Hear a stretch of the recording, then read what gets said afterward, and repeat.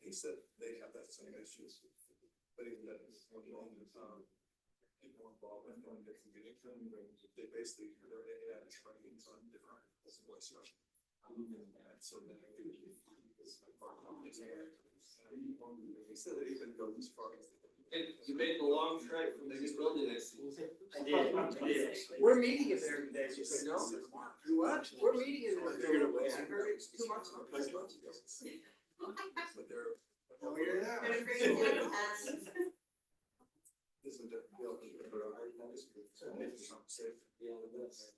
it's basically a trigger. Two more, right?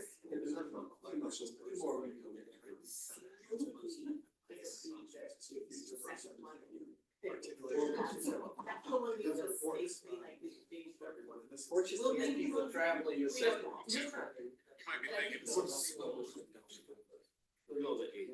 The second, the first week.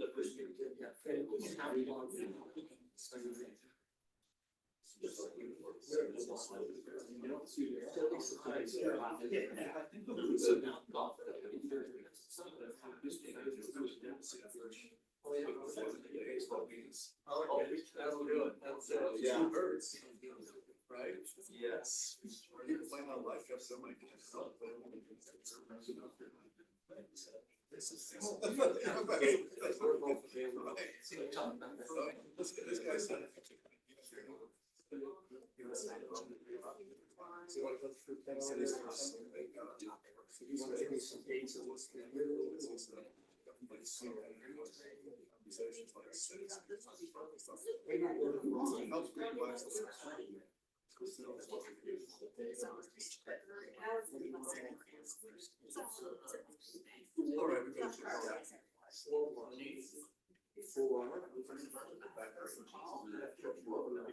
Okay. Is that good?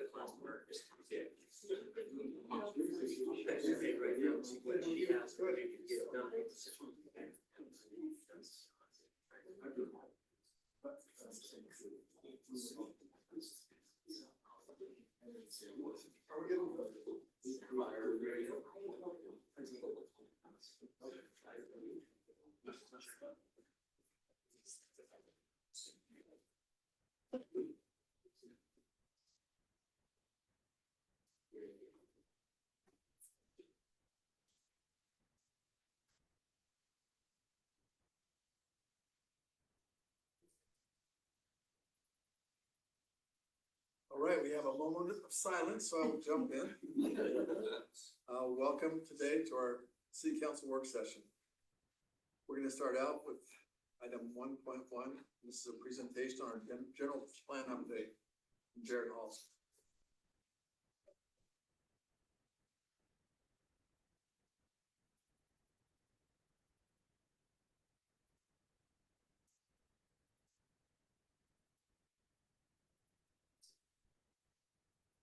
What I have to show you at this very moment is a screen that says that my password is incorrect, but I'll fix that in just a second. Oh, it's gonna be fun. It's the HTML.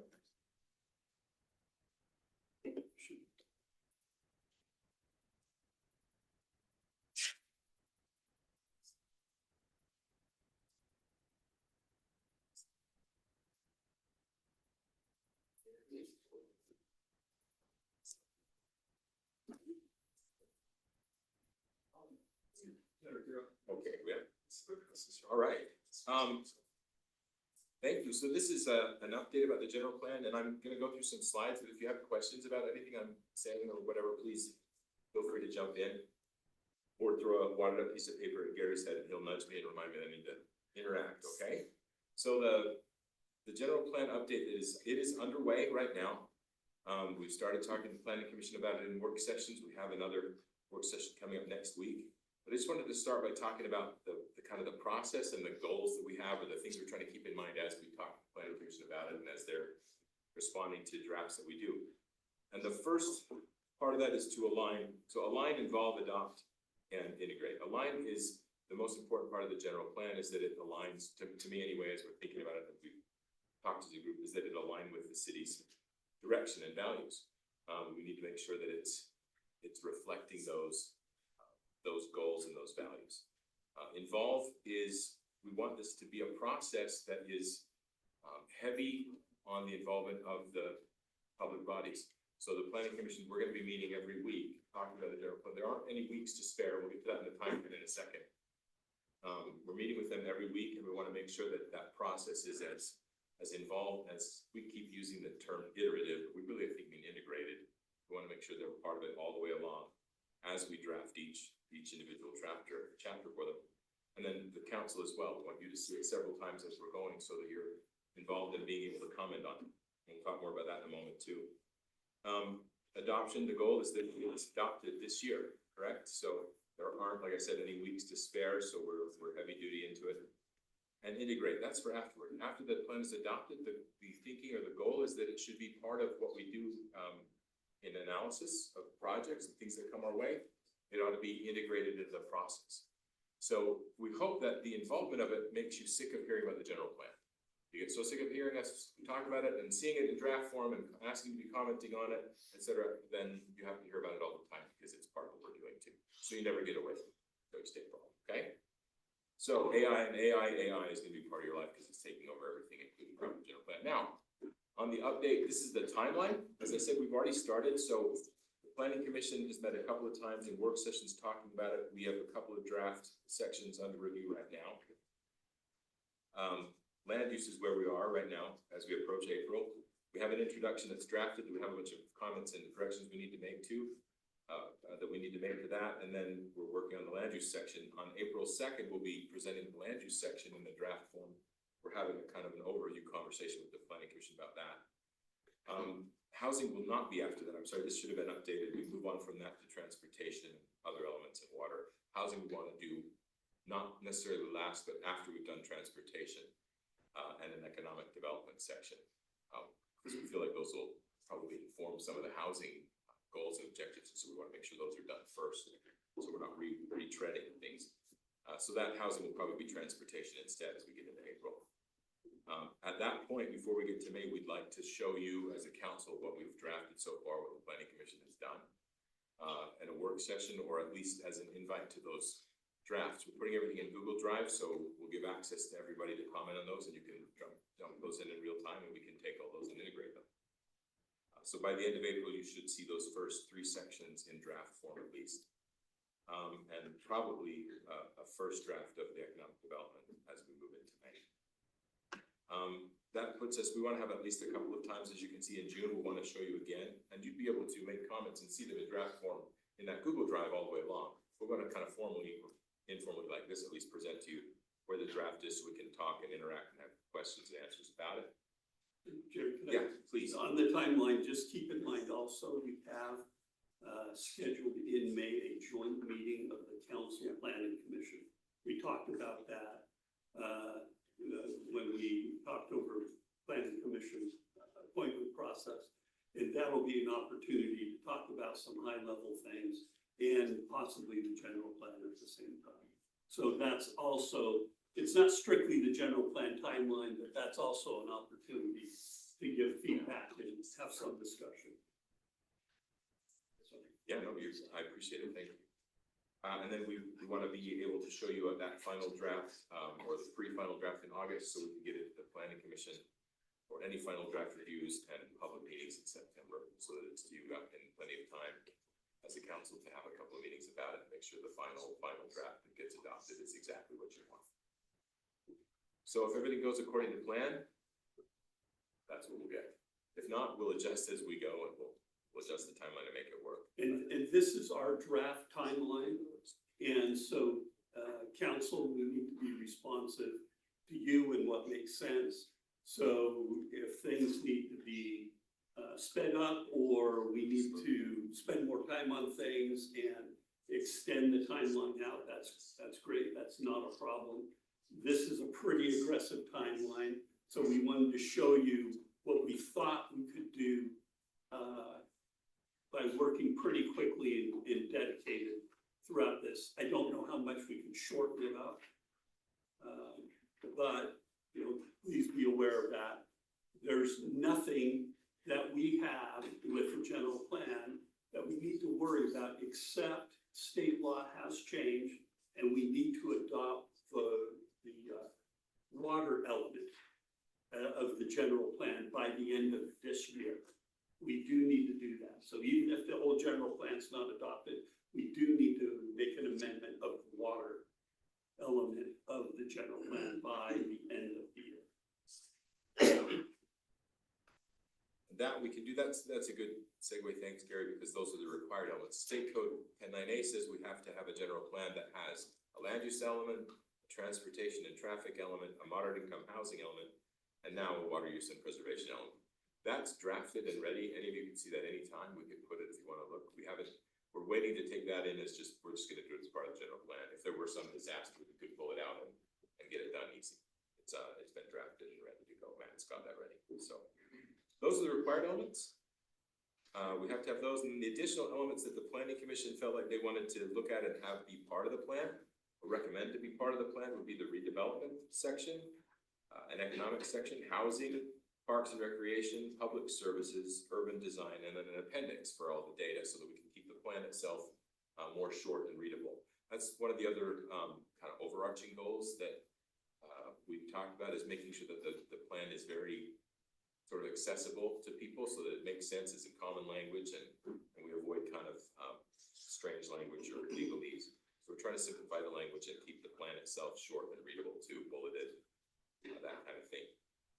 So in that spirit, we'll put a lot of things as an appendix as opposed to really long sections. For example, the master transportation plan can be an appendix, so our transportation element can remain fairly simple and refer to that other document. Put it in. So just to clarify, so we're not going in depth necessarily with the transportation plan, because we have a master transportation Right. plan. We're just putting it in there, referencing it as part of our general plan. Exactly, that's the purpose of the element will be to refer to that master transportation plan, but then also kind of give the overarching goals that are kept really simple. How do we want to handle transportation, et cetera, but the real detail would be left to the master transportation plan. Sound? Okay, and I mean, that, in a way, that kind of trumps, unless we're gonna change that, right? Right, it would. The master transportation plan is like zoning, it's what we're really referring to all the time, individual decisions. Right. The general plan's element should be kind of a future goal for what we would want to do with the next plan, for example. Okay. That makes sense, And we updated that last year, right? or It's was that 2 newer. years ago, but, and so that's a 5-year, unless there's something new through MAG or the state. Right. Are you aware of anything that I creates don't think so. complication there? No, what I'm hoping we can get out of the transportation element is putting in those principles and guidance for us, so the next time we do a transportation master plan, if we do it in-house or we work with a consultant, and they come in and say, well, how do we approach transportation in Orem? What are our primary goals? What are our secondary goals? Things like that. We look at the transportation element in the general plan, and then that guides the development of that transportation master plan, which would eventually be adopted. So with the general plan, as Jared was talking about, we want to keep it a little shorter, a little more readable, and you will have in that plan those elements or principles upon which maybe the Parks Recreation Plan, a more detailed plan would be based, or the transportation plan upon which it would be based, so that it's based on the goals and values Orem has, as opposed to we just hire a consultant and say, hey, we need a transportation master plan.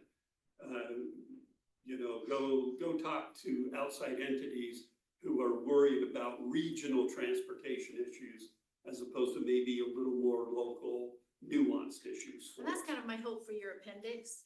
In the past, I've been involved with this worm stuff for 15 years, right? And so in the past, a lot of the documentation or data for decisions that were made seemed to be national, not necessarily Orem related data. Sure. So I appreciate that you're saying that what we're gonna have in that appendix is going to support what our objectives are in Orem. Right. And our general plan for that. Is that, am I interpreting that correctly? Yeah, and for a lack of a better way or more articulated, we're looking for the general plan to kind of be that kind of master principle plan upon which other plans would be based. And it'll be the one plan to rule them all and in the darkness find type. But not that, but kind of that this plan, if it's, because then somebody from the public really wants to know, hey, what does Orem really think, and what do we do with all of these issues? What direction are we headed? They can have a very readable general plan, and then maybe a more detailed transportation master plan that when a draft of that comes to you, you would go, well, does this comply with our general plan? Does this comply with the principles upon which we want transportation to be planned in Orem? That's great, thank you. So, and then just to give you a quick, and I'll be out of your way. Just a quick overview of what's happened so far. So the introduction statement in the general plan we drafted so far identifies Families in the USA, refers to that a lot. We're trying to kind of hit that point. It gives a brief historic overview. I was more brief in the historic overview than they wanted us to be, so we're adding a little bit more back to that little segment. And it talks about the structure of the plan, elements, et cetera, and then it lays out those key priorities, like Gary was just saying. All of the elements in the plan should kind of refer back to, or at least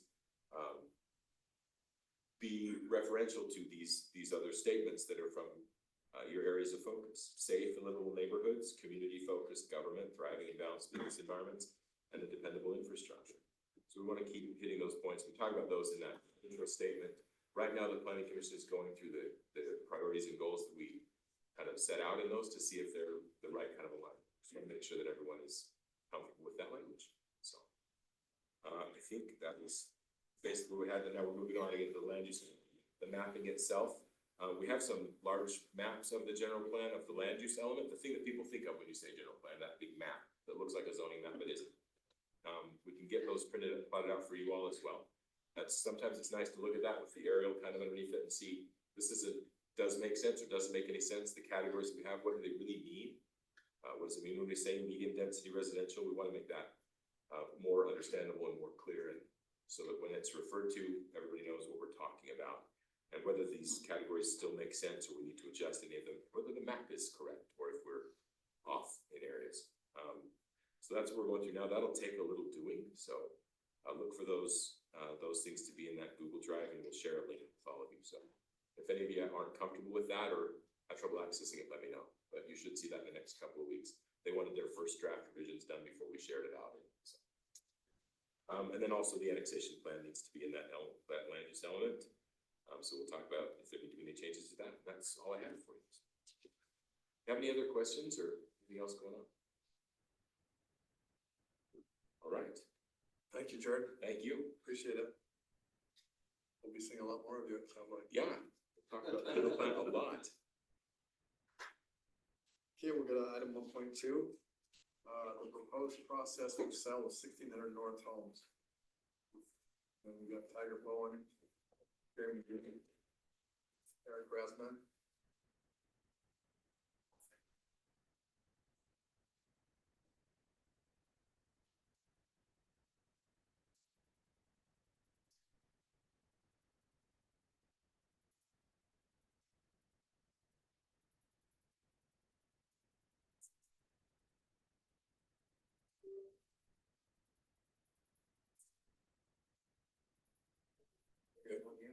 All right, as you know, the 1600 North Whiting project is moving forward, full steam ahead, and I'd like to talk about the purchase of the Orem homes along the corridor. Orem owns 8 properties.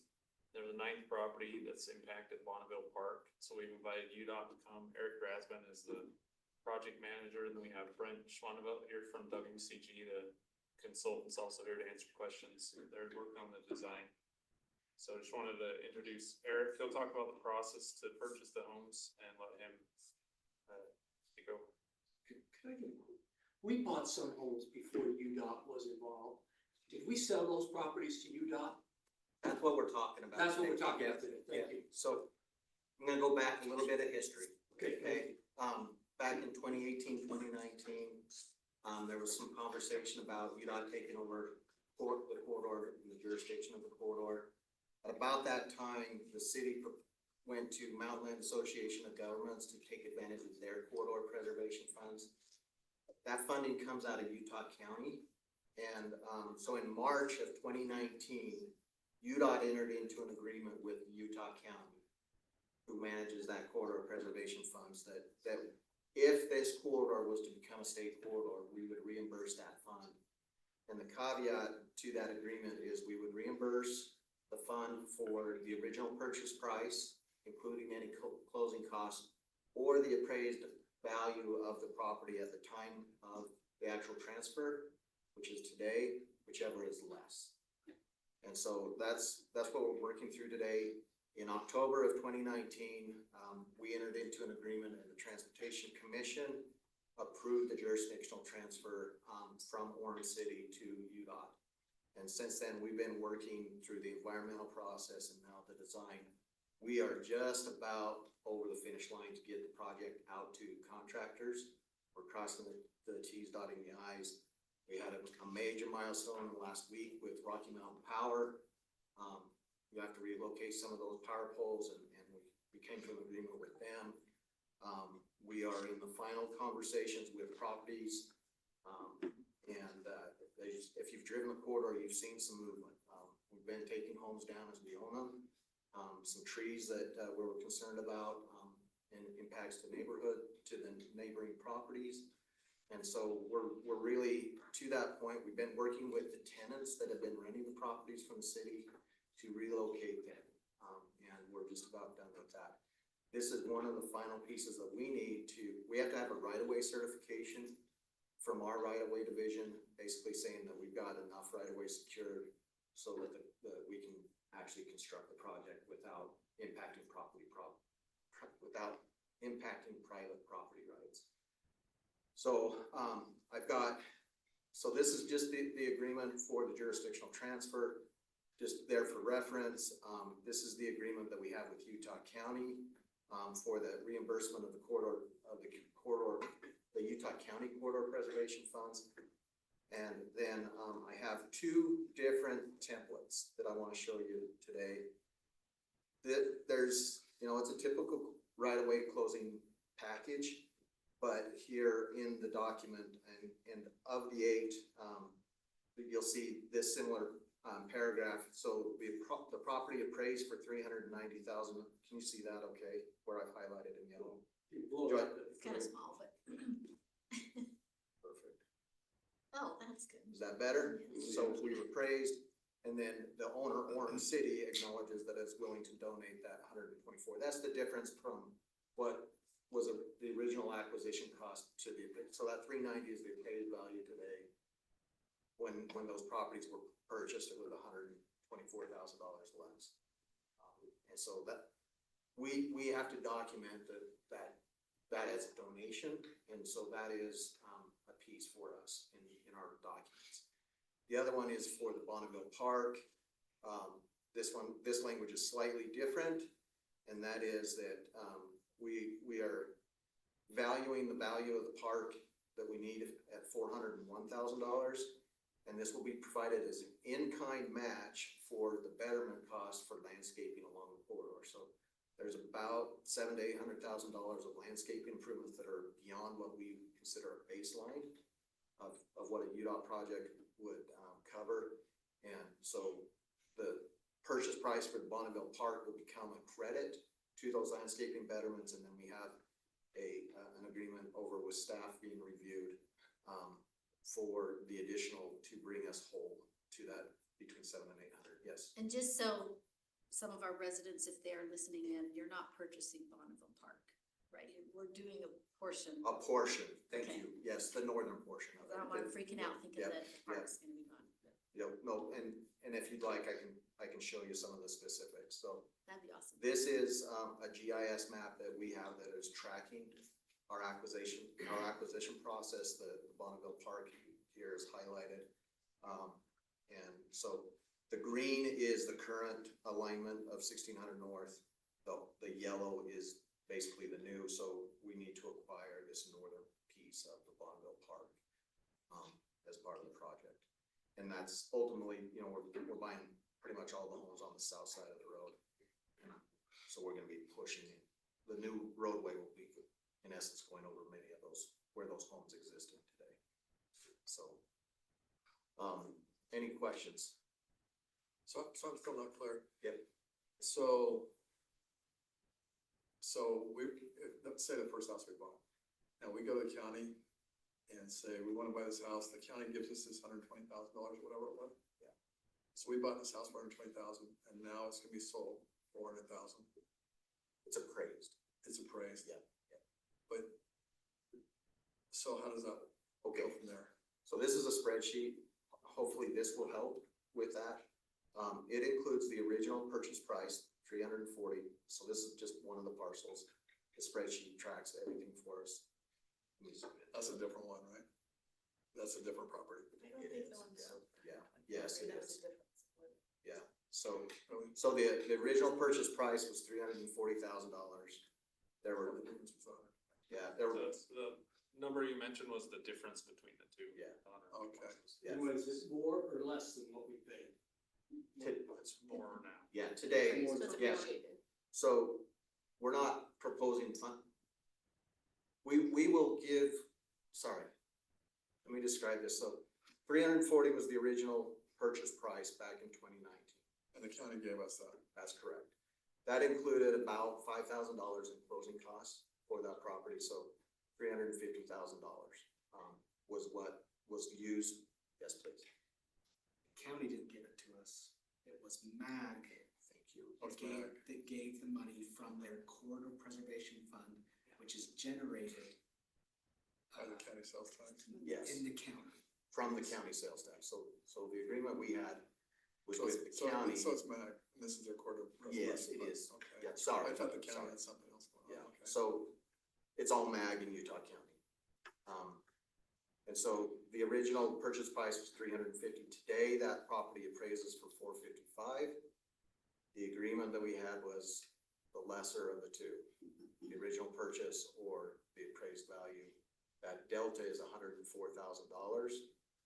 So what the documents say is we're gonna pay you the $350 so that you can reimburse the county and MAG in the So order of you guys preservation. paying Orem the $350. Yeah. That we get back to MAG. That's correct, and then you, as a donation to the project, are donating the $104. The increase in value. That's right. And that's just a documentation because of, sorry, No, and Brent, were all these homes purchased by MAG dollars, not Orem City dollars? By all by MAG corridor preservation dollars. which is Utah County's tax. And we see those going through all the time. Yeah. Everywhere that we have to approve endlessly. This corridor preservation that was It's MAG. kind of a weird process in there that really the home should have been MAG's name or the county's name. But our skin in the game is we maintain them during ownership. So we rented them out. Our facilities guys did the maintenance on them. We collected all of the rent money. We paid for all the expenses out of that rent money.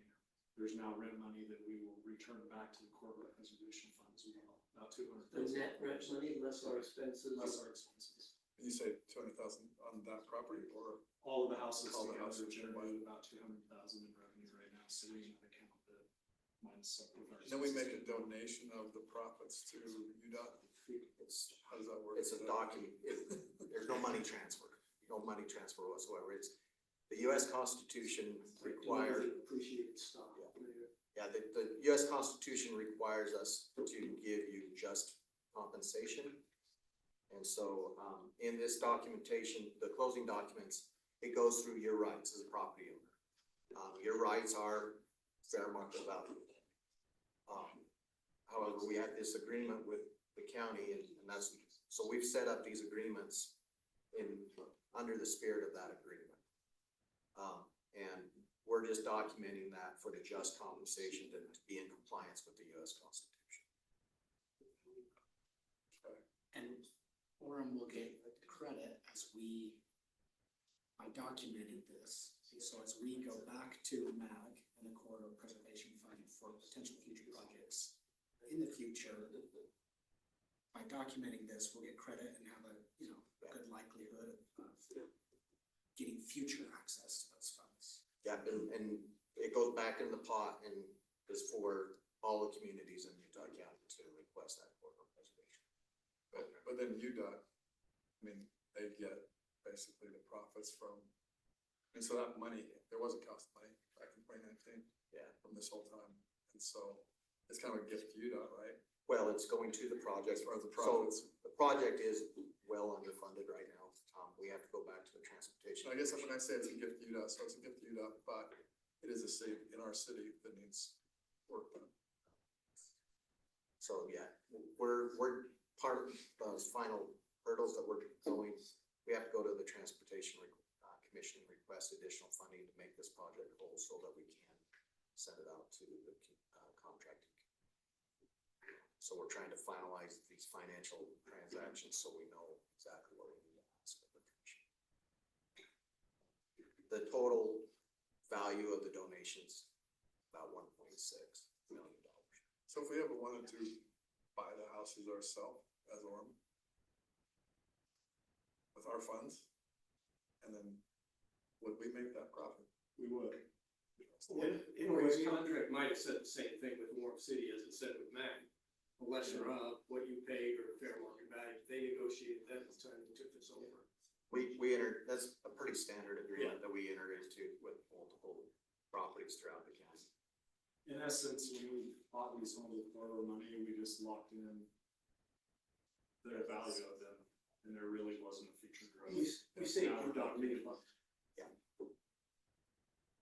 Taxpayers, which we all work for the And this taxpayers. is more extreme than normal because of the high inflation we just went through right now. Sure. Right? But if we were to use Orem City General Fund money or road money to buy houses and then we sell them down, we would get that value. So if we ever knew, if we ever knew with certainty the market's only going to go up, then we would do this, right? Right, yeah. Got your crystal ball, right? That's right. Okay. Any questions? Okay. Thank you. We're excited. Can I just say, so I sat in on a couple meetings of the, unsettled settlements for the houses there. And I was very grateful for what UDOT did after that issue became known. So thank you for working with the homeowners and helping with that. Quite frankly, disrupting people's home neighborhood is absolutely the most difficult thing that we do as an agency. And we try to treat people with respect throughout the entire process. I think there were some lessons to be learned, but I think there were also some great wins. Yeah. In that, so. Okay. Thank you for your time. Okay, thank you. Okay, next up. We have, presentation on proposed utility fees. This is Chris Shirky. Oh, wait, okay, I'm sorry, you're right. We bumped it just for a minute. We're gonna go to item 1.4, we swapped those two. Recommended CDBG allocations. This is, Debbie D'Amico, neighborhood supervisor and head of project management analyst, PLS rating from MAG.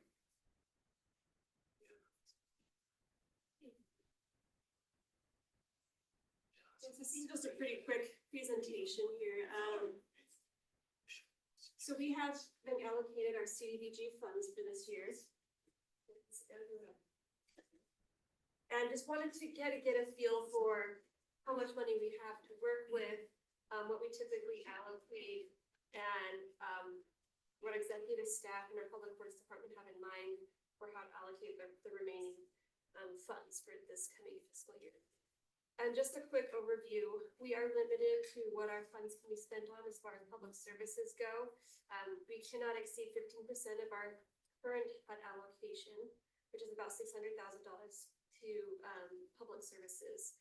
And we max that out pretty easily with our victim services and our homeless services and, the regional services we give to local nonprofits. So victim services, homeless services, and then public services that we, supply through MAG, in that whole process. So on the left, you'll see, just a recap of what we spent on last year. We have our general allocation from HUD, and then we have some rollover funding up top. And what you see in the yellow here is, what we've agreed to contribute to regional projects. This is with Provo and Lehigh, and we agree to contribute, I believe it's 20% of our allocation to those regional projects. Things like the refuge, community action, where there are regional projects that Orem residents do benefit from, but it's kind of a broader scale.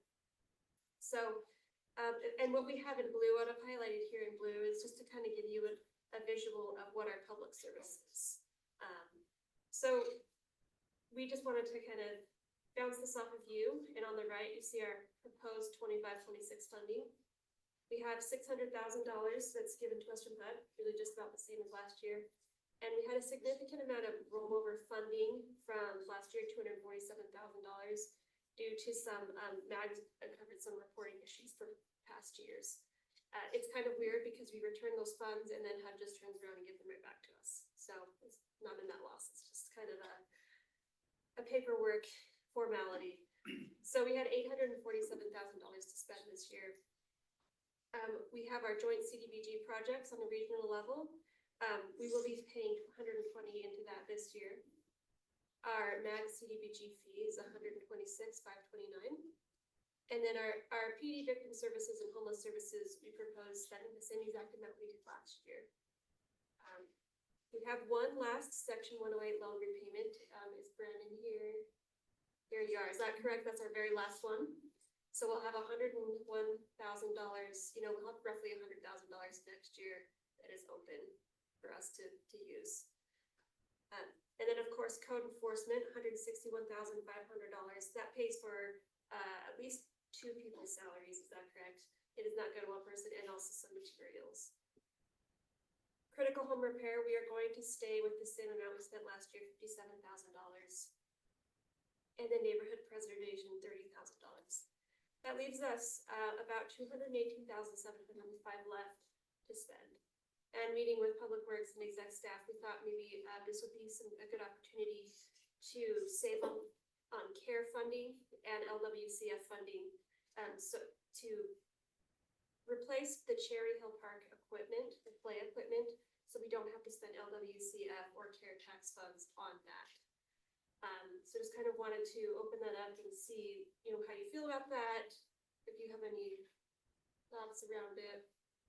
And that's because it's a targeted neighborhood, Yes. so we can do the playground there in Yes. Cherry Hill, just clarify that, right? That's why they It were has to be in a chosen. targeted neighborhood, and interestingly, this is one thing we're pretty sure we can do here. Cherry Hill is literally across the street from a target neighborhood, just outside, but it is directly connected to a Title I school, Cherry Hill Elementary, and across the street, it is the park that is serving 2 CDBG neighborhoods located directly north and directly east of that park. So Maggie said, preliminarily, we can say, yes, we can do that. So yeah, it has to be in a target neighborhood. And so that's why we proposed these funds. And last summer I went to Miss Orem was there, the police were there reading the books with I don't know what it's called, Reading with the Cops or something. Yeah. Great, super turnout.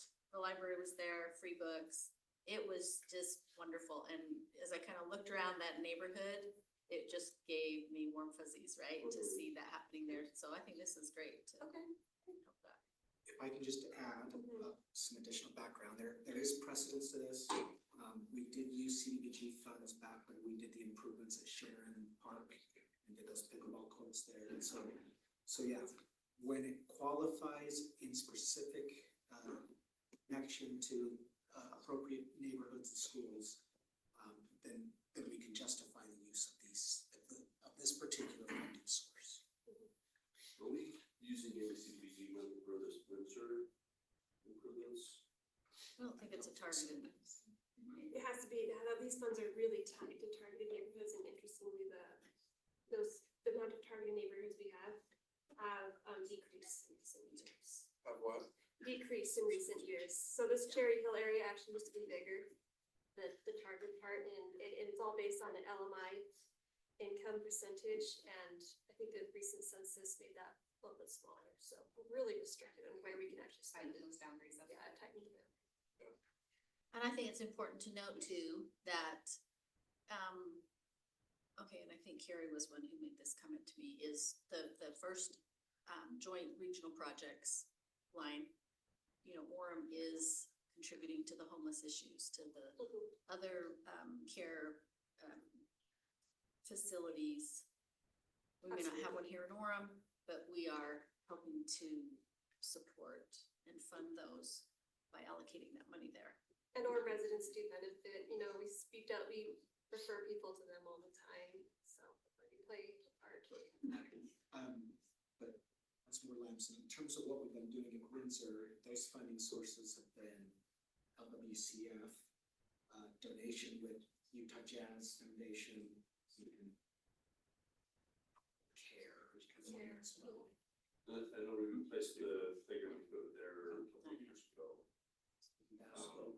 Probably care for that as well, but same sources. And we sometimes use a little bit of general fund money for those as well. And that's the idea, is because those funds are more flexible, we want to just free them up as much as possible. Okay. Well, I mean, if there are no other questions, if you're okay with this, we will prepare, our officially city council meeting, and we'll have a 30-day public comment period. If you have any questions, please reach out. Sounds good. Thank you. Thank you. And now, Chris, we'll move to item 1.4. It's, proposed utility fees. Chris Shirky, free price. Fred Philpott.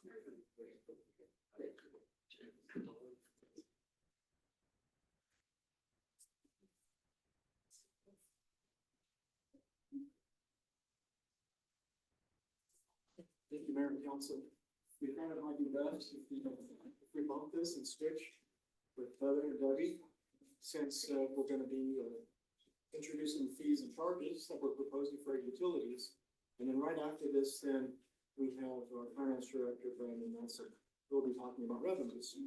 And we're gonna be looking at also how we compare with other communities as a part of our rate comparison and so forth. As you know, last week or 2 weeks ago, we had our meeting on the capital facility plans for sewer, water, and stormwater. And you saw some big numbers. And Mayor, you and Brennan and I were back in DC a few weeks ago to look at opportunities to try to gather some of our federal tax dollars back and bring them back to Orem. And so we're actively pursuing that.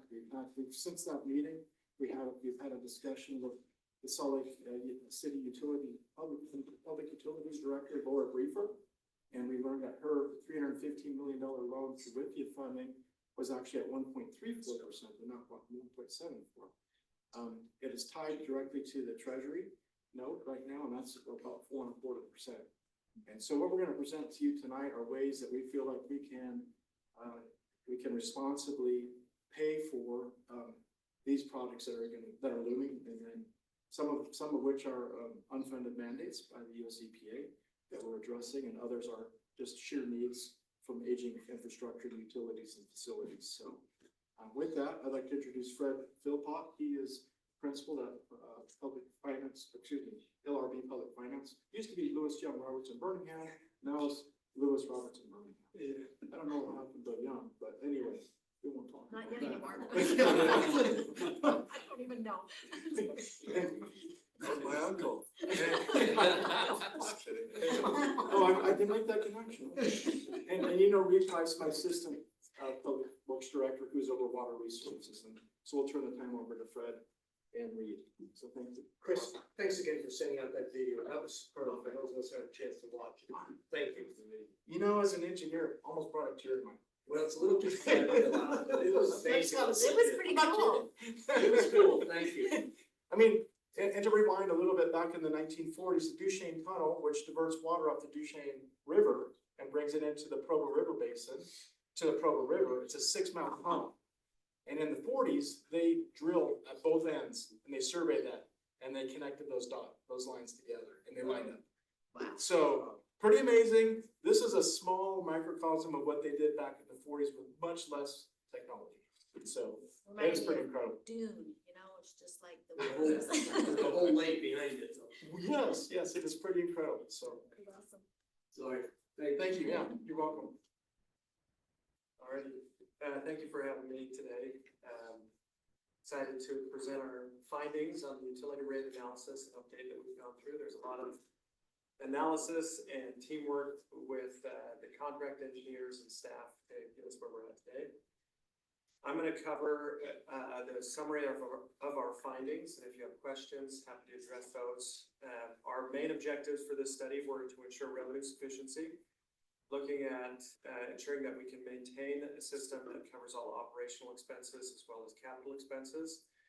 We also are looking at ensuring that we can maintain your debt coverage ratio. So that's a reflection of once you've paid for your operating expense, what revenue is left over, and we compare that to your annual debt service payment to make sure that there's sufficient coverage there. There are minimum coverage requirements, and if you exceed those minimums, then that creates better security within the system and helps reduce interest expense if you go to borrow again. We also look at the master plan, that all of that cost that Keith discussed in your previous work session, ensuring that we pull all of that into the analysis and utilize appropriate tools to make sure we can fund that. And we're looking at ensuring that we can maintain cash reserve policies that promote security within the system, and also look at long-term sustainability. There are a couple of new revenue line items or pass-through revenue line items that we've evaluated. So there's the Deer Creek project, the Jordanelle project that we've calculated a rate. This is essentially a pass-through. There's an existing expense that is included in the water fund. We've calculated what the cost per meter will be to recover that expense for those elements. So we'll show you that schedule. In addition, we have a payment from Linden and Vineyard relative to the sewer facilities that are being constructed. So there's a large amount of revenue coming from those communities to help fund that infrastructure as well. So that's to give you comfort that not all of the burden of that infrastructure is borne by Orem residents alone. It is shared by those communities that benefit from that infrastructure. As we look at the primary driver of this evaluation, it is capital investment. So when we look at operational expenses, we are inflating those expenses over time. So we account for inflationary pressure in your operations. We've applied a 3% inflationary variable, which is more of a long-term inflation, which is more typical for operational elements.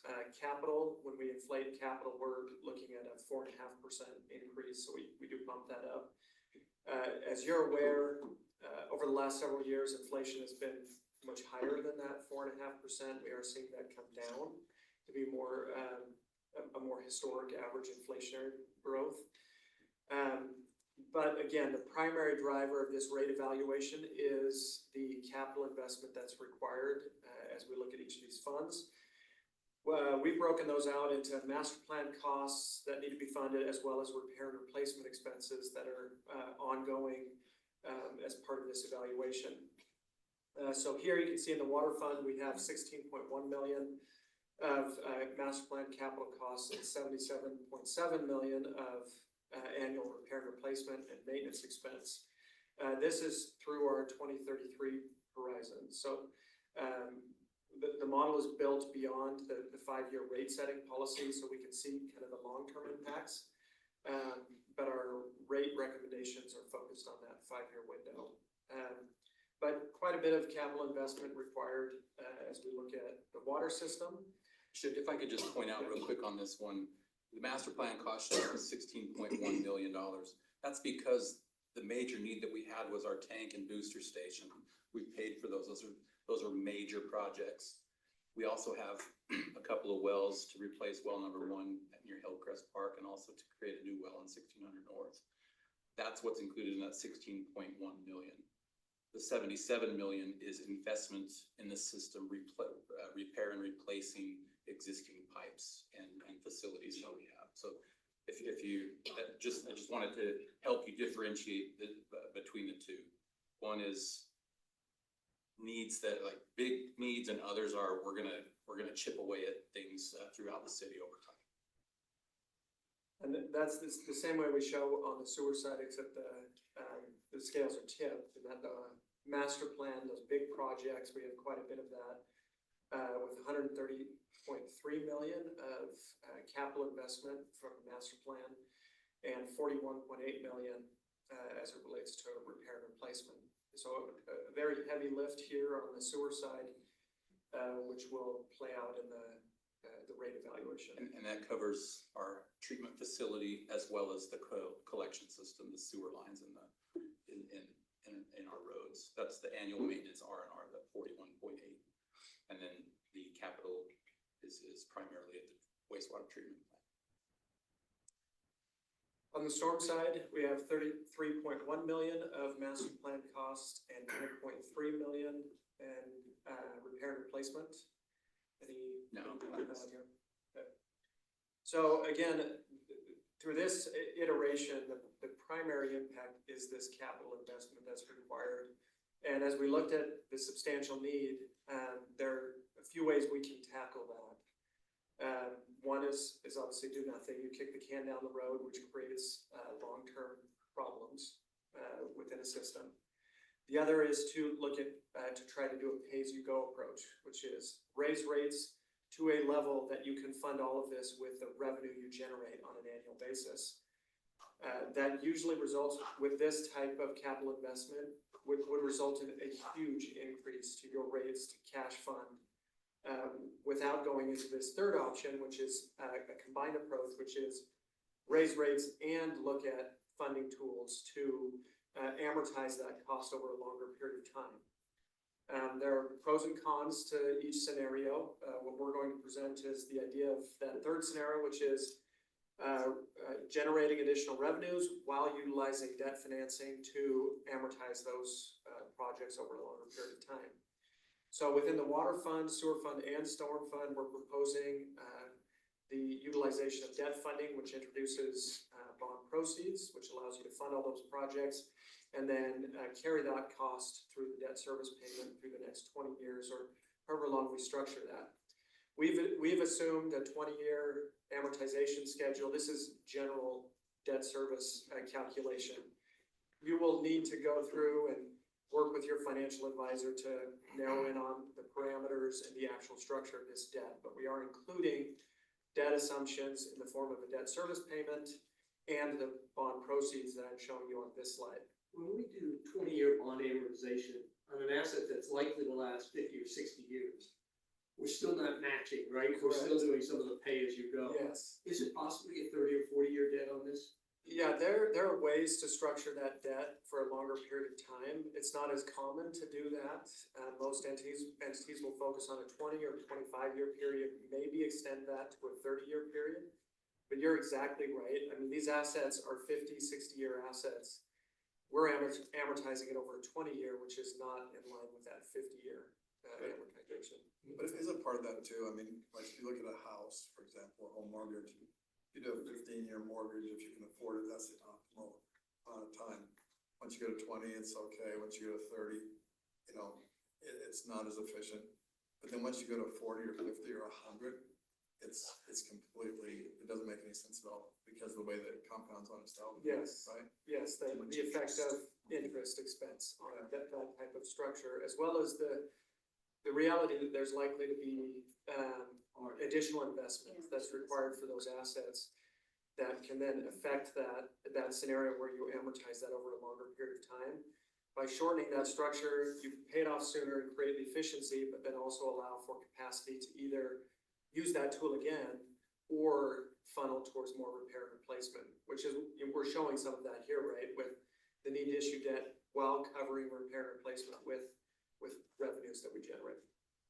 I can mention also, so the WIFIA funding does offer a 4-year loan, which is, 10 or 20 years longer than a typical revenue loan on return. So, we are going to be evaluating that as well. Of course, we're not looking at just one generation, but multiple generations of time to help pay this back. And so, obviously, when you have a home and you want to pay that back as quickly as possible to have the least amount of debt possible. In this case, in order to keep our rates low, we might be paying more money over the long haul, but it's gonna cost less on a monthly basis, but it's spread out over a 4-year period. Those same loans that I'm talking about, they get inefficient after 30 years. Yeah. It's a function of the interest rate, Mhm. right? So if you have a higher interest rate, it becomes a lot less efficient because it's For compounded so sure, much. right, Once you press that interest rate down, like WIFIA does, right. then it starts to make sense because you're just talking about principal repayment, most of it. And there's a Correct, little bit of correct. interest. Unfortunately, the treasury right now is not at 1.34 like it was for Salt Lake back in 2020. But, if we can, and we Oh, can. so is it straight up the treasury? There's no discount on the There's treasury? no discount. That's Interesting. confirmed. I thought it was subsidized, Yeah. but it's not. It's tied to treasury, and in fact, It it's a is little. 10-year treasury, right? Pardon? Is it 10-year treasury? 10-year Yeah. note. Yeah. Interesting. So Chris brings up some important elements relative to the different types of tools that can be utilized when we look to actual debt financing. And, right now, the model assumes a typical scenario. The likelihood is those tools will be explored and may influence the long-term picture relative to some of the charts that I'll show you. So we can talk a little bit about how those tools might become effective without necessarily changing the decision that we have before us today relative to rate increases. But here you can see again on this slide, we're looking at introducing bond proceeds into this model. We show the water fund at 2027. Again, you could actually structure these all to occur within the same period of time and either delay proceeds or bring those projects forward so that you issue once rather than multiple times to save on cost of issuance. So it's likely that situation could occur, which you've done in the past, issuing joint security debt. Alrighty, so as we look at fund performance and the proposed increases, our objectives were to try and, again, minimize the impacts to the rates while funding necessary capital investment and achieving our targets within the 5-year planning horizon. We also looked to try to structure rates around an inflationary increase, meaning that rather than having huge increases over a single period or over a couple of years, can we get to a rate structure that matches more general growth assumptions so that you're making small adjustments over time rather than big adjustments? Here, we're able to do that with the proposed debt financing as well as some inflationary increases. So we're doing a universal increase to both your base rate and your usage rate on the water side with a 3% annual increase. You can see here the fund balance, we're able to, with the bond proceeds, we're able to put a little more money into fund balance, while getting to our target of 180 days of cash reserve. What I'll highlight here is, again, we show us getting close to that target amount. This means that you will need to continue to evaluate performance over time. So most entities, we can't sit on rates and just let them marinate for 10 years without taking action, especially under this type of approach where we're using multiple tools and gradually increasing rates. So while we're taking action now, our recommendation is you would continue to look at rates and performance and make sure that there's sustainability here.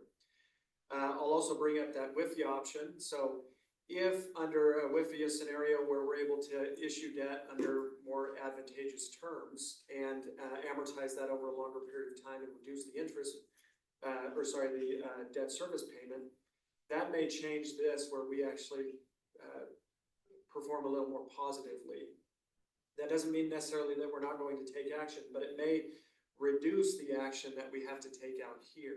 So those types of solutions we didn't necessarily want to bank on right now, but that may help us down the road and eliminate more aggressive action that we need to take in the 4th or 5th year. So we want to try to pursue those opportunities. The other benefit of WIFIA is that you can delay the actual payment on that transaction until project completion, so it can provide some ability to generate some upfront revenue and build your cash reserves as well. You can see here with the debt coverage, we're essentially kind of maximizing the amount we can issue on that side without falling below our targets. And then as the rates continue to bump up, then we have a little bit better coverage. On the sewer side, we could not get to just a gradual increase. I believe you've already been somewhat prepped on the need for additional action on the sewer side. We're proposing a 28.5% increase, which is more than the $4 estimate that was floated in previous discussions. It's about $4.85. We tried to keep it as close to that $4 increase. But essentially, we need to take action, bigger action up front in the sewer fund because there's so much capital investment that's required. But then we can get to an inflationary increase thereafter and still end at our target amount. We're still in the same boat as we discussed with water, that we're going to have to evaluate this fund moving forward. And when I say we, that's the collective we. It's not necessarily, that doesn't require my involvement, staff review, just making sure fund balances are tracking. But you may need to reevaluate in that 4th or 5th year and see where we're at, see what we need to do with rates. Same performance on the debt side. We're trying to maximize that while minimizing the impact to the rate increases.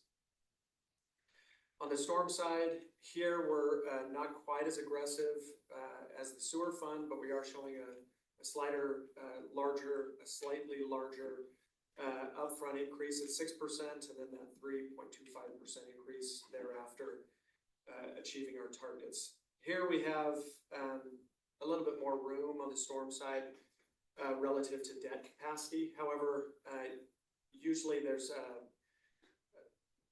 not quite as much of a desire to issue debt on the storm side because the revenue is quite a bit lower as a dollar amount compared to the other funds. Alrighty, so what that looks like with regards to rates, this table shows the water rates, the base rates on the water side with a 3% increase. So you'd be going from $21.17 up to $21.81. And you can see that goes up every year through our planning horizon out to $24.54 for a 3/4 inch meter. That schedule shows it by meter size based on the ratios for each of those meters.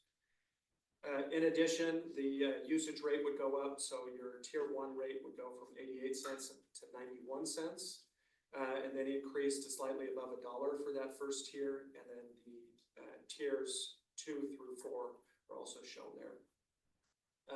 Here we're applying a universal increase, so we're not really messing with your base rate generation versus your usage rate.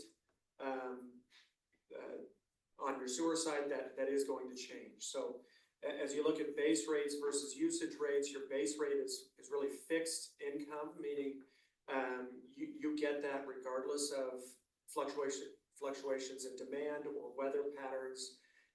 That is consistent revenue. Whereas your usage rates obviously will fluctuate based on that demand variable.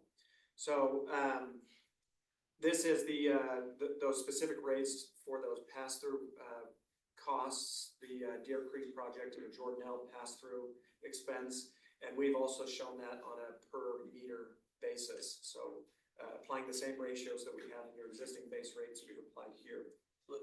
I probably should speak to that. This is going to be, we're recommending a new fee. These are expenses that we have to pay. We have been paying in the past. We've typically been able to pay for them at times with impact fees. Impact fees are not what they used to be. Development isn't occurring like it did years ago, and those impact fees would be used to pay what we call the Jordanelle payment. Our forefathers thought it wise that we invest in the Jordanelle dam, and by doing so, we committed to paying for the the water that's there for the maintenance of that dam. And so, we have been paying that, so how many years ago, Chris, did it start? About 2,000. About 2,000. And then, so we pay about $1.2 million a year to Jordanelle so that we have access to the water there. We have 7,200 acre feet, 7,500 acre feet in Jordanelle. Again, impact fees have paid for this. Unfortunately, they haven't in the past several years. So we've been taking from capital projects to make this payment because we're required to pay it. Additionally, there are expenses that we have related to Deer Creek. The Provo River Water Users Association manages that. They have a significant project that's going on right now, for which we are responsible for about $10 million worth. We have been paying that as well through impact fees through by the Metropolitan Water District of Orem. And again, those monies aren't there. So Orem citizens have been paying for these improvements and operations of these facilities. And our recommendation is that we make it something visible on the bill so that they know, oh, we are investing in these facilities. We didn't want to roll it into the base rate, which Fred talked about previously, but to call it out as something different in our utility bills and show them that that project up at Deer Creek, that's something that we need to happen. It's happening and we are invested in. Again, I go back to our forefathers that said, let's get water from Jordanelle, let's get water from Deer Creek. That's why we're sitting in such a good situation when it comes to water for our city. So these would be two new fees, and internally we've discussed how to put that on the utility bill as just one fee or two, but wanted to make it clear that these are new fees that we are recommending, and that's the purpose for How them. can you translate what that? Those graphs mean? Yeah, so that it's really a base rate. So right now you have a typical base rate for water use. Is that like 0.75? Is that a 3/4 inch line? 3/4 inch meters, a typical. Up to a 12-inch. Yeah. So they would pay Yeah. 86 cents if they have a 3/4 inch line for the Deer Creek expense that we have annually. And then for the Jordanelle expense, that's the $1.2 million that we have to pay, and that's $2.91. And neither of those are on my bill right now. Correct. So I would see an almost $4 increase, $3.75. Correct. Is that, and that's the 450 you were talking about versus additional? No, that's sewer. That was, Okay, That was that's sewer. So then this would be, if you put it on, you would put Deer Creek, you would have two line items. That's what you're talking about. Correct. One or Is two. We're identifying- gonna probably use one line item. It's gonna say something like source water. These are components of our source water. Okay. We have Jordanelle water, so it's raw water, and then Deer Creek water is raw water. We've bought into these reservoirs, these systems. We bought into these water rights. We either own the water rights or we own the shares, and then we have a long-term contract and obligation.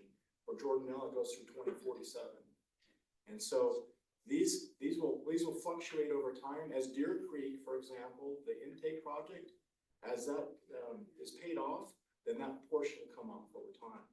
But Provo River Water Users Association, which is the sponsor of the Provo River project and Deer Creek Reservoir back in the 1930s, so we pay for the water that's coming from them. 60% of our water comes through Jordanelle and Deer Creek that we drink today. So it's the bulk and majority of our water that we use. We also use 40% of groundwater and spring water. So you've been paying for this out of the capital, that we said, the Yeah, capital fund? the ideally we pay for it with impact fees, but only once that I know of did it ever do that. So we have. So if I can emphasize your point, Okay. going back to our general guiding financial principles, we've essentially been using one-time revenues to pay for an ongoing expense. And we're suggesting that we right that ship and create ongoing revenue to pay for that ongoing expense. Understanding that our water source is needed, it is used, we're in a good position, and we wanna maintain that good position. And can I just kind of clarify this, or maybe, and just make sure I'm right, so impact fees, just so we can clarify this for the public, right? This is what we get when we build a high-density apartment complex, or we build a home, or we build whatever, right? Mhm. Some of that goes to the city. Right. So, I mean, I kind of see this as a trade-off. If we don't want to add more rooftops, we just need to start paying for, because that's been subsidizing this, Correct. our water. So now we're saying, okay, so we're at that stable community stage where we need to start paying to maintain our quality of life here. Or we need to go to what other communities are doing and just, add rooftops, so we can continue that unsustainable impact fee subsidy is what you're kind of saying, right? Well That's stated. correct. Okay. Yeah, that's well said. And that all that development comes out of other costs. Yeah. Traffic and so forth and otherwise. Police, fire, yeah, Correct. roads, yeah. And I want to emphasize too, that this has been reviewed and endorsed by the Public Works Advisory Commission and the Metropolitan Water District of Orem. They have full 100% support of this moving forward. Can you break down what, not by name, but just all those different categories, so the 3/4 is more like residential, Yes, is 1 inch some residential? yes. This is primarily residential, and these two categories here, everything above that is non-residential, meaning industrial, commercial, manufacturing, so on. But I mean, like a big one, like a 10 inch or whatever, that's a really big operation, right? Yeah, that's, so, for example, Wolverine Crossing, 10-inch meters. But it has over 1,000. Did you say living Wolverine units. Crossing? Okay, Wolverine Crossing, is that what you said? Oh, okay, that apartment complex? Is that- Master metered apartment complex, mixed use development, all of that water comes through 2 master meters that are 10 inch. Okay.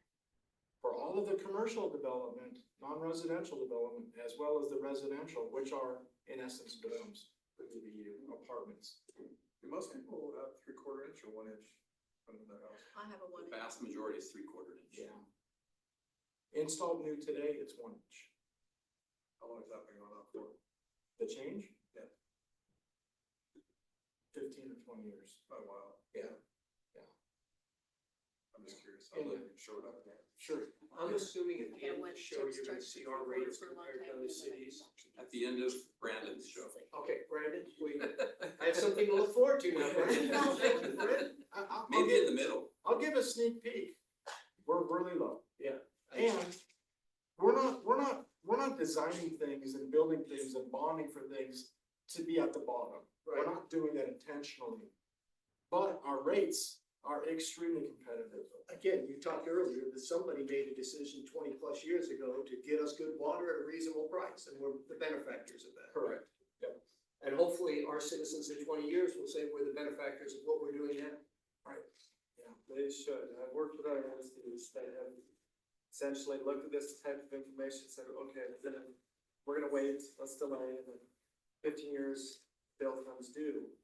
And it is much more expensive to fund that emergency infrastructure than to take these types of steps, which is. Sure. You'll recall last week Keith Larson said, you can't choose, if, whether or not to pay for it. Yeah. You choose when. Yep. And it's best. And how much? Again, on the sewer side, this shows that increase going from slightly under $17 at a base rate up to $21.82. So again, a little bit more than that $4 increase, or close to $5 increase. This was the one that we calculated last year and said, we're pretty sure we're gonna need about $9. Let's do $4.50 this year. We'll probably need $4.50 next year. We needed $4.85, so. Yeah, their napkin calculations Yeah. were pretty spot on. And that was based on assumptions, much like yours, okay? And variables, we're not locked in yet. Here, we are pushing more of the impact from a revenue generation onto the base rate. So right now, you're probably at about 50-50 between base rate revenues and usage revenues. This would push your base rate revenues closer to 60%, it's about 57%. So you are, creating a little bit more security in the sewer system by having an upfront increase to that base rate, rather than trying to equalize that between base and usage. Then we have the inflation increases thereafter. On the storm side, we're at about a 50-cent increase, so going from $8.49 to $9, and then that inflation increase thereafter. So we do have, at least a comparison of the cumulative change going from fiscal year 25 to the proposed rates. When you bring everything together, you know, obviously those percentages, those individual percentages average together, and we're seeing about a 10% increase overall. When you add up the basic rate increases and the smaller increases on the usage side, you can see those percentages compared to a 5-year average using the fiscal year 16 to 20, the average from 21 to 25, the 10-year average. So you can see there was, you know, some substantial action from 16 to 20 versus maybe a little calmer period from 21 to 25. And now we're seeing some need to take a little bit more aggressive action to handle that capital investment.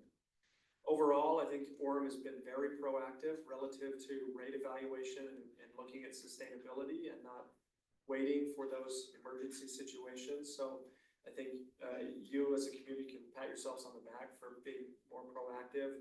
I've worked with a lot of entities that, again, choose to delay, and it comes back to bite them when we're starting to look at huge increases to rates across the board, and it's can be very painful. I think that covers what I needed to go through. Any questions, comments, concerns that I can address? Are you gonna show us where we compare to everybody else? We will. Brandon is. Brandon's going to. Man, I asked that poor question. I know. I'm offended. I heard it, I heard the answer. Yes, we are. Brandon will. So what Brandon's going to do is he's gonna show now the increase in revenues that are gonna be generated, not just as a result of these utilities here, but across the board in other areas throughout the city.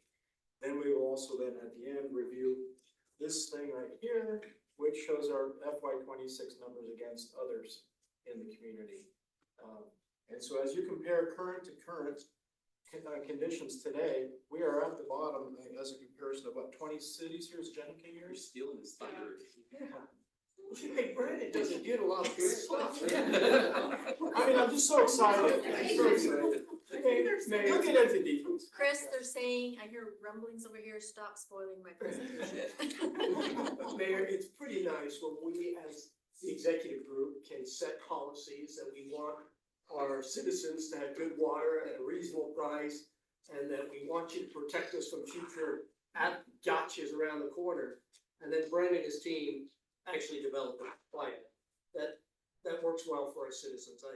I'm grateful. I've sat in a lot of these meetings now for many years, Chris, and I'm grateful to see the forward thinking, because if water, sewer don't work well, we've got big problems. And I'm so grateful for this group for engaging outsiders with their expertise and to be planning way ahead of where we need to. We could have kicked the can a year or two without being in a terrible situation. I'm just glad we have it. So thank you. Thank you for your support. Little tidbit of information, Fred started his career here as an intern with me in the city manager's office. I think you trained him, right? I did. Yeah. In fact, he worked in the CDBG office, and so when they have the What year was CDBG that? presentation. 2006. Yeah, 2006. Yeah, six. Wow. Not that long ago. Could've been in. Yeah, I attempted to go in the city administration, and then this happened. Hopefully I get there. Just so you know, he's also stealing one of our top employees at the city too. Kind of the so- same situation. He's Peter a Mon. tall, slender kid, just like him. Yeah. Management services, going to LRB. This is perfect. I can't pass this. He's an intern that we have, so good on him. Hey, well, Thank you. Thank you. He's Fred 2.0.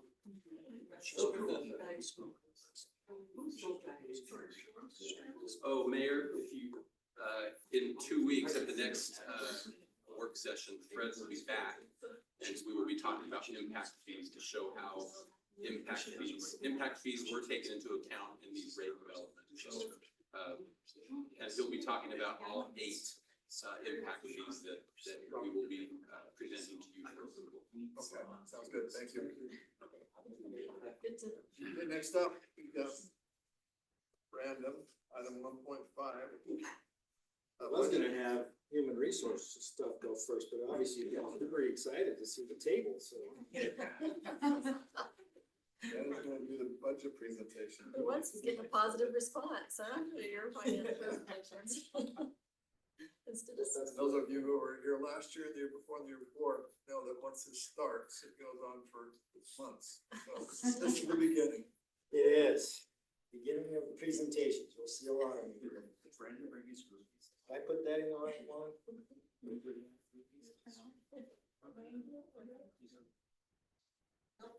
Oh, it was totally coincidental. It's like, I don't know.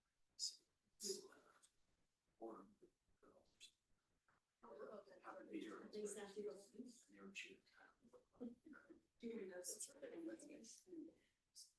So Brandon, we have a fairly tight schedule, so when the food is delivered, we might take a break in the middle of your presentation. Sounds good. Just make us Unless all you're work. right about to present that table. You're waiting for the table, huh, Tom? Start with it first.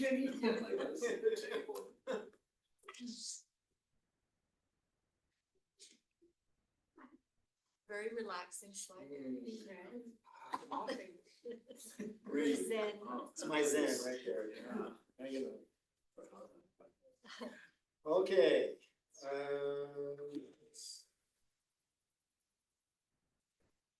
So to get our budget kickoff kind of going, first thing is talking about revenues.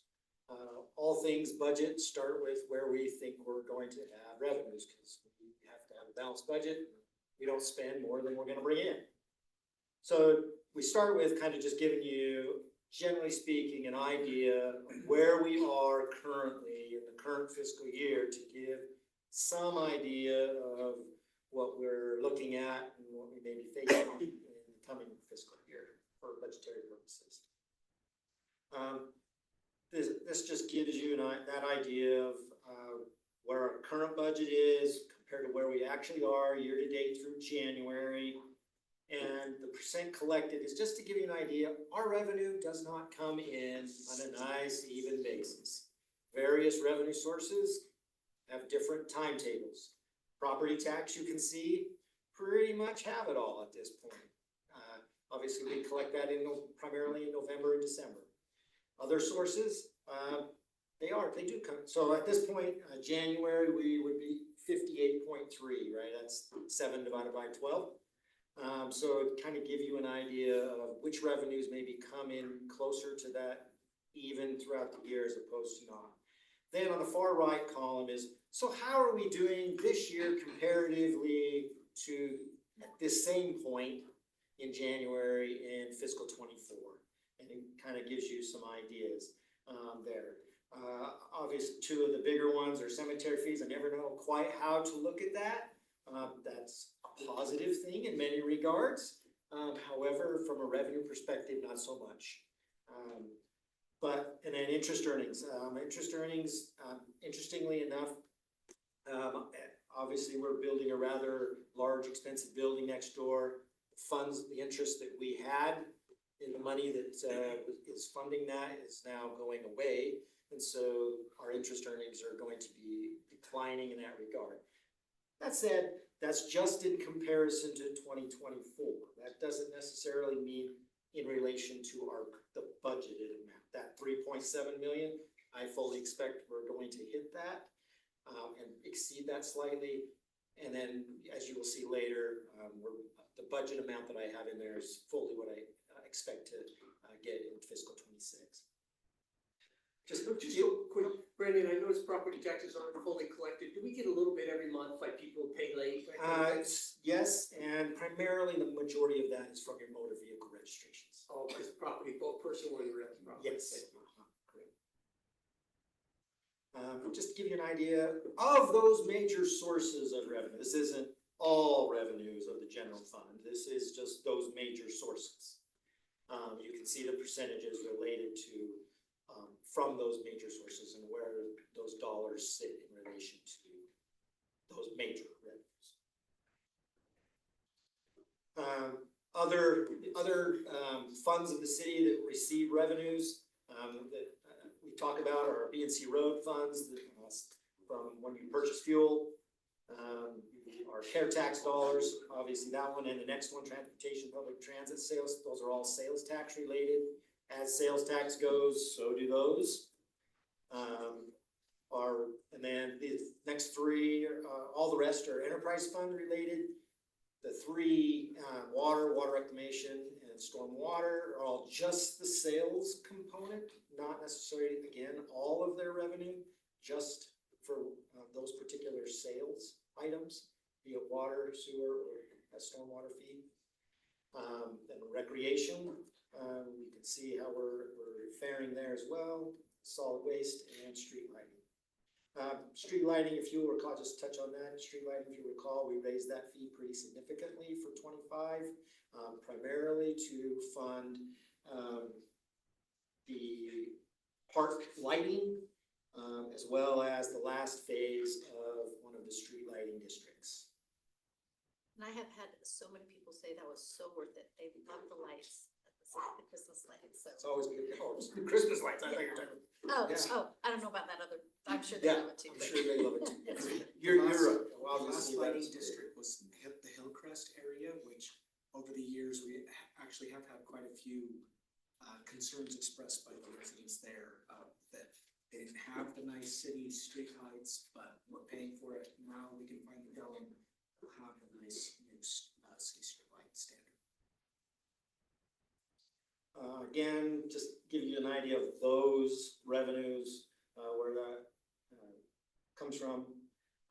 Obviously, water and sewer are the two biggest pieces in relation. If you had throw stormwater in there, you're 60% of those other revenue sources. All right, now focusing as we get into our next year's budget. Fiscal year current budget that we have for 25 compared to what we are proposing for fiscal 26. As you have been probably aware, sales taxes have been relatively flat here the last couple of years. This year so far through January, we are up 1.3%, but it has been a yo-yo fest of 1 month up, 1 month. I mean, and not just a little up and a little down, but big up and big down. So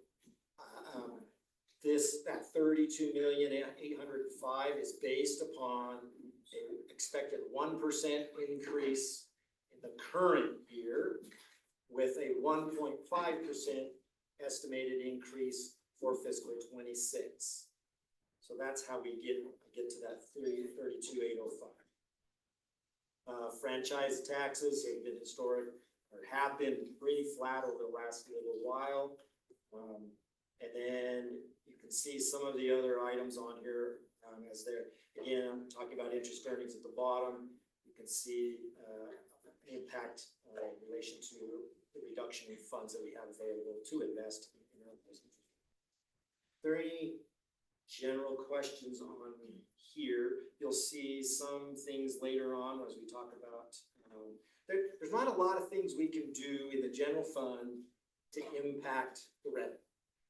We have fees, of course, but those are a pretty small portion of our overall revenue. And so as we look at these, we have to keep that in mind that generally speaking, property taxes and some of these other fee related items are really the only ones we have control over for the most part. Talking about an item that I know is close to everybody's heart is Utopia. Just give you an idea of what our expectation is for the reimbursement that they provide. You can see what we expect to, and I confirmed that with Jason Roberts up at Utopia. And then what we would propose is an increase for 26. May end up being more, but that at least covers the increase in the amount of the Utopia fee we have to pay as part of our sales tax pledge. That's the net amount paid to Utopia. No, that's how much they're gonna pay us back. They're gonna pay us back and we still owe the $3 So million. 3 plus $1 million. Okay, gotcha, thanks. The net would be 2 something. So, should that would read that time? That's what it is well, I'm just curious what the actual payment is and what the net is. I can't.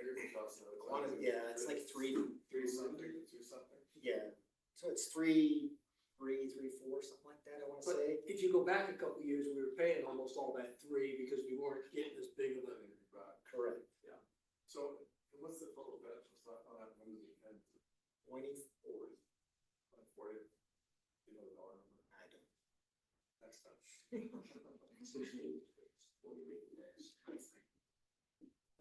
So one of the items that we do have an ability to affect are, we do generally change each year and are concerned, our cemetery fees.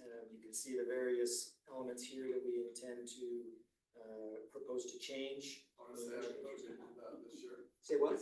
Say I contributed to the cemetery. You did. Fund this year. I don't know whether to feel happy for you, us or My not. wife said we were never moving, so we lost. All right. You'll move one Sure more will. place. Yeah. That was the final trip. One more You can let place. your wife know you saved 4%. If you were to buy it next year. There you go. And again, you guys will end up having all of this presentation, so you're welcome to then kind of go through those in more depth if you'd like. Then talking about our other major revenue sources, BNC Roads have actually been doing quite well. We'll do better than that 3.8 million in the current year, at least that's our expectation. So we raised the fiscal 26 amount to cover that expectation.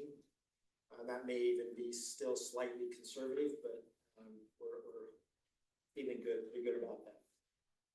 Care tax, again, not much of an increase. I mentioned what I did for regular sales tax. Care tax will generally follow, doesn't follow it exactly, but generally follows it. And so we have a small increase in relation to the care tax. The transportation and public transit sales tax, those are two different taxes, but we combine them in the same fund, because they're both can be used for pretty much the exact same things.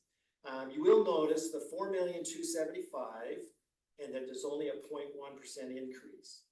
Well, the 4,275,000 was a guess, because the public transit portion of that was brand new.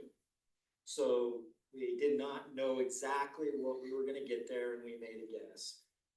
We've now received a full year's worth of that tax and now have a better idea of where we think that tax is gonna fall.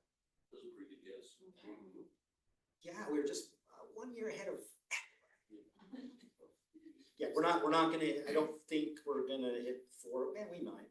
I think we'll be a little bit short of the 4,275, but based on approximately that 1% plus a 1.5% increase, we'll get to 4,280,000. Brandon, a question on that. That public transportation sales tax is 50% of the transportation tax, is that right? You would think it is very close to that, but it is not exactly 50% because of the population factor component, which calculates differently. And can that only be used for certain parts of the transportation? Yes. We've talked obviously about water sales. You can see what the expected impact of those changes in water rates will produce. Same with sewer and stormwater. And then you'll notice down in the recreation revenues, it's a slight decline. We're talking about where we did a decent job maybe of guessing on the public transportation sales tax. We didn't do a great job of guessing on the Hillcrest Park items that related to rentals, etc. there. So we bumped those Hillcrest expectations down a little bit to try to, until we can show that, yes, we are going to improve there and have a better revenue feeling about those revenues that come in from Hillcrest. And then and solid waste, you'll see later why that's such a small, percent increase there, related to rates. And then the street lighting, again, we mentioned that here in fiscal '25, we had a big jump. This new 1,401,000 is based on where we then continue to go with, that revenue source being basically what it is. So there's an increase there in the rate as well, which we'll talk about. So talking about, I'm just not gonna spend too much time in these. Chris has already, in the prior presentation, addressed some of these. So I just kind of show here a progression. They showed a progression going out. I'm showing the progression as you see it from the past 5 years. And you can see what the increases have been.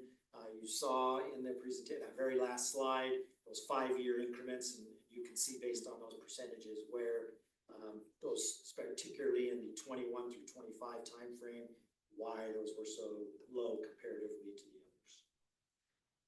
Talking about the two new items, the new fee that we talked about, just throwing up there, you can see the expected revenue that would be produced by those two fees. If this was approved, when would people see this on their bill? The first billing in July. Thank you. So wait, when does our fiscal year, is that July 1st? June 30th.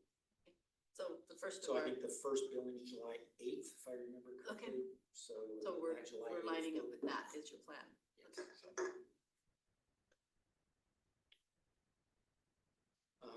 In sewer, talked about, you mentioned the large increase here, last year, it's here in '25, but then what was proposed for the fiscal '26 for base rate, and then see the amount for the volume. Stormwater, mentioning that 6% increase in the current year. Solid waste, we are not proposing any increases to any of the fees in solid waste. Not because waste management isn't raising their fee, but we feel like we have appropriate revenue to cover the costs there. And so felt that especially with a lot of these other increases going on, that we could absorb those costs in this particular year and not raise those rates. Street lighting, I mentioned, kind of an inflationary increase in relation to the proposed fee from last year's large increase to cover the lighting in the park. Basically, that's to cover the maintenance of all those poles and to keep that maintenance going. I was amazed to find out how many poles are hit every year, just the other day, and it's just mind-boggling that how many of those things happen. And there are a lot of hit and runs too. Yeah, and that was the more important, not maybe so many how many got hit, but how many of them are hit and runs, because we don't recover anything for.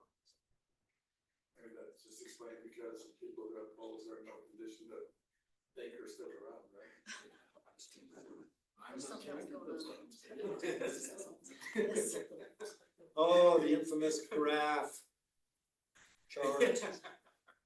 Okay, I don't know how big I gotta make this, you can see it. A little bigger. Bigger, Yeah, okay. it looks so good, make it as big as you can. There we go. Okay, so we did do a little thing differently this year, so you'll see total utilities, and we would fall third from the bottom, given all of those proposed rates comparative to everybody else's current rate.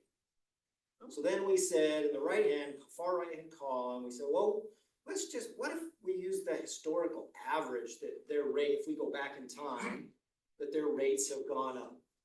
Where would we expect their rates to end up in total? And we would then fall to second to last in that regard. Then, Brandon, yes, real quick on this, just to bring your attention to the lowest here, Layton, look at their sewer bill. That's 3186. Just so you know, they generically charge every connection 3186, independent of what they actually produce for sewage. I talked to them about that. They said, yeah, this is messed up. We gotta fix this. They're looking at that process. I don't know when it's gonna change, but that number is artificially low. As is Sandy City on there. It does not reflect treatment cost they send all of their sewage to 3 different sewer districts. That's probably another $15 to $20 on top of that percentage. Just, And how do they eat that? How do they pay Yeah, for where it? are they? so it's billed directly by those independents. Oh, I see. Yeah. Sewer Separate providers. billing. Correct. They bill them directly. Thank you. It'd be like if Central Utah Water Conservancy District Senate bill. sent a bill versus going through us. Yes. Gotcha. For Jordan now. And then just because we like to. Good plan. It's a little smaller. Okay, I can only make this one so big. So then we just said, hey, let's throw property tax on there too. So if we throw that increased rate and we show our property tax in there, we are number 1. Woohoo. Or in this case, number 20. So we have the lowest. And who's our neighbors? Let's see, Vineyard, Pleasant Grove, is Linden up there? Springville, yeah, Linden is right, kind of right there in the middle. Good $52 higher.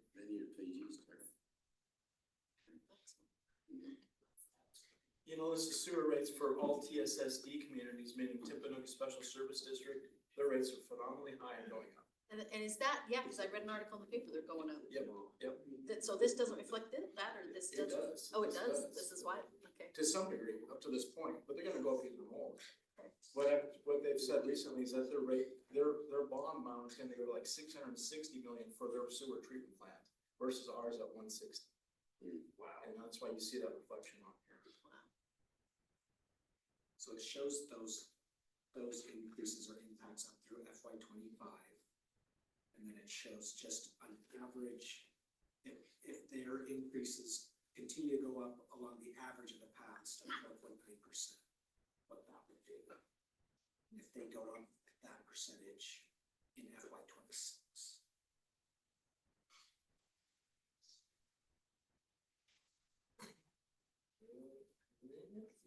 Wow, that really speaks to housing affordability too, right? And then just to finish up, we have a couple of, so our recreation fund, no, to the main, these are some of the main ones. There are changes in other areas, but these are the main ones. There's no changes to any of their fees, for the general admissions. It passes.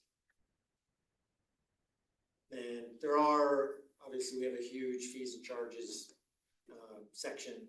There are many other, small changes to many of those fees, which you will be getting as soon as we're able to finish that up. So within next 2, 3, 4 weeks, it's a pretty time-consuming thing to put that together. You'll get that. It'll have all the fees, and you're welcome to go through that.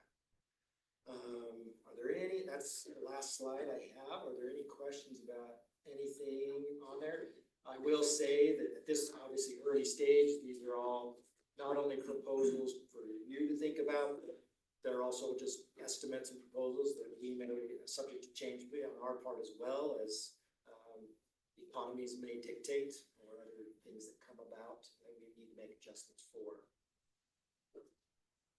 Okay, no other questions? Thanks, Brandon. I don't know if you, Mary, you wanted to do that before management services did their part, or? Yeah, we do. Thank you, Brandon. So we can say we have darn close to lowest utility costs in the area and darn close to lowest property tax in the area. And a lot of, there's been a lot of tax increases going on around. A lot of that's been blamed on inflation. But we're having the same inflation everyone else is having. So That's do their thing. really good point. Hey, let's take a 5-minute break to guys to do it, and we'll come right back. We still have a lot to go. Do we have a volunteer for the prayer?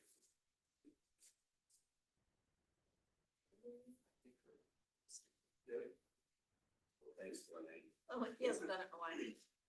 Our dear God, Heavenly Father, we humbly rise for us to stay with our many blessings and welcome to meet here as a council, executive staff. We're here for this food and bless it by nourishing the bodies and just we need that might have a enjoyable evening. Say these names, Christ.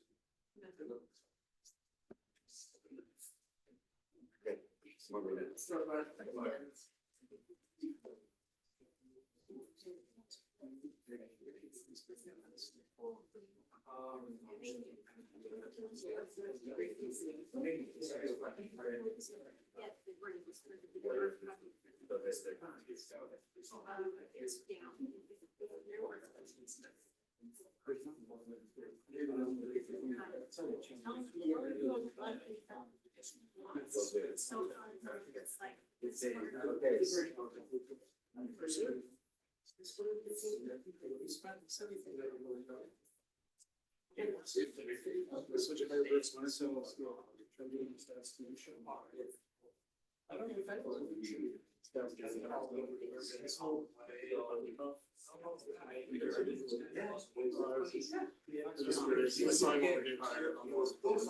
Pretty sure it's the same person.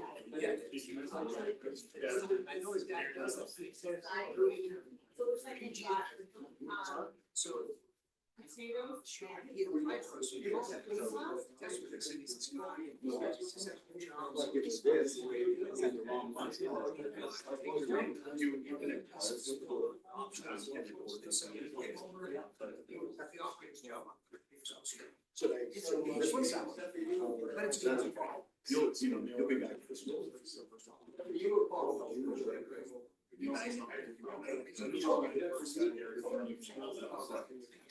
I went to Brook. Yeah. I'm at Brooks.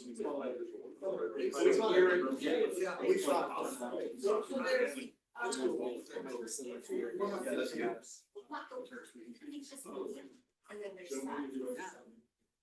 So I think it's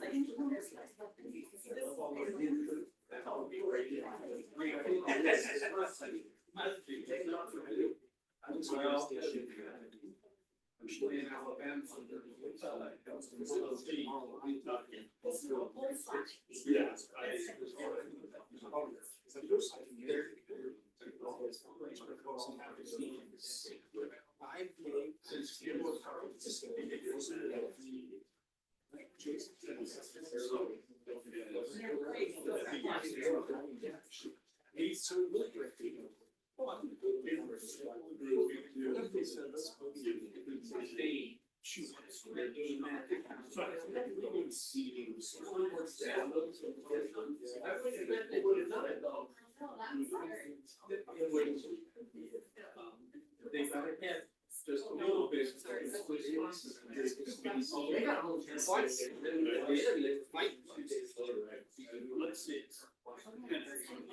see.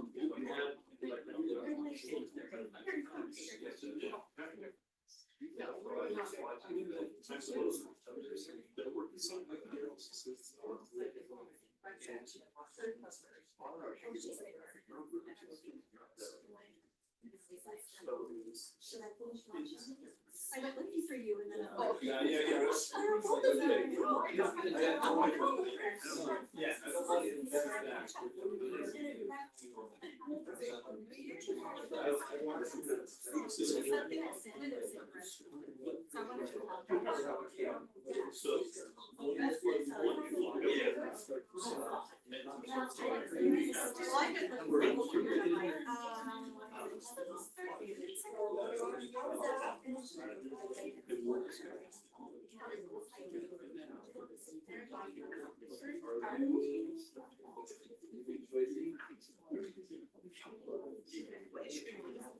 Yeah. Phil Anderson, okay, so I can put you in the spot of. David, yep. When you go to finish station, Tomorrow. I got the White House tour and Capitol. He says going off. Okay. I know this. Julie's never been I there. got it memorized. Julie's never been there, so. Yeah, be great.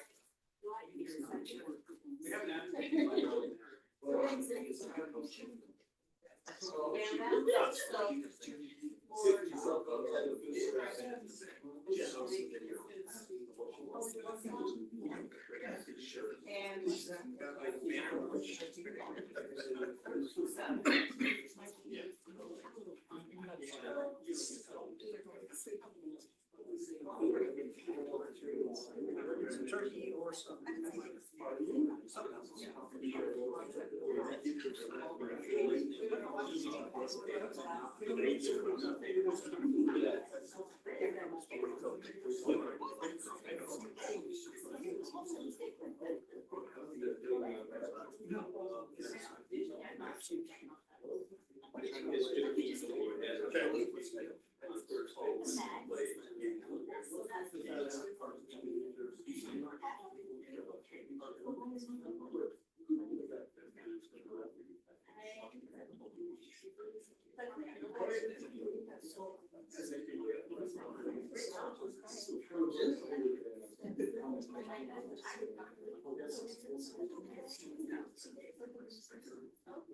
It's five oh nine.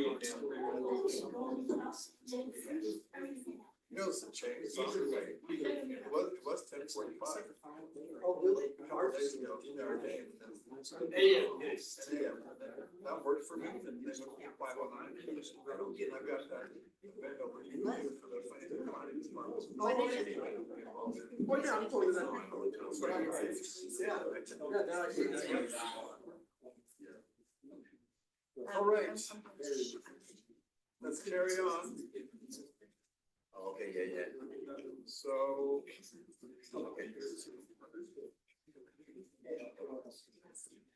So you guys, not clear on the first. Are you part of Brandon's presentation? Yes. Sorry, it's the second half of the presentation, we're talking about employee compensation. About compensation? Yeah, Okay, and we have to do that with the budget, so it's part of the budget. okay. Sounds good. We'll go ahead and start. And we can meet and let you guys take it away. So we're going to talk about employee compensation. This is part of the budget discussion that Brandon does every year. And with that, we wanted to fold in some historical information as well as helping you understand the hybrid step program, because there's been a lot of questions from council on how that works.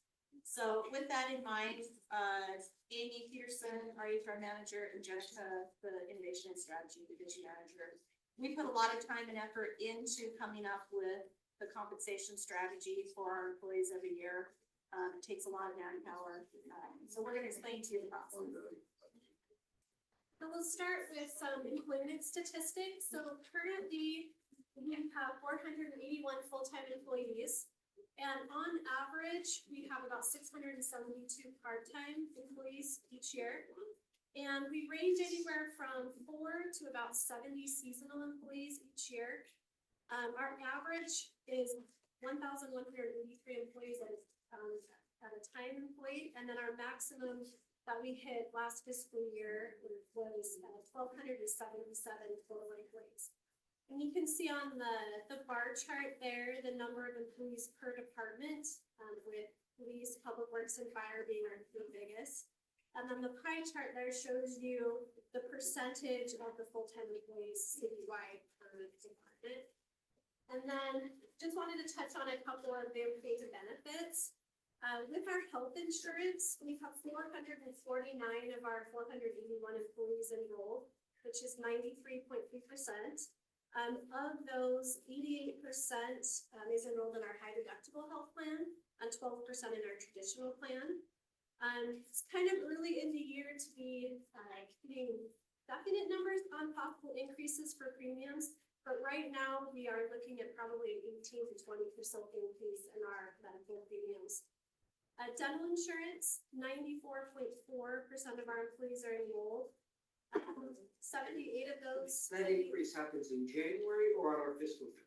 January. That's what I thought. Yeah, so we don't have to incur the entire percentage. Right. Yeah. And then we're estimating anywhere from a 0 to 5% increase on the dental premiums.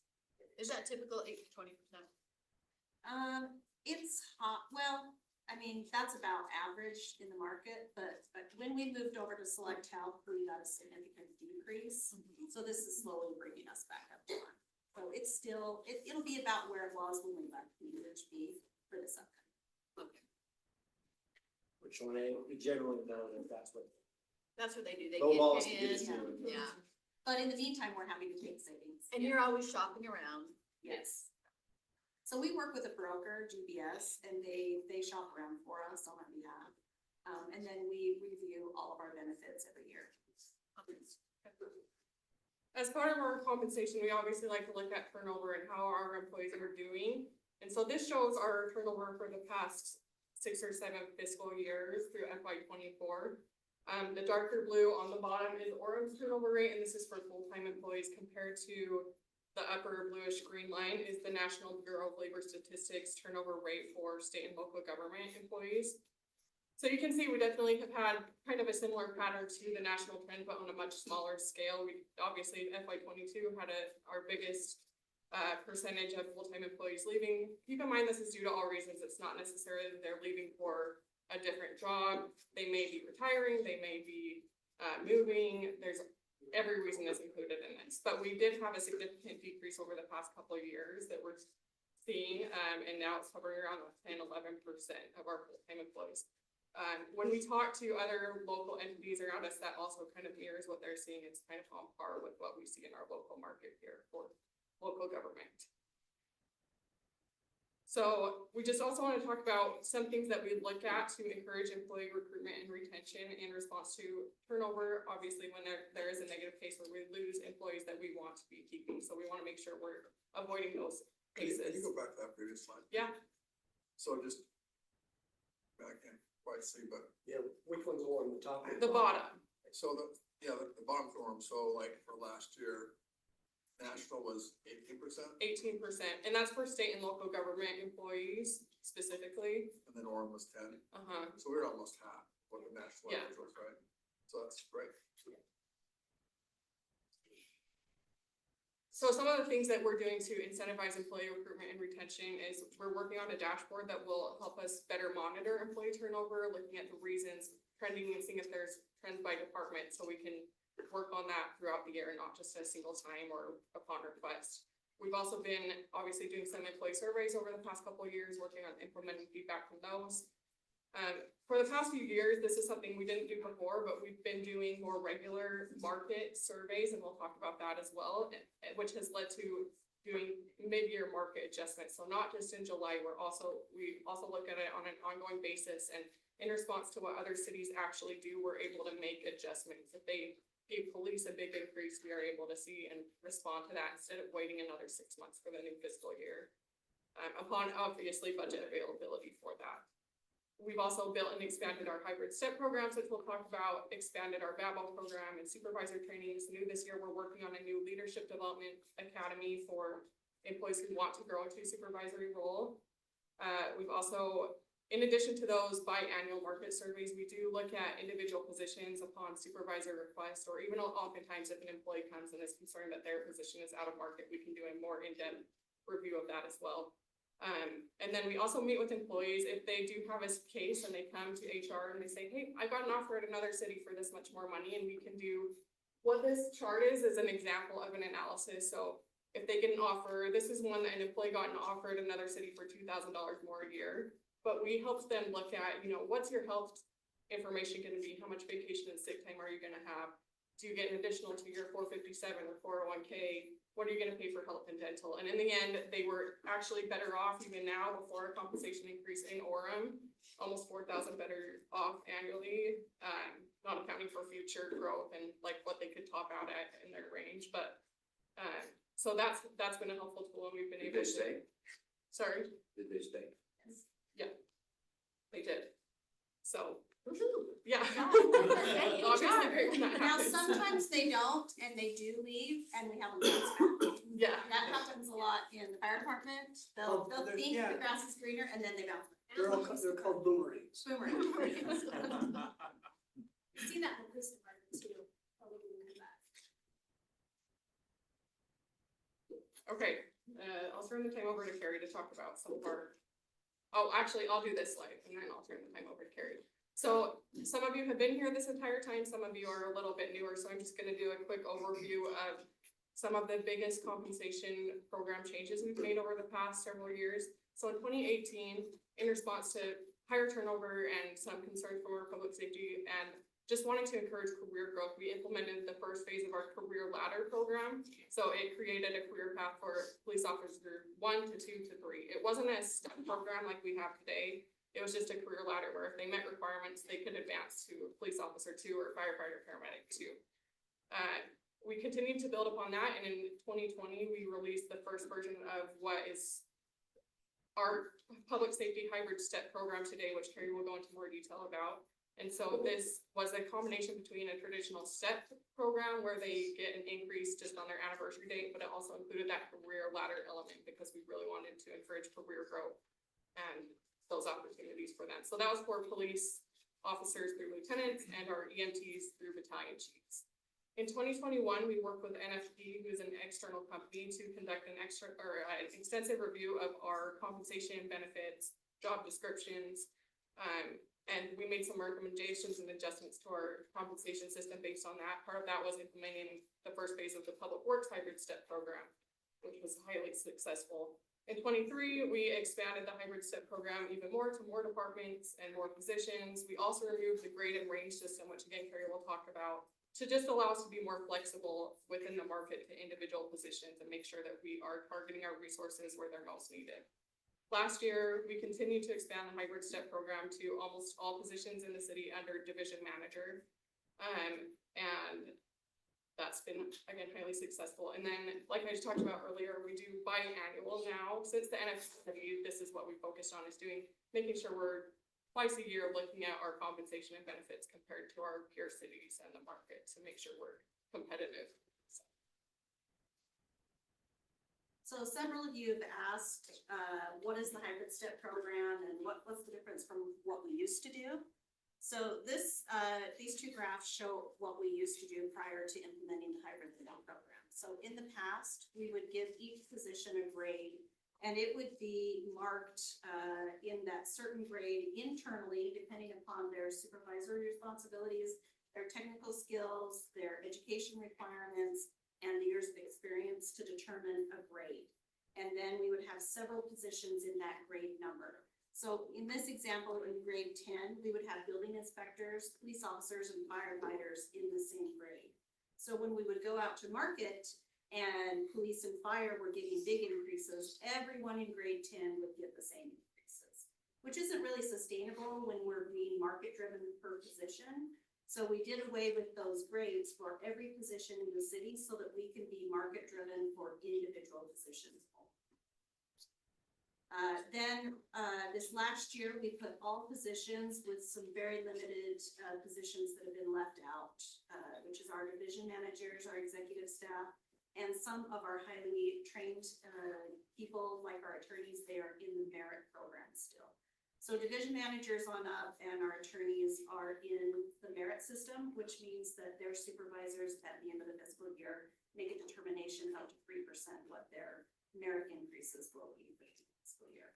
Everyone else is in the hybrid step program. So what is the hybrid step program? We've passed out this sheet here so that we can go through it so that you understand how it works. If you have a brand new police officer, and we have these for each department, they have different steps, but I just pulled out the police department. So if you have a brand new officer out of post without any experience at all, they would come in as a police officer 1 entry. And if they start in, let's say they start today in March, every year in March, the pay period after their anniversary date in that position, they go up a step. So next March, they would move to step 1, and our payroll system automatically does that for them. Then in their second year in March, they would move to step 2. On their third year in March, they would move to step 3. But step 3 is just a resting place until they meet their requirements to move to police officer 2. That's a traditional step program, and then where we get the hybrid piece for the career ladder is during those 3 years as a police officer 1, the next sheet shows the requirements that they have to do as a police officer to be able to move to police officer 2. They have all 3 years to work on those requirements. They cannot move into police officer 2 until they hit their third year and they meet all of these requirements. So most police officers or other employees in the hybrid step program will do all these requirements so that on their anniversary date, they would automatically go into the entry of police officer 2. They do not have to stay in step 3 for an entire year. That's just a resting place until they get it. If they don't do the requirements of the career ladder, they are taken out until they meet the career ladder requirements. So So if they choose they don't want to advance and do some of these certifications, they will be topped out as a police officer one for their career until they decide. And then again, as a police officer too, on their position anniversary date, they would move up again until they hit step 3.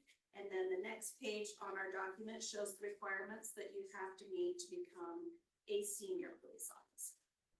And then again, 3 years later, they can become a master officer.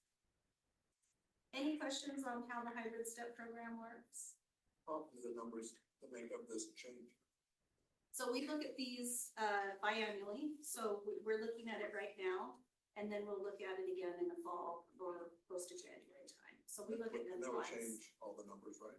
Yeah, so what's nice with the hybrid step program is that we can, there's no overlap between a police officer and a sergeant, and no overlap from a sergeant to a lieutenant, and no overlap from a lieutenant to a captain. So that you don't have that compression issue of you supervising someone that's at a lower range than you, that's making more money, which was one of the biggest issues that we had before we implemented that, is that in our traditional plan, our ranges were so wide that we could have a police officer making more money than a sergeant who was supervising them. So now there's no overlap in that. But yes, every year we look at this twice. And because it is so fluid, we can expand and contract how many steps there are to be competitive in the market. Gary, I think that's one of the most important things they understand is the compression that we create by the biannual adjustments, that it ebbs and flows. And so council may hear from an employee that to be promoted, it's only gonna get a 1% raise, but that's making adjustments to the market, and then next year, that separation could be bigger to 3%. And so that's the value in this step program that I see. And the difference too, in addition to that, is that in the past, and I would lean on you two to speak to this, but you could work your entire career and never get to the top of your range in a position. Now they have 12 years and they get to the top of their range. So it significantly decreases the amount of time for them to get to the top of the range. Well, what metrics are you using when you evaluate it biannually? Where do you compare it to? That's a great question. So most cities in Utah belong to a clearinghouse. We pay into a very small fee where we all put into the database of what our compensation is, and then we can pull them out as well. We compare, and I'm taking over your slide, sorry. Oh, that's okay. We have our sister cities that all departments have agreed upon, and then for public safety, we add a few other positions. So this list shows our sister cities that we look at. So we don't compare ourselves to Santa Quin or Cooper or some of those smaller entities that really aren't competitive with us in the market. So we look at same size cities, and then cities that we've lost employees to in the past, and then cities that are really location close to us. So, and more to that point as well, we're mostly looking at the ranges, so we're looking at what are these peer cities' ranges for a police officer, and is our range competitive? Because every city structures it differently, with our career ladder piece is different than a lot of other cities, so it's difficult to compare, you know. We also look at how many years it takes to advance through the steps, and some of them still have a merit system for their police and fire, public works for all positions. And so it's not an apples to apples comparison all the time, but that's why we focus primarily on the ranges and just looking at the overall, like, what's the potential of an employee in this position to earn? So, yeah. Did you say earlier how long it takes to go from a police officer 1 through the steps? Is there a time element to that? It would be 12 years. I mean, to go from a police officer 1 to a police officer. A master police officer. Oh, from 1 to 2? Yeah, from 1 to 2 to senior police officer. So 3 years within a level, so 3 years, once they hit 3 years as a police officer 1, they're immediately eligible to advance to police officer 2. So there's a time element, and then they have to do additional requirements.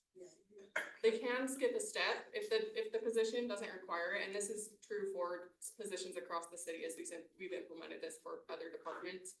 If it's not a requirement for the position, if they have a degree or have military experience for public safety, they can use that to skip a step 1 time in series. And then when they transfer in from a different city, They do get credit you for have that to as well. decide where they're at. in this Yeah. range. That's a great question. So if we've brought in several officers from Salt Lake City that have many years of experience, and we bring them in year for year. But if we have an officer that comes in from a much smaller agency, we might lower that to half-time for their years, just because the experience would be the same as it would be in Orem. So we look at each position and or person and their experience, and we lateral them in.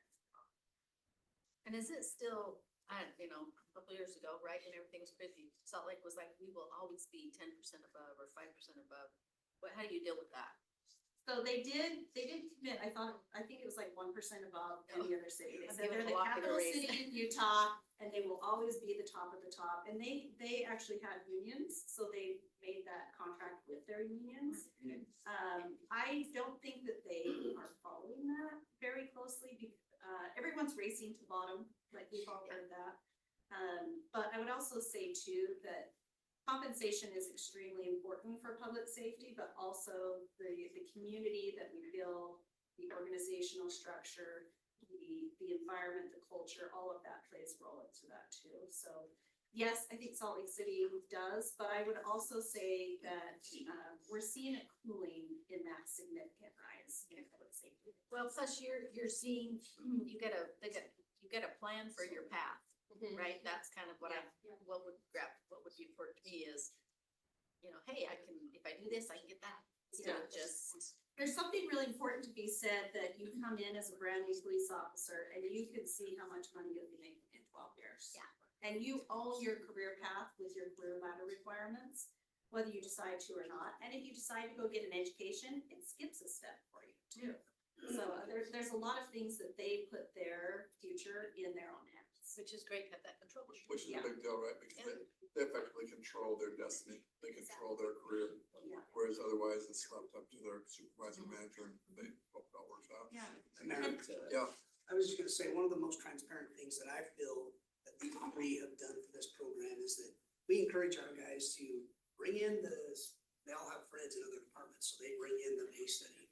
They do their own pay studies. And what we do is the gals will sit down with them, they go through, they look at the numbers that the guys are submitting, they compare them to the cities we compare to, and in most cases, we show that their numbers are wrong, they've got them from their friends, it's not really what they pay. Or even now, the component of identifying the cities that that will never reach the top, their caps are too large. I mean, you see a firefighter that makes $120,000, well, that's never going to happen. But that's what they bring in, so we can sit down with the actual employee and show, look, this is a midpoint, an old system like we used to have. It's a false range, it creates false hope, it ruins the whole system.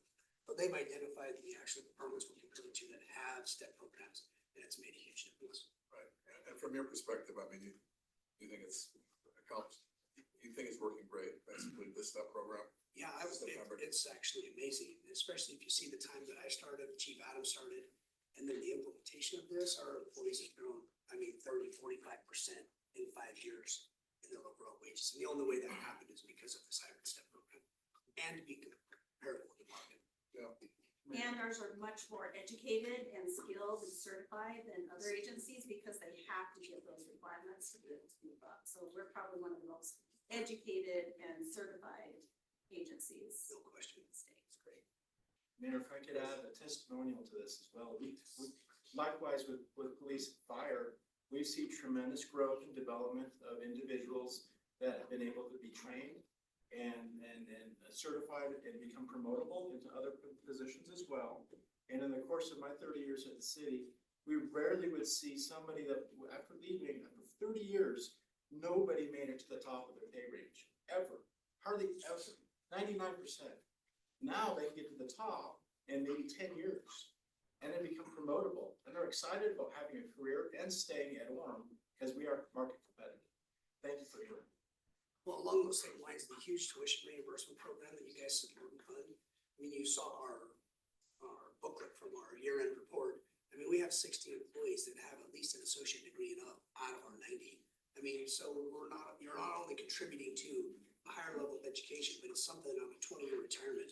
They actually can pursue a whole other career if that's their choice because of a funded, supported higher level education. It's amazing. Yeah. And we actually include those requirements of a degree into our promotional steps, and so they're encouraged to go get it. Yeah, that's awesome. And I would say one other positive is that when we first implemented this, one of the biggest concerns was how will we hold people accountable if they're automatically getting increases every year?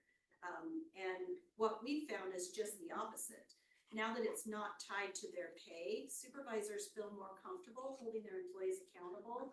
Because before they'd be like, oh, but they have a family and I want to make sure they get a pay increase. Now they can be held accountable and it's not tied to their pay anymore. And that's been a real positive with departments feeling like that they have more power to hold their employees accountable.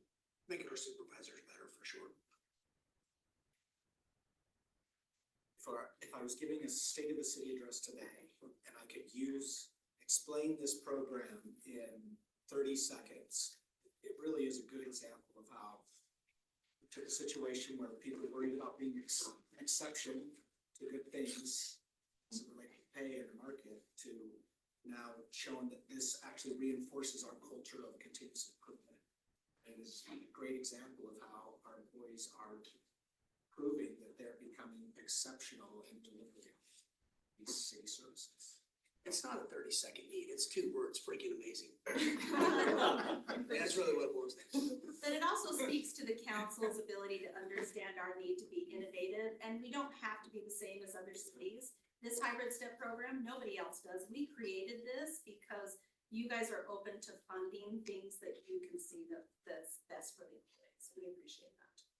But just take it from, just in an interview, a promise, which may be an empty promise to a new employee, to a path, a promise.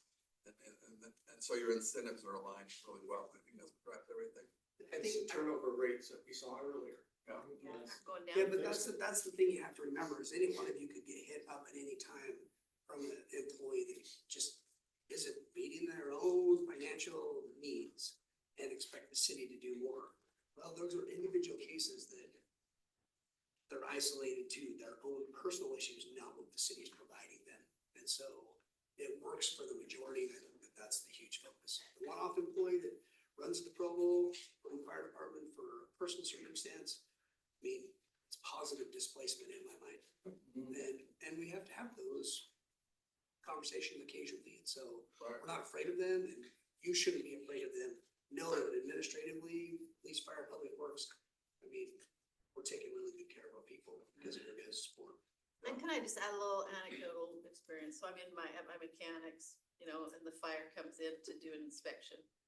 And one of your cute firefighters comes up and just gives me a side hug and just says, thank you so much for that raise, he's like, I just really can concentrate on my job because I'm supporting my family better, And I just kind of teared up because, it wasn't really me, it was you guys, but you know what I mean? It was awesome to hear that. I'll make sure that employee gets a paddle book.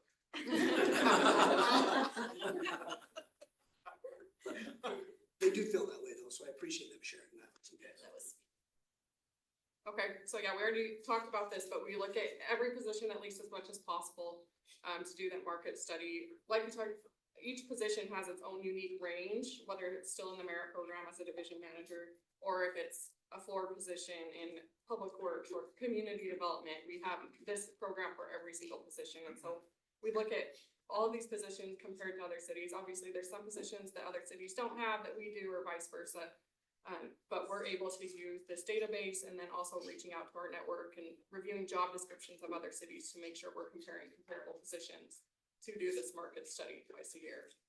So our plan for the upcoming year, and this is based on the results of the market study, is to fund the 3% step increases for positions in the hybrid step program. So if an employee's in the hybrid step program, they're guaranteed to get that 3% step unless they're topped out within their level or their range. Fund up to those 3% merit increases for positions that are in the merit program. Fund the career ladder increases for positions in the hybrid step program. Not every single position in the hybrid step program has a career ladder. The majority do, but not every single one does. But we want to make sure we're funding those and maintaining that. In addition to that, there are positions, as we've done our market study and are continuing to do that, that are out of market, and we need to make some adjustments there. And we want to make sure we fund market adjustments for those positions. And what that means is if we find that a position needs a 2% adjustment to be within the market, all of the steps would move up 2%. That employee would also get a 2% market adjustment in addition to the step or merit increase that they receive as well. I think one of the most important things for you guys to recognize is that we have employees that are topped out engineers, topped out captains. Well, it's their choice to stay topped out. There's always a promotion available to them if they need to have more money. And so as long as the position is paid in the market, I'm sorry that you've been topped out for 3 years without a raise. You're at the top of the market in that position. If you need or want more money, you have to promote. And that's what we're seeing for the guys that are hungry and willing and want to continue to work and learn. They strive to be promoted.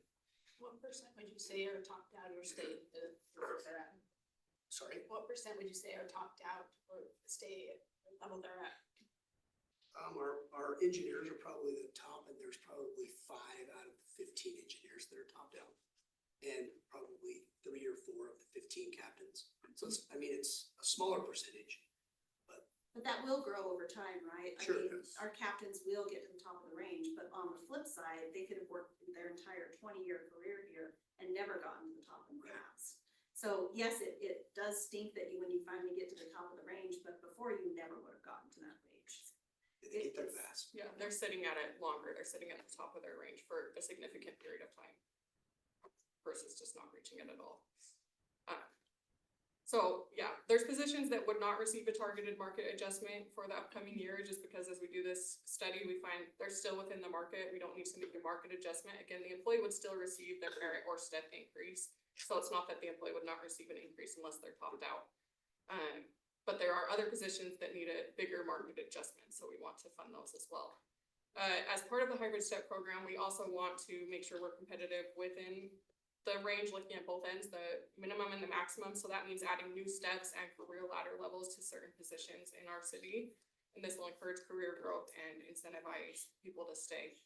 And a big component of this is that we want to make sure that we're transparent with employees. If we are proposing an adjustment to their position, a market increase or adding steps or career ladder, we want to make sure that they're well aware of that they know that they can prepare to reach those new levels and understand what's happening. So we will be meeting with employees and groups to explain any changes that will be happening to their positions as well. And just to confirm what Janet is telling you, after working with Carrie, as soon as the tentative budget is approved in May, we have the following week scheduled to meet with all 3 platoons to provide that information. So she's exactly right. We're very transparent in providing them the information that's what they work for. Take care of their family, and money's a big deal. And that is all I have for this. So, any additional questions? I think you're good. Thank you. Thank you. Next up, we've got item 1.6. This is Teresa, our city recorder. Election agreement, resolution.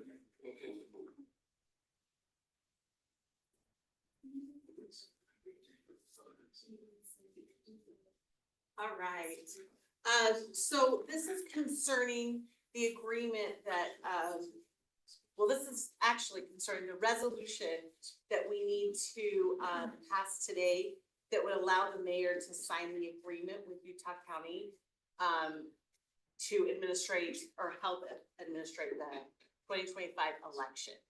And so just, really quick, to let you know, like some of the things that they will handle as part of this agreement is they took care of the ballots as far as layout, printing, mailing, receiving them back in. They process them. They do the signature verifications. They also take care of the voting equipment and run tests and send that out for the public, so they know that all of those machines are working correctly. They also handle all of the election day things, like they're gonna hire and train the poll workers. They manage the poll locations. Let's see what else. They take care of the drop boxes. They handle the audits and they send us the reports with the results so that we can do our canvas. This is kind of the same, very similar to the agreement that we signed last year, or not last year, 2 years ago when we did this. And they do, have like an estimate. It did go up a little bit more this year. They, Utah County, they claimed that they were lower than most of the other counties, so they did raise it up a little, so it was about, I want to say like 30,000, maybe 40,000 more than it was. And that's if we do both elections. If for some reason we don't have enough candidates to do a primary, then of course those costs would be a lot less because we'd only have one election. But do you guys have any questions? I did put the, Was this something new?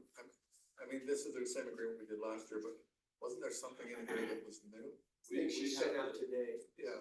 Yeah. okay, so the thing that's sent out today, I don't know a ton about it. I just got the email and so then I sent it out to you. It's just an option, kind of like a program they want to start or a thing they're kind of trying out to But just my help question is encourage. Oh, we're gonna pass a resolution No, on that? so that's completely separate from this. This is just to allow for them to do the. This is just the normal thing. Yes, but if we want to participate in this program. You're gonna find out more, discuss it at a later date. I The email you hope so. sent out today. I hope so. I'm hoping he'll get us more details. I think he just kind of blasted it out there. They have used I can't remember what it's called. It's like quick, kind of like quick voting at the last election. And you kind of like have a special line, so you kind of go to the front. I've heard that the people who used it were super happy, and the people standing in those really long lines this last year were not so happy to watch someone get to go all the way to the front.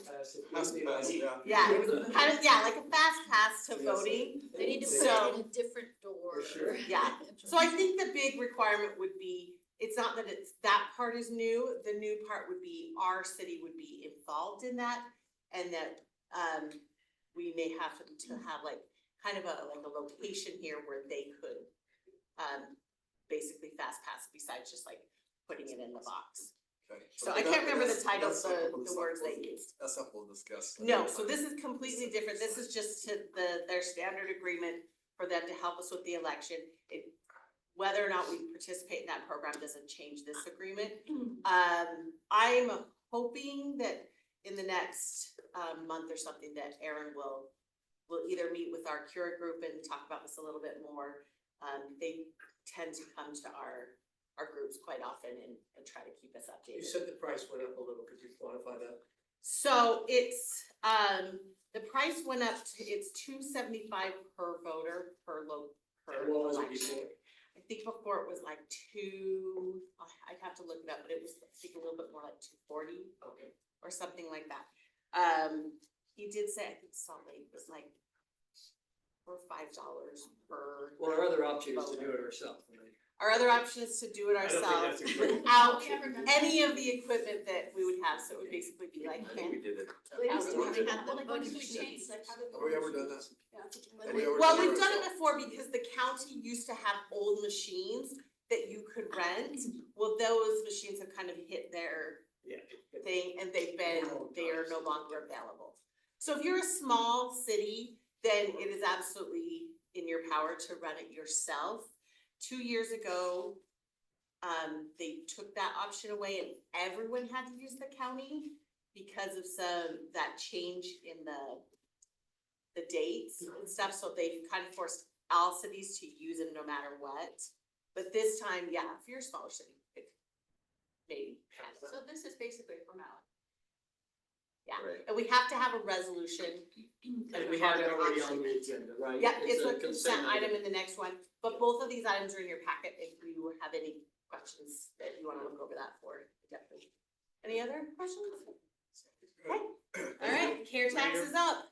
Mayor, could I ask what the total cost to run the election?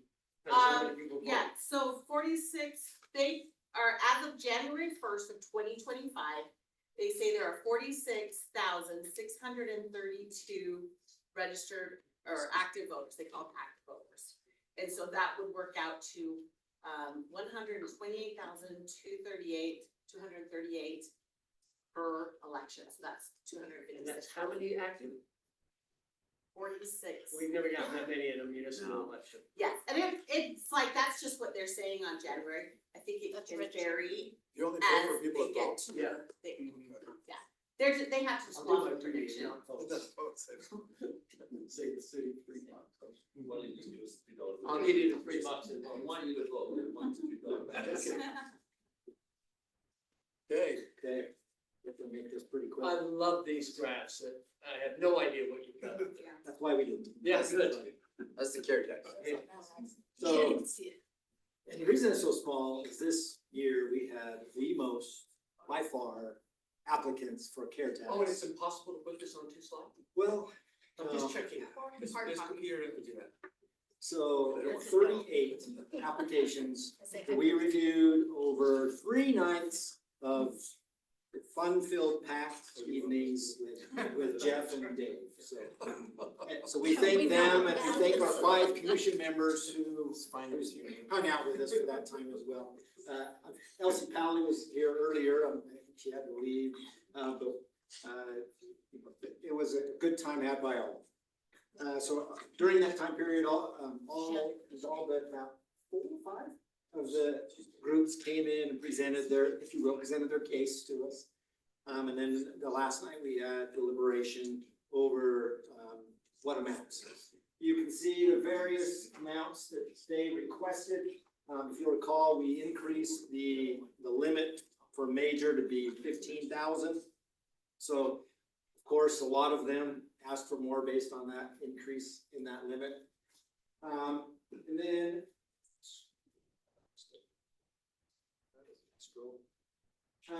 anyway, this 125 right here is kind of the targeted number that we've had over the years for how much to give to these mini and mid majors.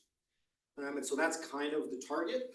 And then as we go through, we kind of evaluate what we think that they should get, kind of add that up, see where that falls, and then maybe have to go back through and reevaluate, oh, well, we really liked these people or this group, so let's see if we can give them a little bit more.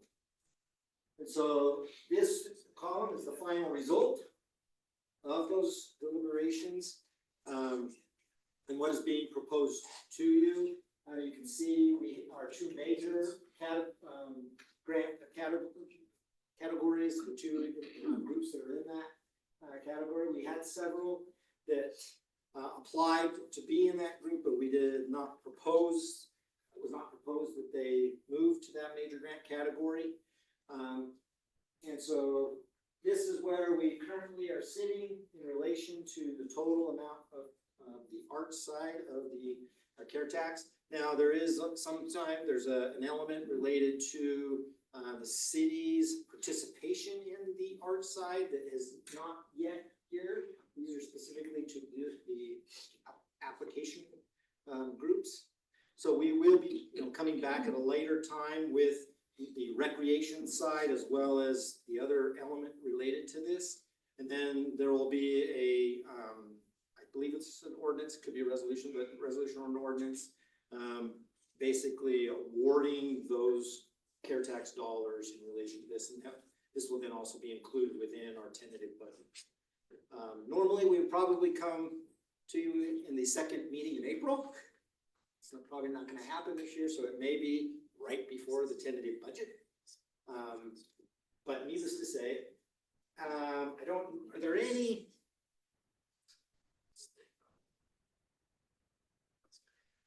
questions about any of the process or any of these? Obviously, you're going to have some time.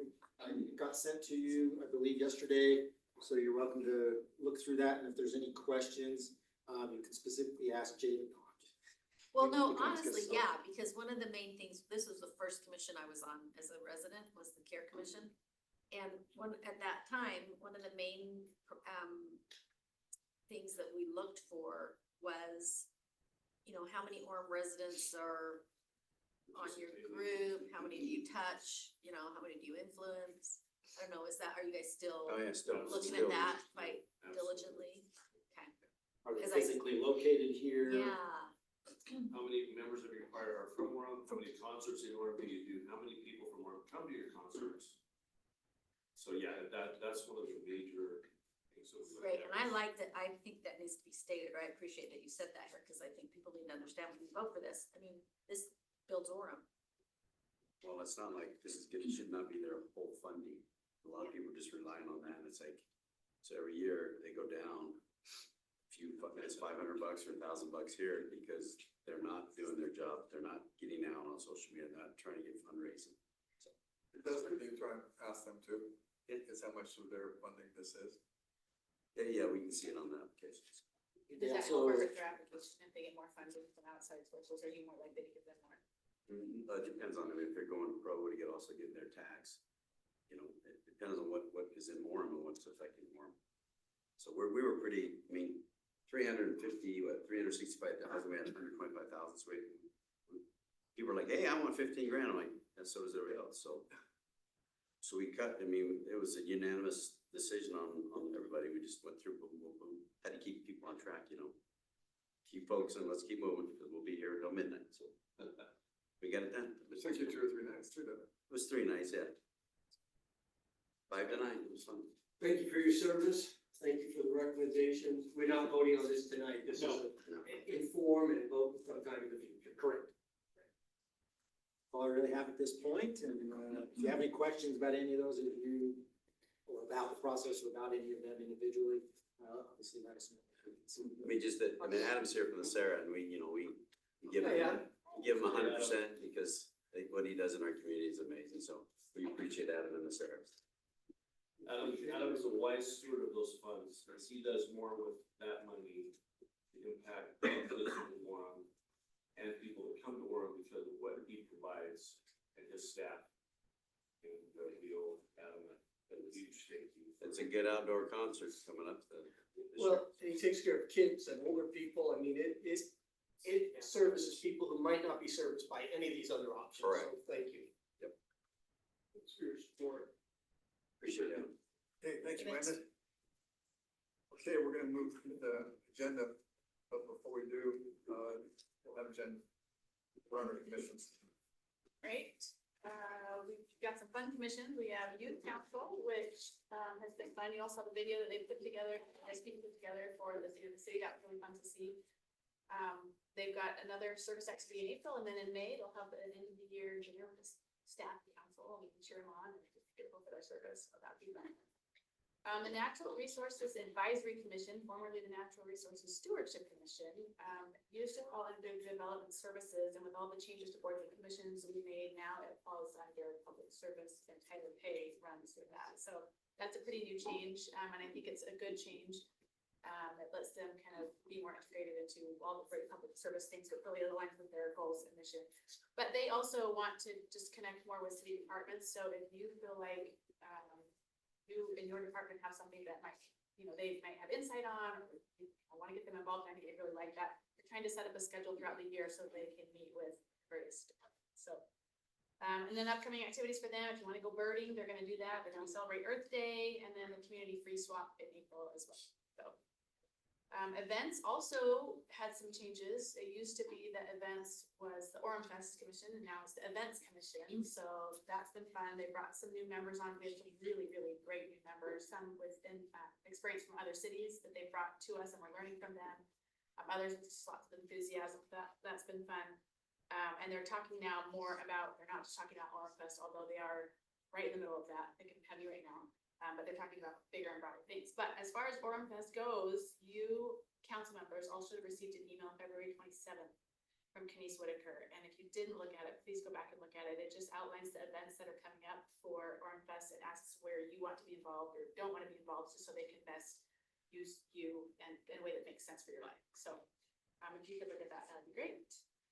Parade applications are open, Spirit of Orem applications are open, and we do have an opening on the commission, so if you know someone you think would be awesome on the events commission, please send them my way, that'd be great. And that's kind of that one, and then I didn't talk about school district. It's not my official commission. Oh, we can talk, yeah. So school district update, I'm part of that interlocal group that helps run things, we came up with a map that should be approved hopefully this Thursday at the county level. That's just the seat map for where the board seats will be. We anticipate that it will be approved, but we never know. It just takes some time to do things. We set up a website to answer questions, so people have questions to go there. They are currently looking at a feasibility study that will look at all the different numbers, how are we doing that, or whatever it's called now. And they will come back with their thoughts and ideas on where the district sits. So that's something. Okay, thank you. All right, let's go through the agenda real quick. 6 P.M. Call to order. And then invocation, John Westover. Mayor, there's a change there. Okay, It was gonna be a father-daughter, but it's gonna be a father-wife, husband-wife. And so the woman is not Kaylee, it's Jackie, Jacquue. is that Westover still? Yeah, it's still, yeah, Okay, so Jack. Jackie. and I'll be happy to make it brief as well. Okay. And then John is still the same, right? Yeah. All right, sounds good. Then we got item 7.1, we're not gonna do that. The realtors had to cancel last minute, so they're gonna come another night. Oh, they're not coming tonight, that's all? Yeah. Okay, thank you, sir. 7.2. This is Golden Orem. There'll be a presentation by Gina Borelson, the senior center. So Dave and I got to judge that. That was fun. And I do Mr. and Mrs. Orem. With Miss Orm. No. And I think I'm judging tomorrow too, if it's for inspirational or something. I'm It was just a cute. judge now. I love what Gina does. It's so Yeah. amazing. So, What is it you judge? What do they do? they answer questions. Talent, yeah. Just to see, because they're supposed to represent Yeah. Orem on the senior side, so. Yeah, it was super cute. And then I have 7.3, the report from Mark Seastrand on the giving exchange. I have 7.4, a report from Reed Park and Justice Court. That's an annual report, right? Yeah. 7.5, a presentation on the legislative recap, that'll be Jared Keeney. So Brenda, is that just a presentation, or we?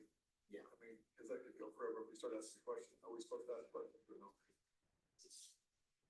You definitely can ask questions, but he'll have a great presentation to share. Are you here or you online? He'll be here. Okay. All right, so 7.5, personal appearances. And then we got item 9, the consent items. Got approval of meeting minutes. We got So are you doing that? The approval of the Yeah, meeting? just these two. They Just took those off two. the third one. Just these two. Yes. The I thought that you said the February 11th one through the January 11th. January 11th. January 11th are January. the ones that are not on there. January 14th. So, okay. Oh, 14th. January 14th is Thank not you. on there. 20th and 11th. Thank you. And then item 9.2, reappointment to Natural Resources Advisory Commission, Quinn Meekum.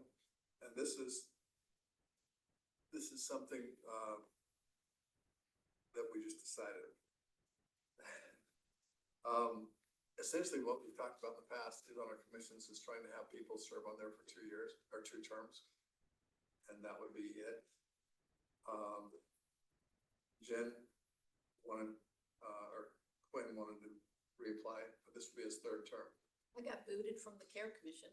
I don't know that we did. I think, isn't that in the code? It's not in the code. There's only one commission. I think planning commission is the only one that limits the terms. But where's, maybe Jenica would know, or would he carry? Because, I mean, I actually have a resume here of someone that wants to be on your net, that I interviewed for neighborhood is gonna give you, that wanted to be on natural resources. I don't know, I just think. He's been on 2 3-year terms. Is that right? Yeah, 2. And the only one that has a rule on it is the planning commission. So what I don't know. the argument was? The other commissions, the other one? Not by regulation. Yeah, I would. Yes, I'm sorry. So what the discussion was is, Quinn had been on there 2 previous terms, he'd done a great job. And he was interested in being on it again, why don't you make your case? He was interested in being on it again. I think he's been a pretty crucial part of that commission for the last little while, especially as we transition over to this new department. They're just trying to operate in a little different way, so they have a really great alchemy on that commission. And is eminently qualified to do it, so we thought, you know what, let's see if we can leave him on there, but create subcommittees of some of these people that want to be on the commission and get them involved and get them integrated. And then I think that's a great place where they can show they want to be involved, so they want to be engaged, and maybe move to a current spot when one becomes available, or just they maybe they're not there. So what the argument, I mean, that, but kind of, you know, he was a valuable resource on that commission. Yeah, very. We didn't necessarily have anyone that could replicate what he was doing. Yes. And so the idea was to leave him up for a third term, but then have form some subcommittees. So any people who apply for that commission won't be left out, because that's why we want to keep turning through. They won't be left out, but they would be able to come and serve on a subcommittee and then figure out if, you know, at that point, if they're gonna be able to perform performance, right? Yep. So anyway, so that's where that conversation went. And then I think there was an issue that it's not in code, that it's 2 terms only, except on certain commissions. So anyway, that's what we wound up. So I mean, that means, anybody that wants to re-up, we just do it for a third term. I mean, that's what we're saying. Yeah, If they're that's gonna kind of get what I don't know. I mean, like Carol Walker, she's been on, but she She's served, moved to a new she served in 2 terms and now she's on the rec, so, I mean, I think maybe Quinn could be used in another, maybe, I don't know, I mean, Quinn's fine, Quinn, I just think, like, I was on the care commission and yeah, they booted me. They said, okay, you've been on there 6 years, you know, Is the care and I commission wanted to over there? stay. But the fact No, that but I left made an opportunity for someone else to come. Yeah. So not, I don't like it at the time. I enjoyed serving. That's a fun commission to be on, but, like I say, this guy, I had this resume and he's very qualified to be on your resources commission with his bachelor's degrees and stuff like that, but I don't know, and if you didn't have any applicants, to me, that's when you do it. It's like your what is PT. your situation with applicants, Jen? We have a handful of applicants. I think there was 3, but some of them have been on the record for a bit. 3 or 4. Have been on the commission? They've been on the, like, they The just, list. I don't know if they're being still interested. That would be, to me, that's when you would do that, is when you don't have anyone and you're like, hey, well, nobody's applied. So like, you know, you get to be PTA president, treasurer for the 3rd year because, you know. So then do you put the focus on the qualifications the candidate has, or do you put the focus on, we just want more people to do it? So I think most of our commissions are pretty well managed by staff, you know, and there are talents that people bring. I think people apply to certain commissions because they have an interest in that particular commission. Could we reappoint Quinn and then invite this person to also serve on the commission? Then you gotta change the number, then You you got gotta too change many. it. Yeah, but that's what I told Jim when we talked was, if we do this, then I definitely wanna see this subcommittee form on the care commission and I'll care. Natural resources. I wanna see the commission form. But I mean, that subcommission, are they gonna really wanna do it? I mean, Well, depending on how you divide up the roles and responsibilities and who's. or if you want, Because resources, because you maybe give expand it. people, you know, maybe they're gonna do activities, maybe they're all gonna go on bike ride, maybe they're gonna go do different things. So on the subcommittee, you know, could work that way. And we're gonna run out of time, but It sounds like something maybe we could talk about, that there's valid arguments on. Yeah. So do we Yeah, want to go nothing ahead against and Quinn. I take that think off? he is eminently qualified, but I'm just kind of looking at the long picture here. For every commission, that could be, Stagnation, maybe. yeah, I mean, there is an argument to be, if you have exceptional people that are really Right. adding a ton of value to the commission. you know. In the end, Jen, if you want to recommend him, I'd vote for him. So I think that's where, if you think you want to recommend him, I'd vote for him. So, but I would like to have, I mean, I guess my suggestion on this would be, let's reappoint this, tonight, but then let's have a conversation about what we want this to look like going forward. Yeah, let's get a process in place.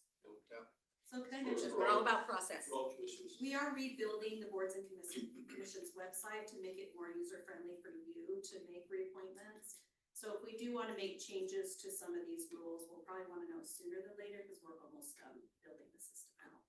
But when we present that, might be a good time to mention some of these changes. Okay, and even forgot if there's a change, if there a limit on these commissions? None of I them didn't currently know. have a limit except the planning commission. Yeah, so let's try and have Brent, if you can, let's have a conversation about that.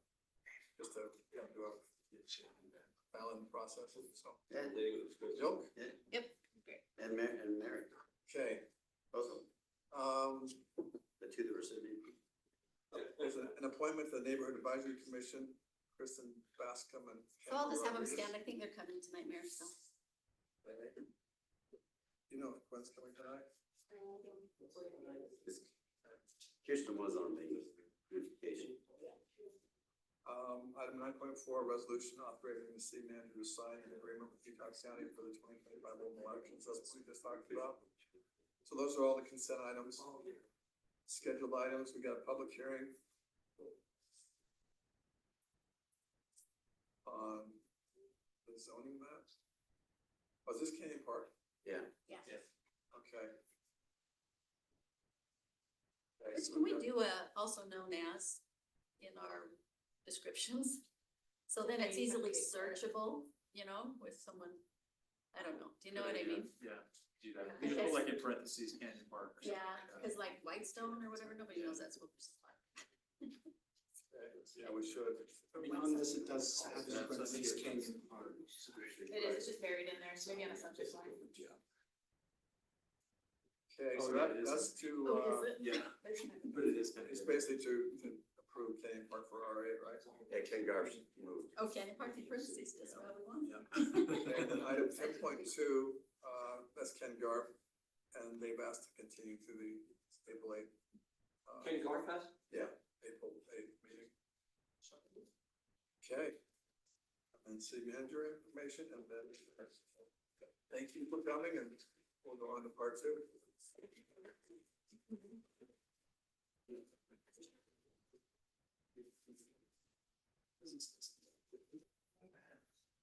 All right, we would like to welcome all of you to City Council tonight. We're glad you're all here. We'll start out with an invocation from John Westover and a pledge of allegiance from Jackie Westover. And Tom, if you'd like to introduce them. I'm happy to introduce two of my friends. Dr. Jackie Westover is a professor of business calculus and statistics at Utah Valley University. And more importantly, she's a mother of 6 and tries to keep her husband, Dr. John Westover, in line, who is the chair and professor of organizational leadership and change in the Woodbury School of Business at Utah Valley University. They've been married for 23 years, and they and their 6 children have lived in Orem for 13 of those years. So, John, you're up.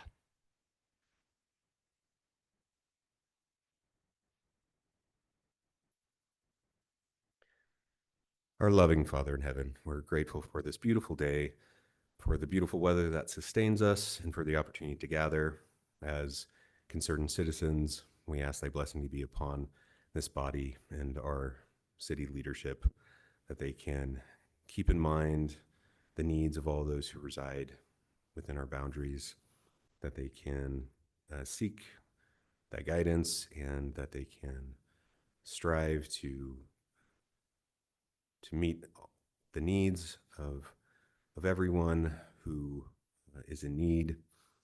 We're grateful for all of our many blessings to live in such a wonderful place. And we say these things in the name of thy Son, Jesus Christ. Amen. Amen. Thank you. Jackie, if you'd like to come lead us in the pledge. Would the audience please rise?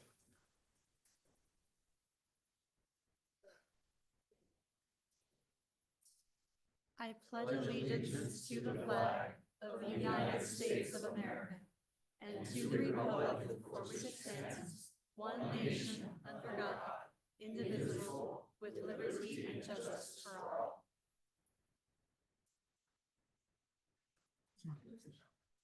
Thank you. We'll move on to item 7. And we're going to move to item 7.2. This is Mr. and Mrs. Golden Orem, Gina Burleson, if you'd like to come forward and present. We're starting with you first. Mayor and councilman, esteemed city manager, and all of our friends here. Thank you for inviting us to come in here and introduce the two, honestly, shining stars of our community. I want to tell you a little bit about each of them. This is Mr. and Ms. Golden Years, OSFC Golden Years, so Orem Senior Friendship Center. We had a pageant on Valentine's Day. We had 11 contestants, 3 men, 8 women, and these two reigned supreme. I would like to first introduce Rolane Young. Rolane is very involved in our senior center. She actually plays the Native American flute, and did you tell me for 15 years you've been doing that? And she started teaching it at our center as a volunteer, and they began the Orem Senior Friendship Center Timpanogos Flute Circle, and they played throughout the valley and even in Salt Lake, if I recall. Yeah, and they're going to be at an event for Orem City actually coming up, right? They're really amazing. Wait till you hear them. And her husband passed away about 3 years ago. We're so glad that she was comfortable with us before that happened because she just kept coming.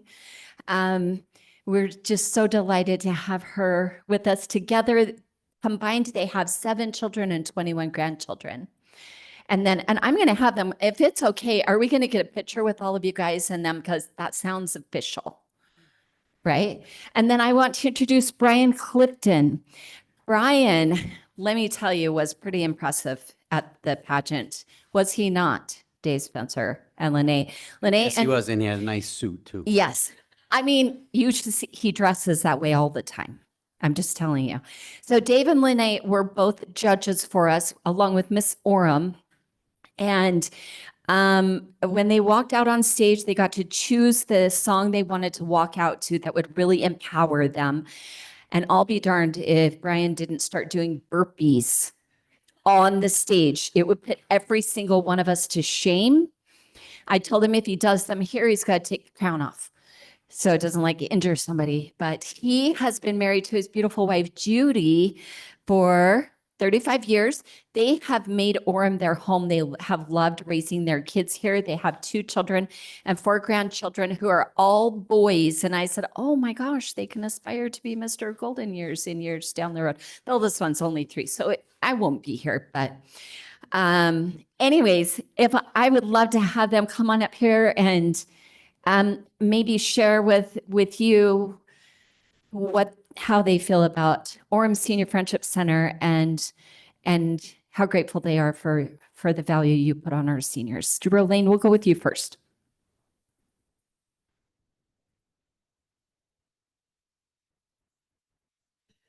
My husband and I joined the senior center right shortly after we retired, a little over 11 and a half years ago, and developed some really wonderful friendships.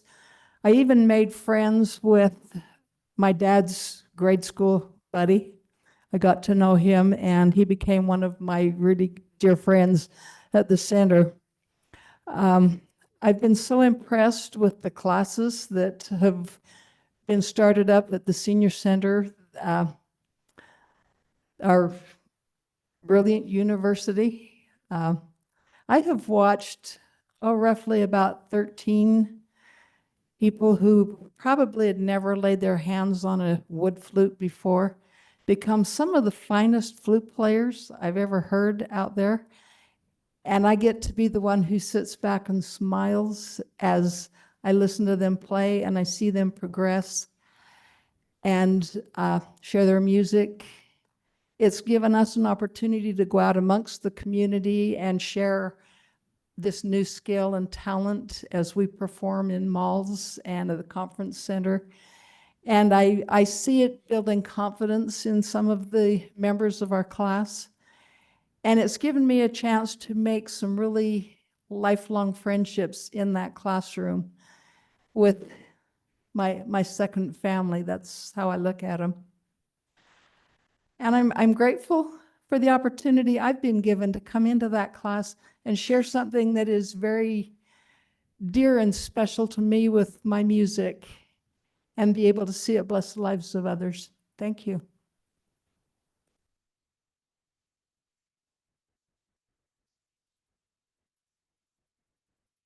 Well, I married an older woman, and she was always going to the senior center, and people would ask her, well, where's your husband?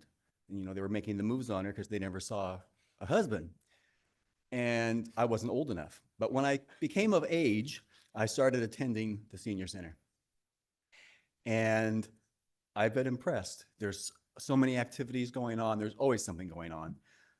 There's so much it offers, and it's a lot of fun to go. Orem, my wife and I moved from out of state to Orem, and we've lived in Orem for 25 years, Utah County for 35 years. And when we got married, we thought, well, we'll go back to where we came from. But when we started raising our kids, we decided this is the place we want to raise our kids, and we've stayed. And our kids have stayed. They're still here. And Utah County is a wonderful place. The people are wonderful, and we're staying. So.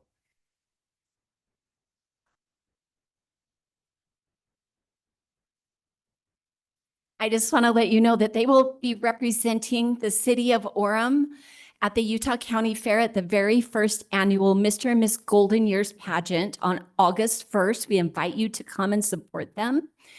And thank you for supporting us and for loving us and valuing seniors. They're the best part of our community. Thanks.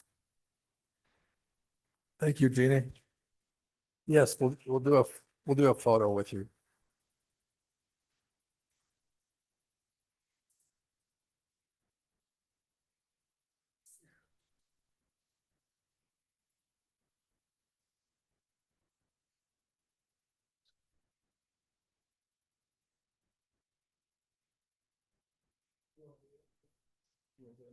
Look,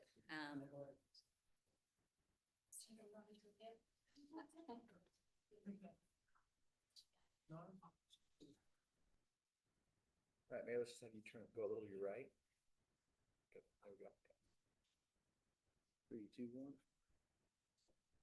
Okay, thanks.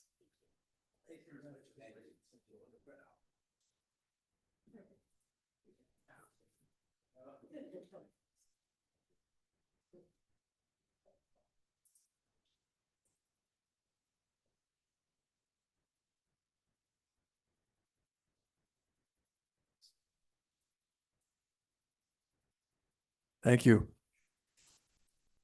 Next up, we've got item 7.3. This is a report on the giving machines from Mark Seastrand.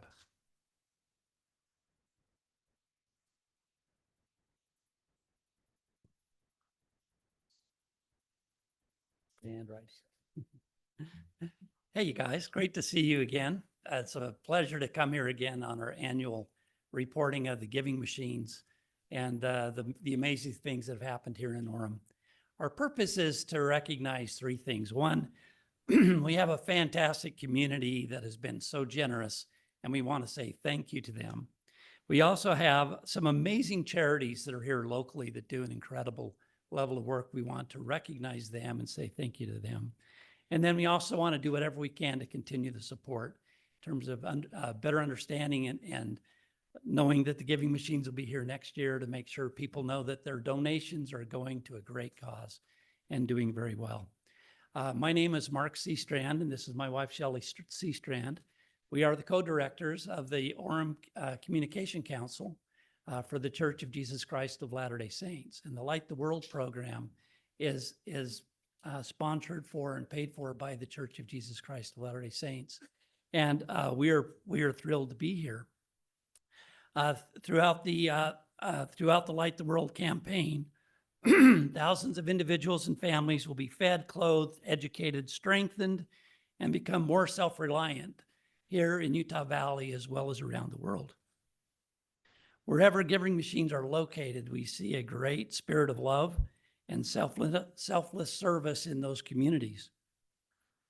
The volunteers often witness of their uplifting moments for the day when they're able to take their family, go to the giving machines, and select items that they want to give to people in need. One family said, "My wife and I want our kids to experience the joy of giving. Watching them choose a chicken or a book or a baby blanket for someone else was a powerful lesson for them to learn. I'm so proud of my kids for their sacrifice and being able to give." The giving machines were launched in 2017. The annual Light the World Giving Machine Initiative has become a global phenomenon. In 2024, this last year, vending machines are now in over 107 cities across the world, in over 13 countries and in 5 continents, impacting millions of individuals and families.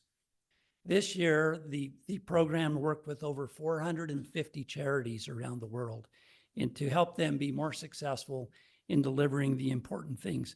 These charities include places like Asia and Africa with Nairobi.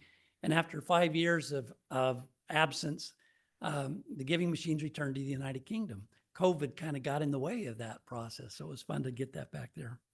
One of the most remarkable aspects of this initiative is that the Church of Jesus Christ of Latter-day Saints donates 100% of the proceeds to the charities. They cover all of the operational expenses to make sure that, you know, when you give money to a charity, 100% of it makes it to that location. Since the inception, the Giving Machine program has generated over $50 million in donations for children and teens and adults around the world. Hey, I get to introduce the highlights of the Giving Machines. We this year worked with 9 different charities, and does any of you want to make a guess on how many transactions were made this year? How many card swipes? What? In Orem, just Orem. Nobody wants to guess? Okay. 16,600, with around 70,000 visitors and 45,845 items were purchased. In our little Orem, it's just so fun. 65 of those donations stay locally and 35% are used in other parts of the world. In total, okay, here's another number. How many meals do you think were donated? Anyone out here want to guess? How many? 386,161. Isn't that just amazing? Our numbers this year were similar to what they were last year, which was amazing because of the increase of inflation. That you know where I'm at. And there is a bigger need for help out there now. So now we'd like to recognize the charities and the organizations that have been a vital part of being able to make this happen. One key element that we have here in Orem is that each year the giving machines are located in one of the best locations in the world. It's indoors. The security is provided by University Place. They have wonderful decorations, high traffic area. The University Place also provides the electricity and the internet, which is vital to be able to make the transactions happen. So we have a big shout out to the Woodbury family and to the University Place for their ongoing support of this community and in being able to have such a wonderful place for this to happen. So now if we can, we'll just kind of read the charity. We'll have them come up. Shelley's got a little plaque they've made for them. And if it's okay, we'll have them come up. They can stand over there. When they're all done, we'll get a picture with the council, if that's okay. Okay, first of all, we have Benjamin Donner with the American Red Cross. Come on up, Benjamin. The American Red Cross offered 3 items in the giving machines: a comfort kit and a blanket, 2,859 comfort kits and blankets. There was an infant care kit, 1,763, and vital vaccinations in part of the world, 1,287, for a total of 5,909 donations that went in their direction. So that's great. Thank you very much. Go ahead.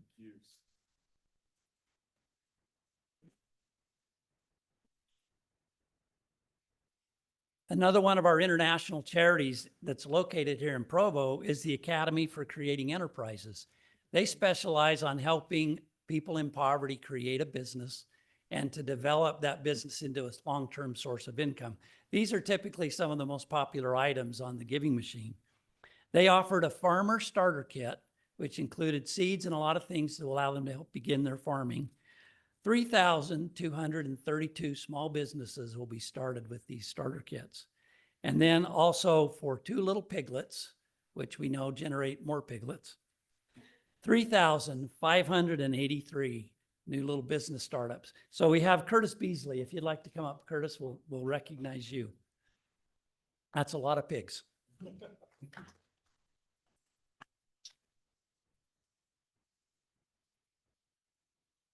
We also have Community Action Services and Food Bank. Many of you are very familiar with them. They provide a lot of food services throughout the county. They offered a weekend meal. And Karen McCandless is the director. It's great to have her.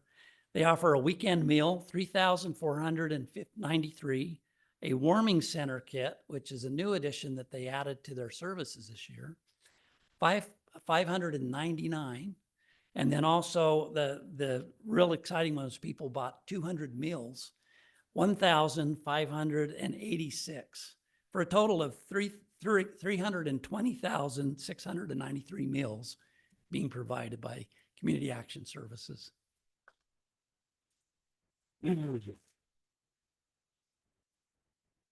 Another food charity we have this year, as you'll all recognize, is Jimmy Golding with Meals on Wheels.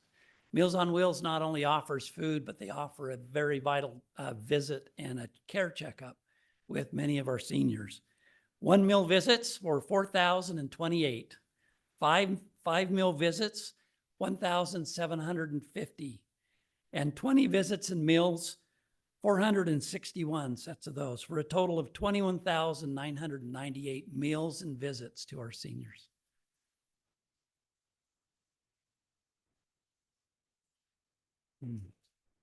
We have Tabitha's Way, a local food pantry. They're located in Spanish Fork. They're opening a new warehouse in Spanish Fork, and they also have one now in Pleasant Grove. So we have Debbie LeRae, who's on their board of directors. School supplies, these are the little backpacks that everybody loves, 2,795. Produce for kids, 1,437. And 1 month's worth of meals for veterans, 1,449 months. That's a lot of meals. Total of 43,470 meals coming from Tabitha's Way.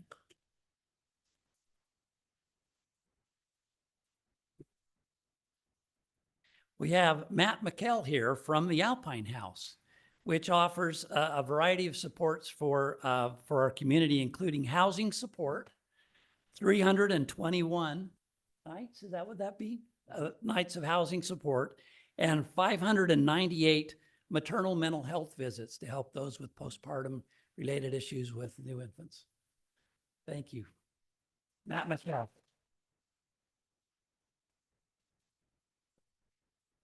Three more to go. We have the United Way of Utah County, who's always been involved with a lot of things going on in the valley. Stephanie Anderson is here with United Way. Child's education toys, 2,460. Art classes, 1,061. New baby kits, 2,204. Life skills training, 564. And maternal mental health, 598. So some great things there. Thank you very much.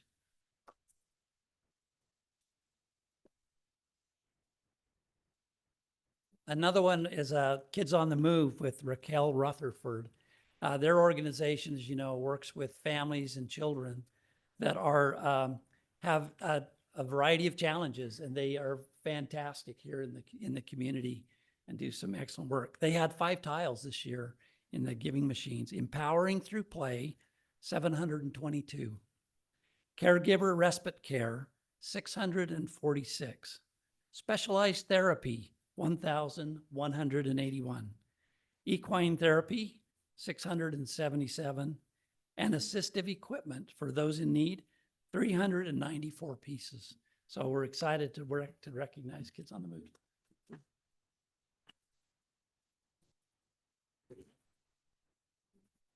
And finally, we have Eye Care for Kids. They specialize in eye care for a variety of age groups. So Lenses for Literacy, 2,661. Maggie Klein is here with us. Thanks. Sight for Success, 1,047. See the Possibilities, 249. Sight the World, 560. And Eyes on the Road, 178. Thank you.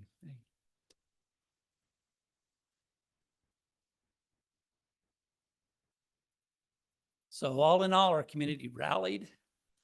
Our charities are doing fantastic work. And as a result, many families, many individuals will receive the help they need this coming year. So thank you very much to the community. Thank you very much to these charities. Thank you for your support, Orem City and the surrounding community.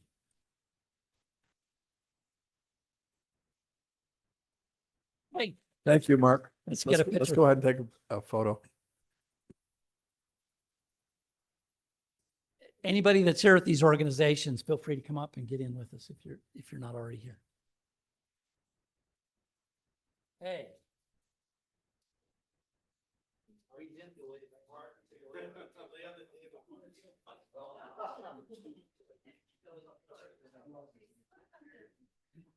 Hey, you gotta squeeze in. You gotta go like that. All right, just a little bit tighter on the side. Yeah, here we go. 1, 2, 3.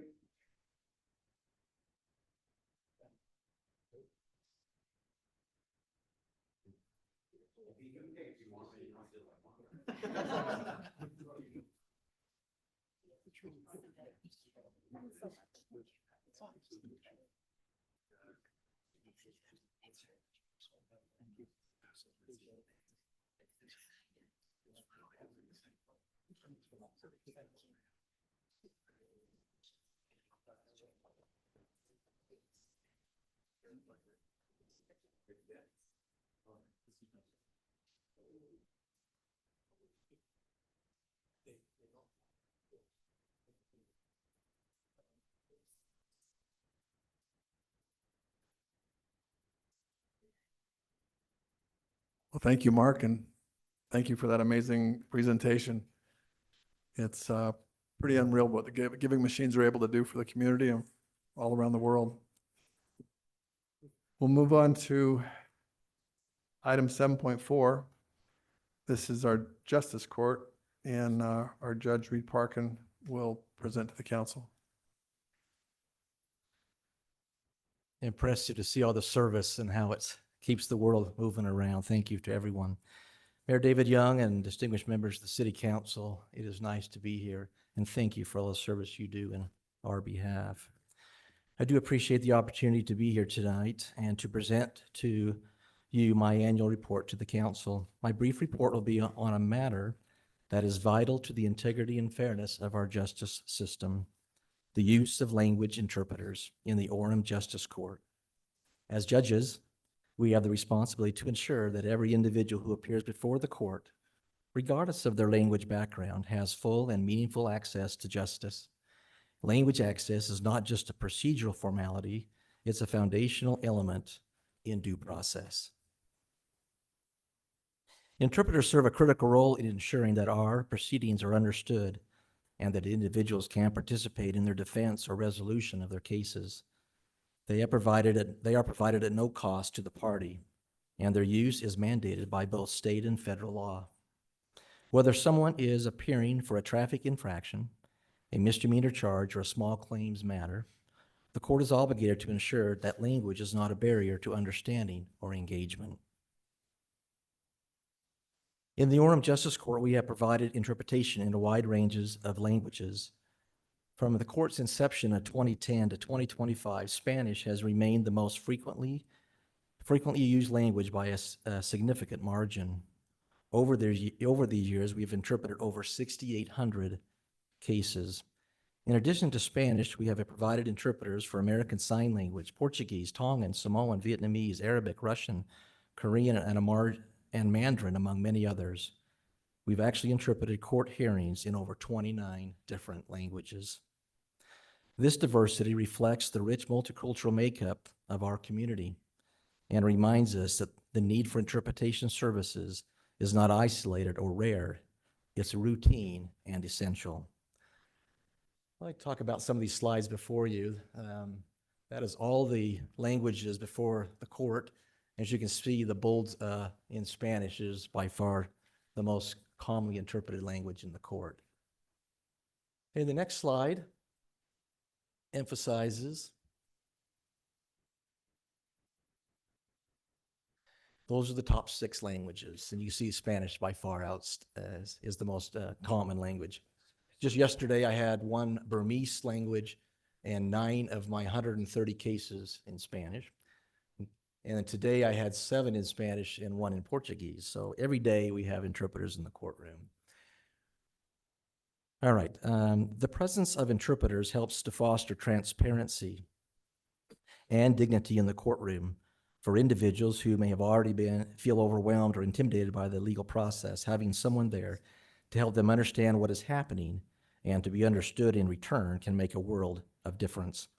This is particularly true for individuals who are navigating the legal system for the first time or who may be unfamiliar with the courtroom procedures. I'd like to refer you to this slide here. The first column in the far left is 2010, the first year the court opened, and then 2011 through 2024. You can see that language need and the need for interpreters is dramatically increased in the court. Cases that have interpreters demand more time from the court's calendar. At a minimum, cases with interpreters take twice as long because all sentences have to be interpreted verbatim. But in reality, we find that the cases take nearly 3 times as long in court in comparison to a case with an English-speaking defendant. So for example, if an individual came into court and they pled to a DUI charge, it may take an English defendant about 10 minutes to sentence and go through the legal colloquy and requirements to make sure they understand the court's order and the plea they're entering into the court. If it was just simply a language issue, it'd be 20 minutes. But in reality, it takes about 30 minutes for most interpreted languages to hear that same case. You take 30 minutes when I got 130 people, not at one time, but about 50 looking at me at the same time. It does slow down the court tremendously, and the demand for interpretation in the courts, as you can see by the graph, has exponentially grown. Interpreter scheduling, of course, presents logistical challenges. Some languages are in higher demand and have more readily available certified interpreters, while others require more effort to coordinate. Nevertheless, the court remains committed to meeting those needs efficiently and professionally. Continued support for these services is essential to maintaining the quality and fairness of our proceedings. In closing, I want to emphasize that language access is not just about communication, it's about justice. The court's responsibility to serve all the members of the public equally, and interpreter services are necessary and a vital part in fulfilling that obligation. I'd like to thank you for your time and your ongoing support of the Orem Justice Court and the court's mission to uphold fairness, accessibility, and trust in the judicial process. Thank you for all you do. Is there any questions I could answer for you? Just we appreciate what you do, and the numbers speak for themselves. You've done an excellent job, so we appreciate you and your service. You're welcome. Thank you. If any of you would like to meet with me individually or have questions about the court, I'm happy to meet with you individually at some time as well. So thank you. Thank you, Judge Parkin.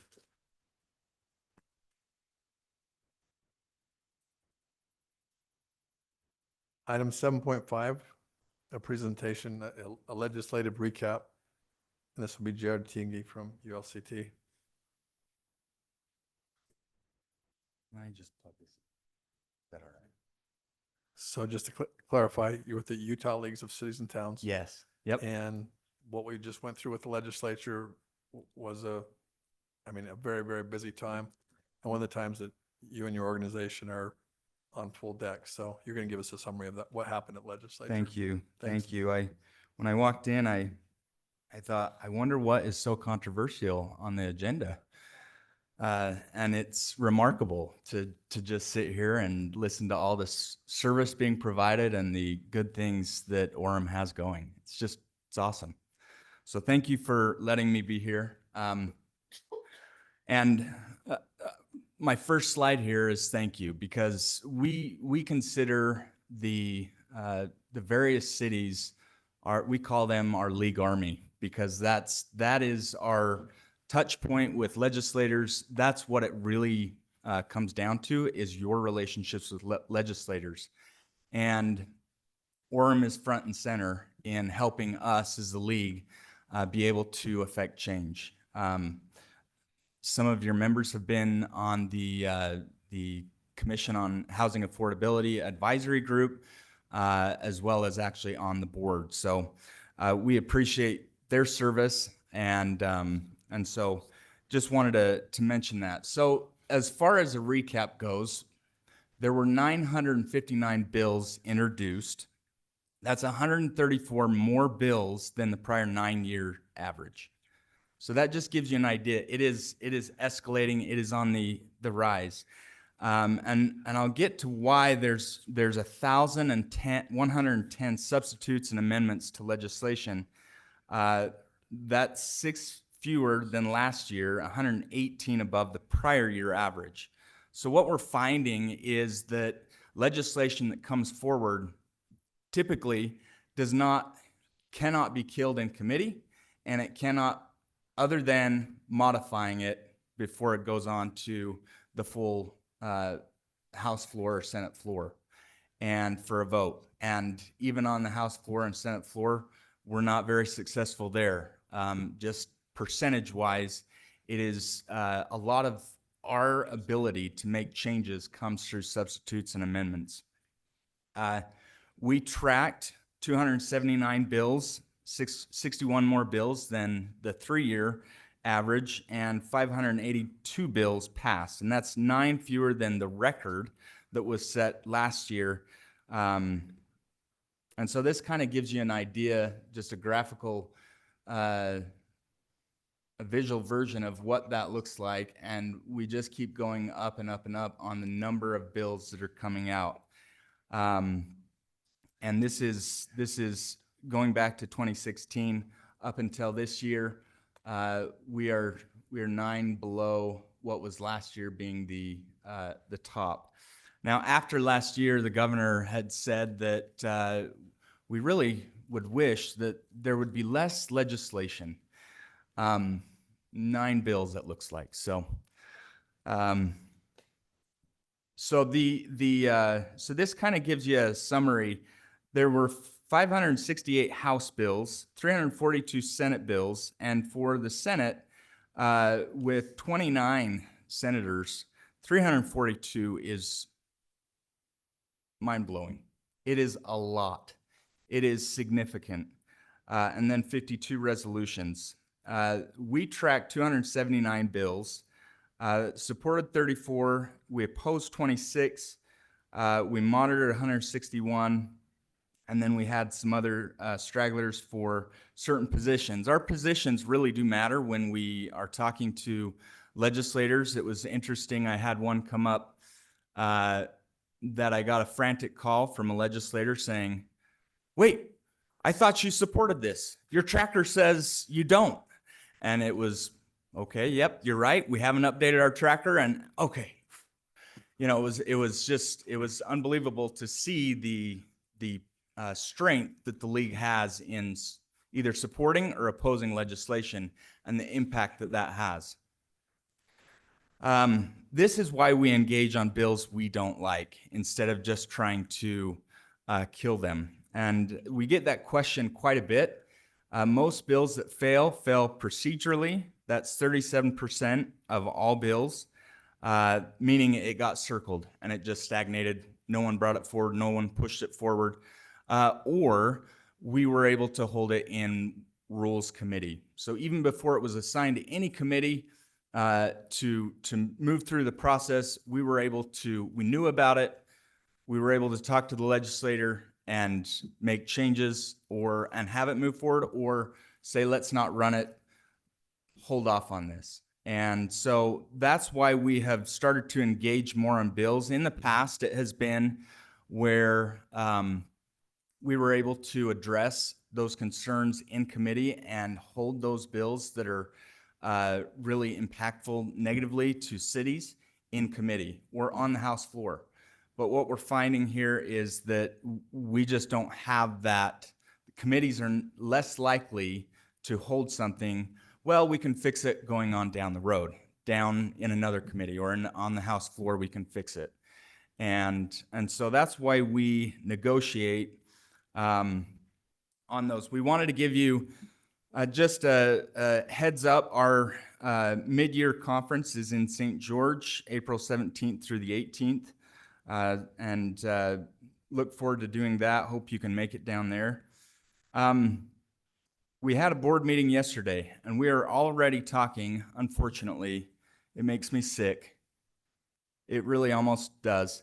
2026 issues that are coming up. So here are conversations that we were punted from this past legislative session to interim, or that we've heard gaining legs already for this upcoming session. So there is already, unfortunately, a lot on the moving forward, and plan to continue moving forward with those. This was the beginning of the legislative session. Well, probably maybe 2 weeks into it. These are things that we had fought off 2 weeks into it. All of these things being concerning for cities generally. And as you look at the municipal revenue, changing the 50-50 sales tax formula, that would have hurt Orem significantly. And we were able to, in fact, probably one of the top 5 cities that it would have impacted the most. And we were able to hold that off and make changes. So from the state zoning policy, the land use processes, and the municipal revenue, all of these things were coming up, and we were able to either talk to the legislator or make a change to help move it forward, but with changes. So I wanted to go through a few of the bills that came up just to show you kind of where we started with them and where it ended.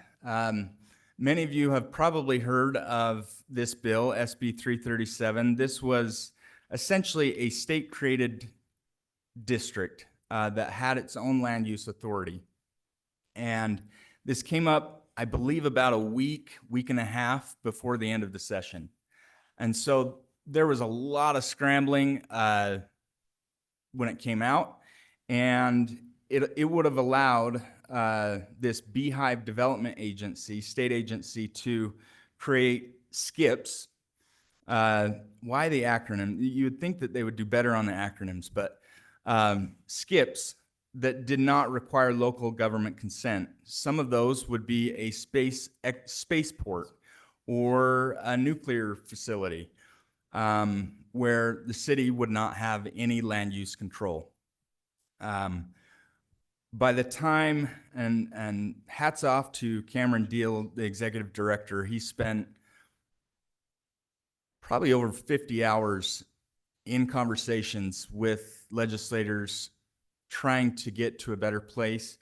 That's where this substitute number 1 came out, requiring local consent for these SCIPs, except on state-owned land, which currently we don't have land use authority on state-owned land anyways. So it's hard to make that argument. Eventually, the bill was circled based upon all the concerns that we brought up, and it never went forward. But going back to the items that will be discussed over the interim, this is will definitely come back up. HB 88, housing policy amendments. This was where it started, was detached ADUs by right in all cities within counties of the first and second class. Couldn't prohibit modular units, and then cities only have to report on MIHP, the Moderate Income Housing Plan, every 3 years. This ended up failing in the House Subs Committee. We spoke against it in the committee and brought our concerns up, and the committee listened to those concerns. And a lot of times we are able to say, look, why don't we stop this bill and let's look at something better that's in another bill so that we can push that forward.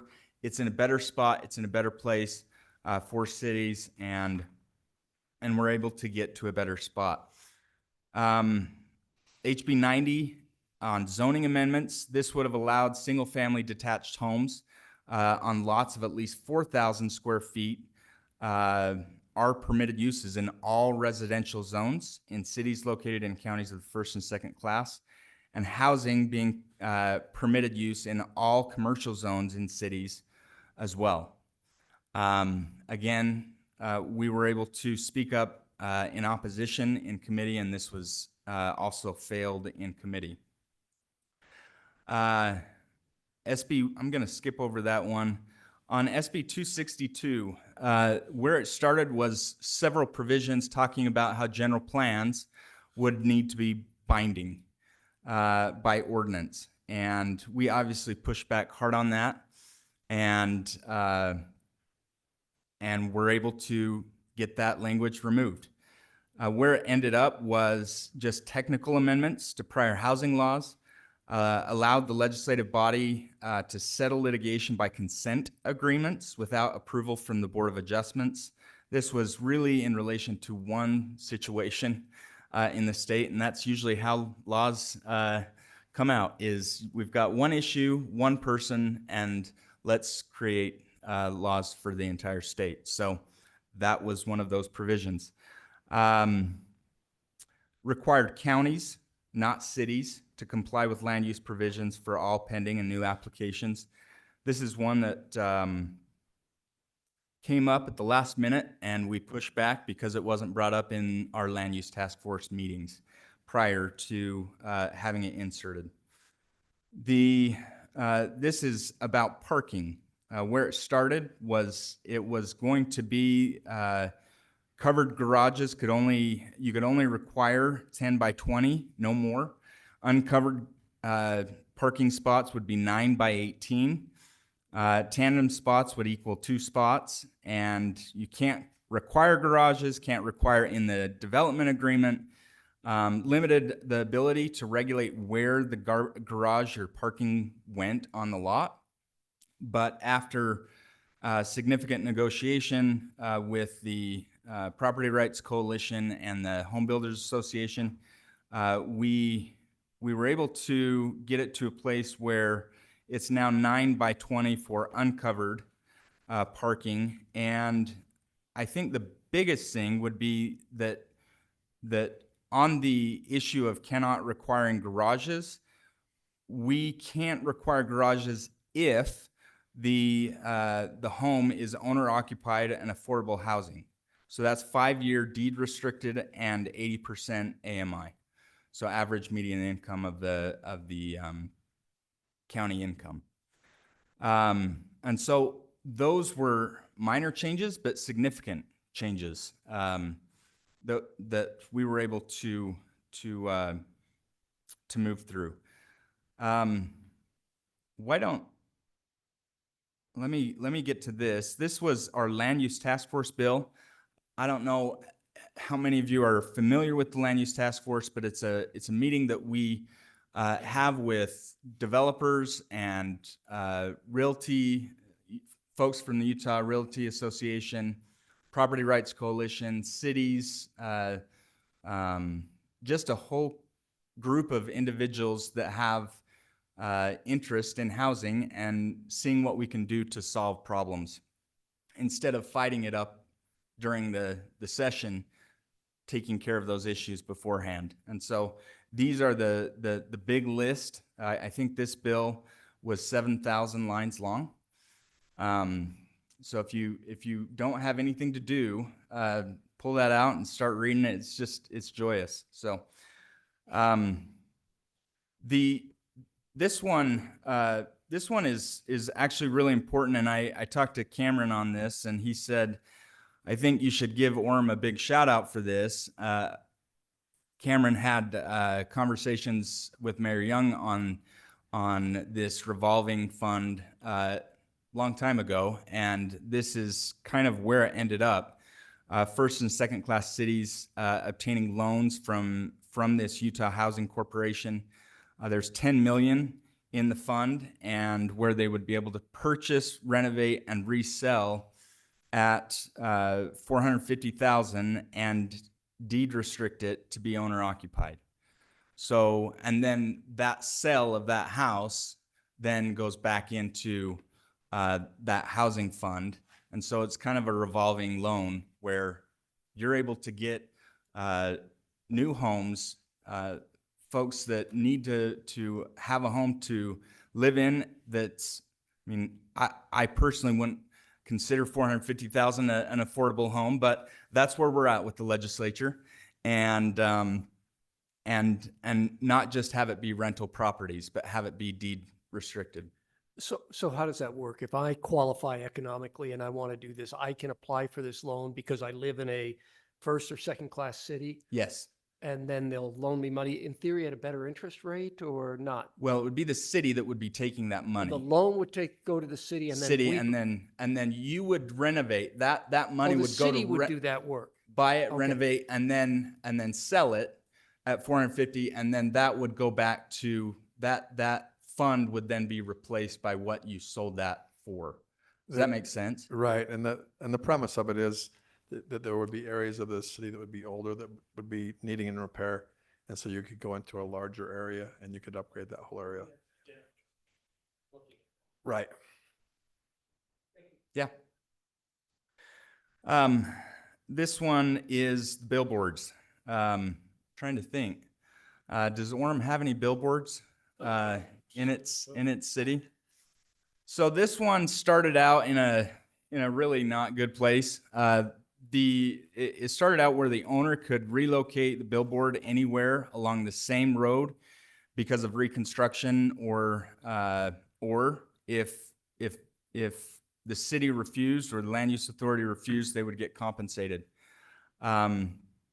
Where it ended up was it can move within the same city or in an unincorporated county on the same highway, on the same property, or on an adjacent property, or within a different city, so long as that different city agreed, both parties agreed that billboard would be moving to their city. So initially, it would have been forced if cities adjacent to you wanted to move that billboard and say, well, you can move billboard wherever you want, it could end up in another city. And if that city decided to say, no, we don't want that billboard here, they would then need to compensate the billboard company for, even though it wasn't even in their city, they had nothing to do with it except to say, we don't want that billboard in our city. It was never in our city in the first place. So we were able to dial it back with those that were pushing it to within the same city. So that's where we got with that. And those are, like I said, of the 279, that was just a few that came up. So any questions that you have for me? Thanks for keeping us informed, you and the rest. I talked to Representative Peterson on that billboard one at Cameron's request, and I know I connected them. Thank you for keeping us alert when we can be of help, because we don't track 900 bills, right? You have an army that does that and reads 7,000 lines or whatever you said. So when you can reach out to us, we're happy to help. Thank you for keeping me informed, at least. And I should say this, it really, really, really does make a difference when we're able to call upon council members and mayors to reach out to the legislators. I've been with the league for 2 years, and it is remarkable to see what happens when they start getting texts, when they start getting calls. What was a I'm not going to work with them. We're going to, push this through. It's, well, let's see what we can do. It is remarkable to see the difference just by a text or a phone call. So you're thanking me. Thank you. Really, it really does come back to all of you reaching out to the legislators. And I want to throw it back to you because I've just seen in my time here, last few years, as far as our ability to work with the ULCT and have them represent Orem and the values and things that we stand for. We've had some really good discussions, and we feel like you're completely on board as far as helping us. And just to give people out there an idea of what this is like, if you took every bad idea you could think of, and then you cram it into 45 days, and you do hundreds of them at once, and now you've got to try and stop that from coming and happening to you. That's the bubble we're living in during legislative sessions. We appreciate all your help. Thank you. Thank you. Lene? Oh, I just wanted to say, first of all, just shout out to Cameron, right? I love the picture Yes. that he posted. I don't know where I saw it, but his kids make like the paper chain that you make at Christmas to count down the days to Christmas. His kids do it to count down the days to the end of legislative session so he can be home with them again. Because he really does put in so much time. And just a shout out to you guys, because really 3 years ago, we started talking about renewal for our established, I guess we're now called legacy communities. We started talking about owner occupied housing. We just started putting those messages out there, and it seemed insurmountable to get that up the list of importance and to be heard as legacy cities. And Right, it was at going to the league meetings down in St. George. When you have the meetings down there, it was just so rewarding to hear these other cities on the east side of the Wasatch Front, right, saying the same things. Yes. So shout out to you guys for helping us bring those issues up, and that, what was it, the HB 360 that Mayor, and I got to do a shout out to Steve Earle, our city attorney. That one was huge to have that opportunity to have funding to renew our homes and create nice, affordable homes instead of slums, Yeah. frankly. I don't know what else to say, but to help get that remodeling and that opportunity. So you guys have really helped us have a voice for that. Thank you so much. Tell Cameron, thank you. Thank you. Thank you. All right, we're up to item number 8, personal appearances. We've got, let me just read this real quick. Time has been set aside for the public to express their ideas, concerns, and comments on items not on the agenda. Those wishing to speak are encouraged to show respect for those who serve the city. Comments should focus on issues concerning the city. Those wishing to speak should have signed in before the beginning of the meeting, and please limit your comments to 3 minutes or less. I've got 5 people here that have signed up to comment tonight. First on the list is Chris Hammond, if you'd like to come up.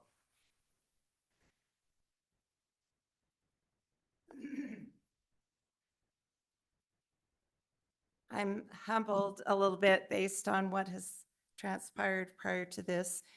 Good evening, members of the council and mayor. My name is Chris Hammond, and I've lived in this community my whole life.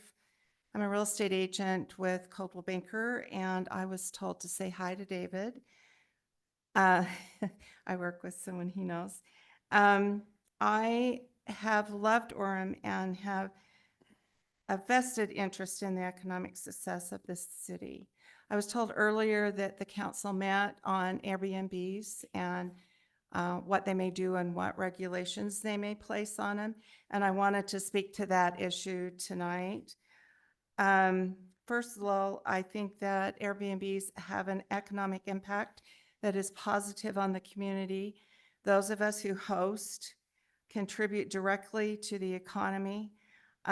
We pay taxes, we support local businesses and proceeds services that otherwise may not be available. And it is a direct boost to neighborhoods.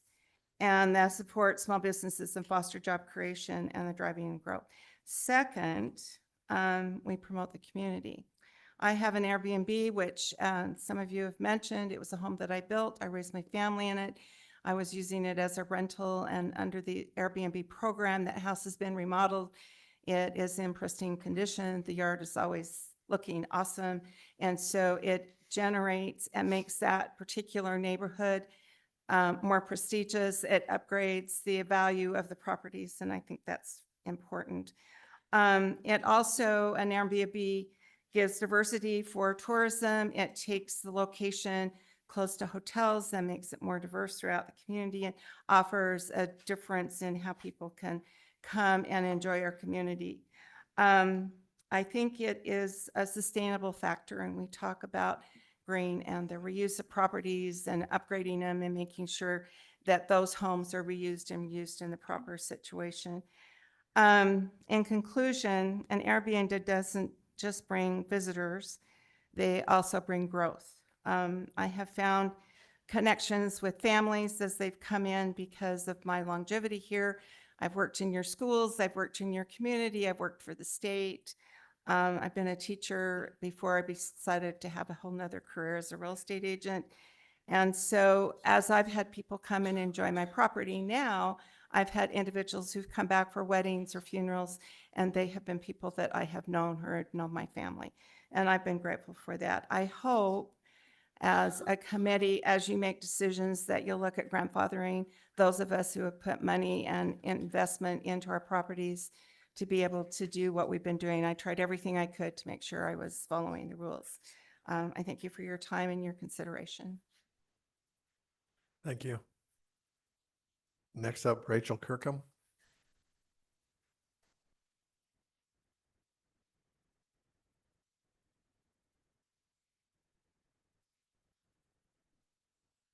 Good evening. I'm just going to double up on what Chris said a little bit, but I will try not to duplicate. My name is Rachel Kirkham. I'm here representing a group of 35 short-term rental hosts in Orem that have met together to discuss your current draft of the rules. We appreciate your effort that you've put into creating fair regulations. I did want to, is anyone else here? You can stand. There's a few of us.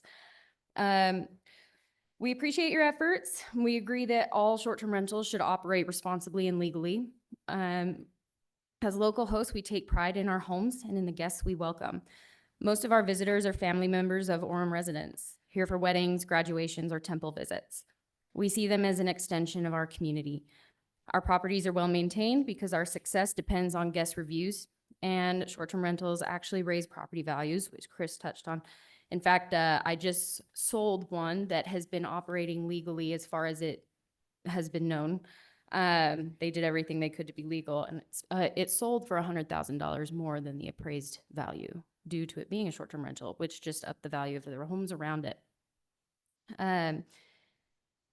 Let's see, there have been some concerns that have been raised about short-term rentals, and rightfully so. So we wanted to address them. The affordable housing talk.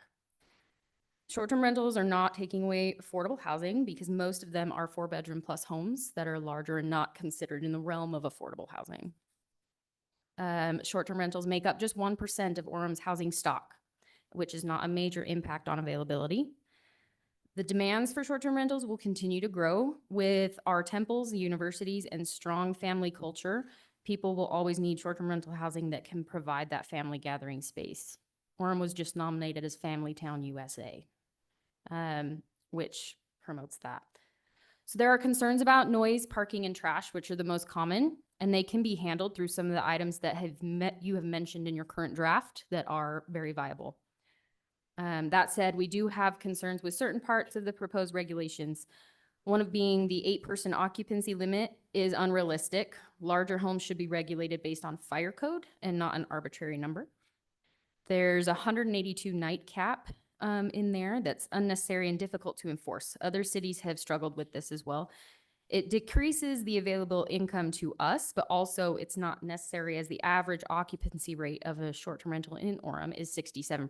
So they're rarely, if ever, 100% full. There is a proposed 100 citywide cap, which is too low. A percentage based on per area approach would be more effective. And then limiting the number of STRs or short-term rentals that one person can own is a bit unfair. Responsible operators shouldn't be penalized for doing things the correct way. So we aren't here to fight regulation. We want fair, enforceable policies that work for everyone. They bring value to Orem, as Chris mentioned, and we hope that we can collaborate more on that. UVU does offer a short-term rental certification course. It's accredited in 12 universities, and it's in our backyard. And this could be something that you could incorporate into the licensing procedure or violators that might work. And thank you for your time. Thank you. Next, David Pastana.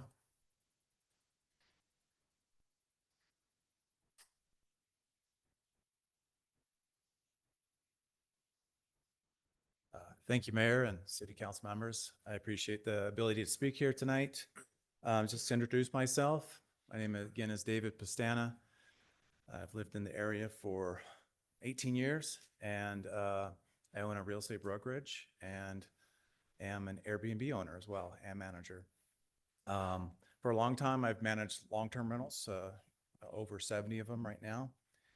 I wanted to speak to some of the regulations that have caught our attention that have been previously mentioned, that are really important to us.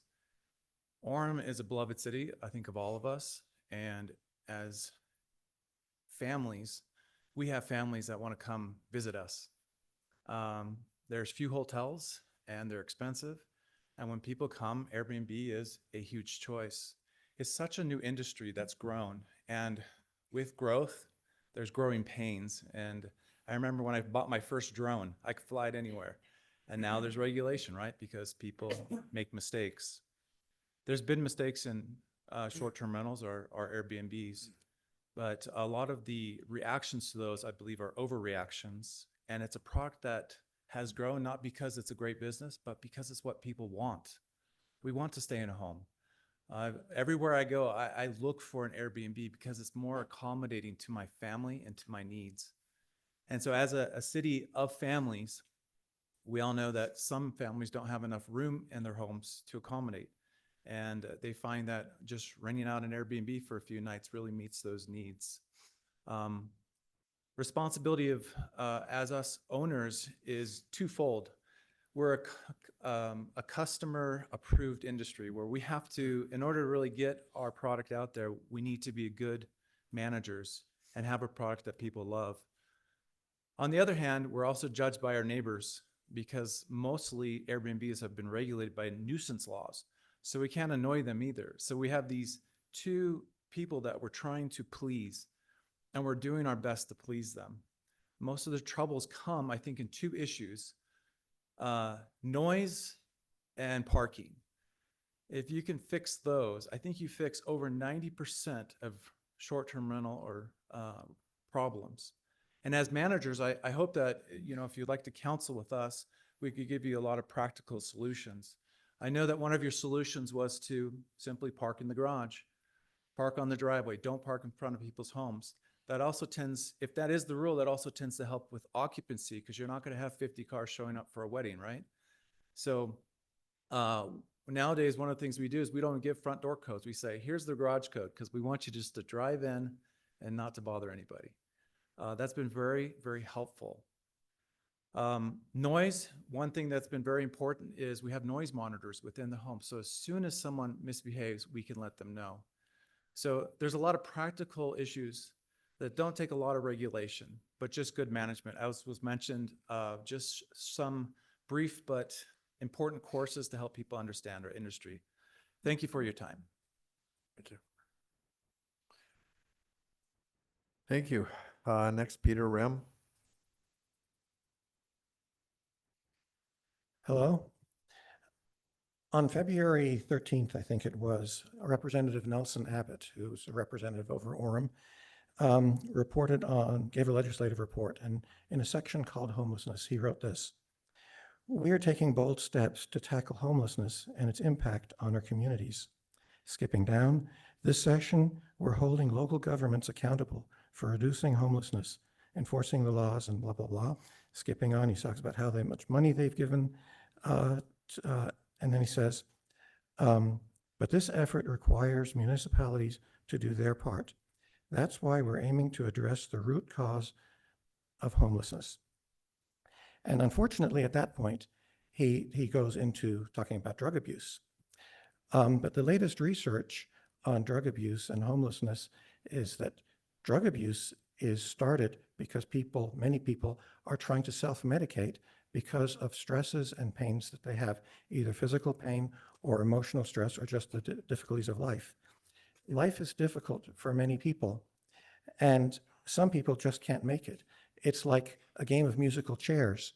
As we raise standards and expect people to do more and more, there will always be some that just can't reach that next standard, and then they can't make their mortgage payments, or they can't keep their job or whatever, and then they fall off and they don't have a chair anymore.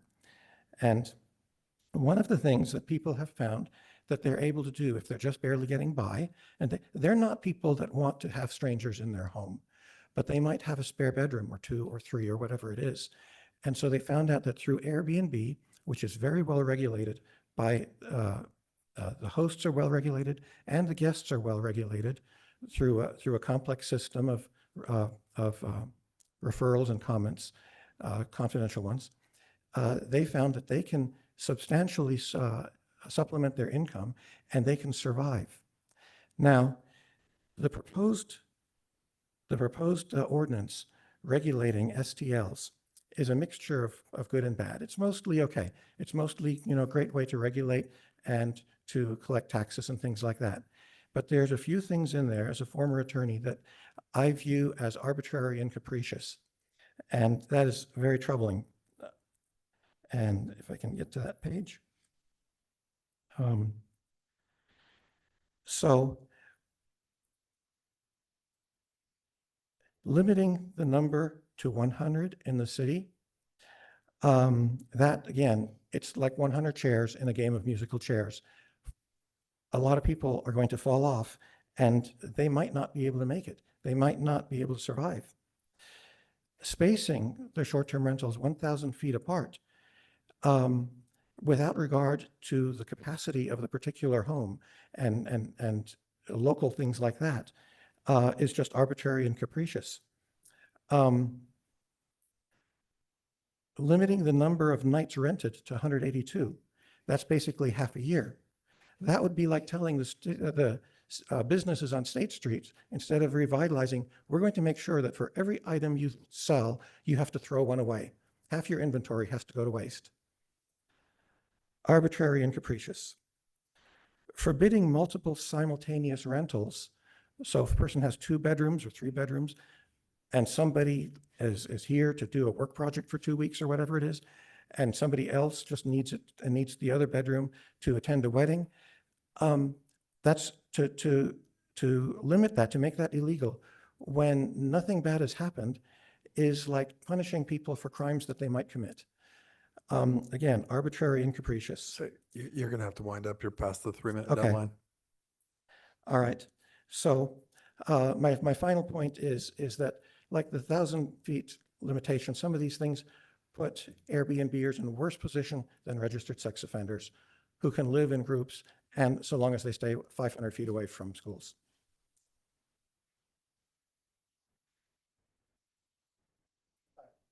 Next, Derek Phelps.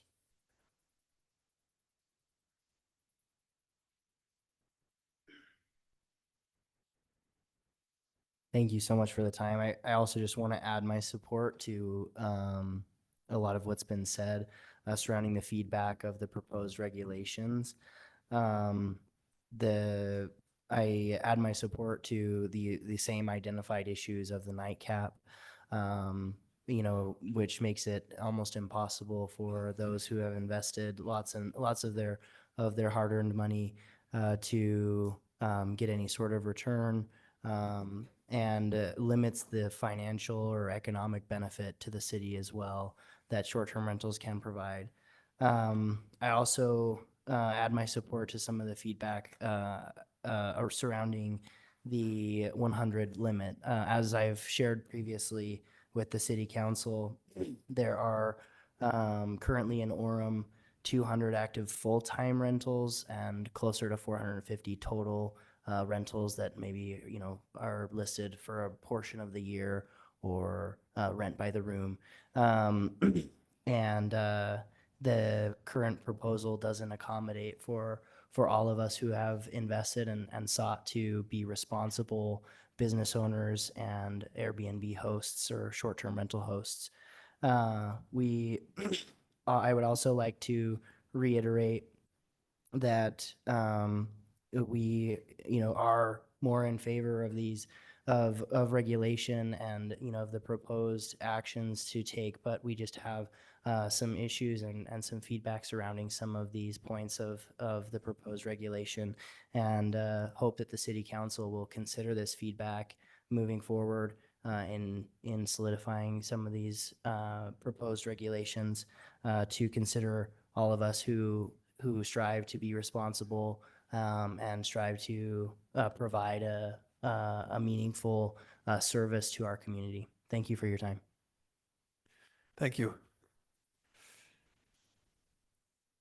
Next, we'll move on to item number 9, the consent items. On the consent items for approval, we have approval of meeting minutes for January 28th and February 11th, 2020, or is that right? It says January 28th, 2024, that's 2025, right? Yes. Typo.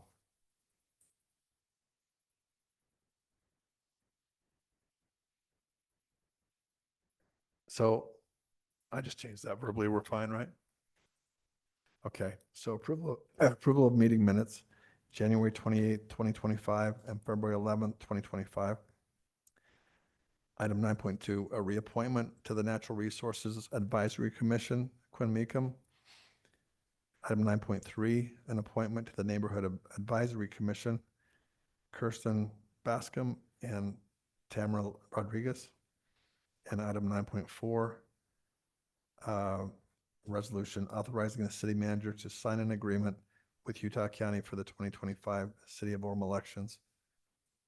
Would you like to introduce your people? Yeah, I believe, so my commission is the Neighborhood Advisory Commission, and is Kirsten here? Kirsten Bascom, I didn't see her. But Tammy Rodriguez is here. So Tammy, if you want to stand up. We're really excited about our commission. We're just doing some great things, and just kind of to give you a little heads up, our last meeting, we talked about emergency preparedness and preparing the neighborhoods in Orem for, you know, drills. We talked about code enforcement to making sure that our community doesn't go into decline when our ordinances aren't followed. We talked about beautification awards. We talked about our school resource officers, our police, and my hometown.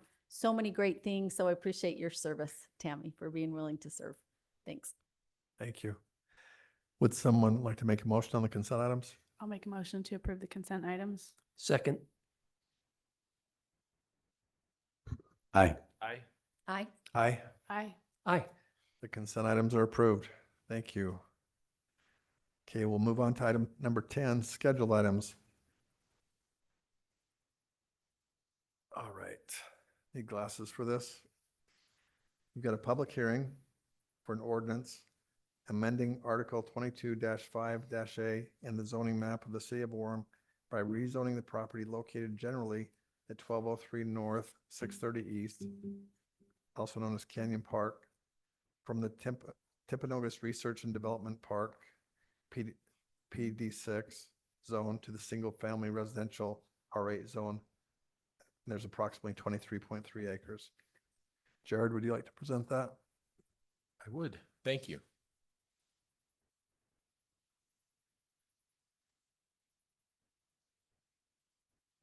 All right. Thank you for having me here tonight. And I will I'll present this, and I'm not going to reread what you just read, Mayor. That's great. This is the Canyon Park rezone, what we commonly refer to as the Canyon Park rezone. It is a request by Tri-Point Homes. Their representatives are here tonight. They can answer some questions for you after we've gone through the slides for the public. Like you said, this is the PD6 zone to a single-family residential R8 zone request. This is the area that we're talking about. It's a portion of the research park there. So those buildings would be removed, the parking lot would be removed, and there would be roads and homes put in if it were rezoned for single-family development. The rest of the research park at this time would remain. How many buildings are left in the research park? Left in the research park, I'm not sure how many are considered, sorry. So there's 13 buildings in that park? Okay, all right, thank you. No, that's great, thank you. So this would remove those two. Might be off one. A building here or there, give or take. A lot of buildings still up there remaining. Those two would be removed to make way for development if this were approved. And that's a point that we should make, actually. This is the request to rezone. The property is currently zoned for this research park. If it were rezoned, there are other applications that have to follow for subdivision if it were, in fact, approved for a rezone. This is that zoning we're talking about, the PD6. The rezone request is to this other color, the R8. It's a single-family detached zoning, 8,000 square foot lots. Some of that information is over here on the side. You can see the PD6 Timpanogos Research Park and Development, or Research and Development Park, is a specialized zone that was created specifically for that park. Has architecture restrictions, special parking requirements, et cetera. There's nothing about single-family zoning in it. It's not allowed for that.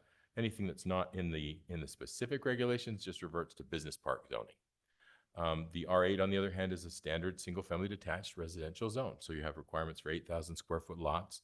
Multifamily is not permitted. You do have some permitted uses for churches and schools and other utilities, things like that go in that residential area. But again, no multifamily, no commercial would be permitted in that zone if it were approved.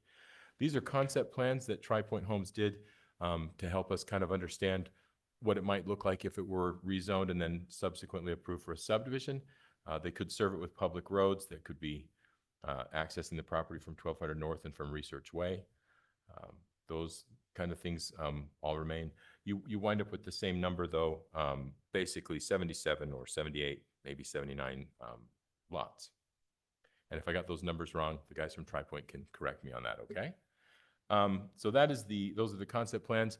This isn't, again, though, just to be clear, this is not the subdivision application. These are potential subdivisions that could occur if it were approved for the rezone. The Planning Commission did hear this in public hearing earlier in the month. They did vote 5-2 to recommend approval to the council. So we have that information for you. You can see the minutes in the packet as well.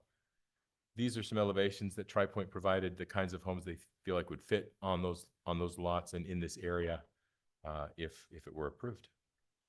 So with that as a reminder, the council can take different actions tonight. You can approve, you can deny, or you can forward this or continue it to another night if you have other questions. And I did put that language, all the legal language is in a motion to deny or approve if you need that language to read on a bigger screen. So go. You have any questions for staff at this point on that? Right? Thank you. Yeah. Yes. Yeah, no one's got any questions right now. Okay. As is mentioned, this is our third bite at the apple. Right. You've seen And it in so other forms. we've seen this a lot of different ways and looked at it a lot of different ways. Yeah. Let me go ahead and open this up for the public hearing. If anyone in the public would like to comment on this project.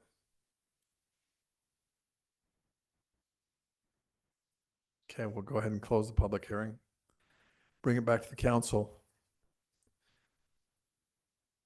Feel free to let your hearts be open. Mayor? Yes. I'm not sure if you asked the applicant to come up or give them a chance to present, or if they want to have an opportunity to do that, but it might be a good idea before you start discussing. Okay. Come on up.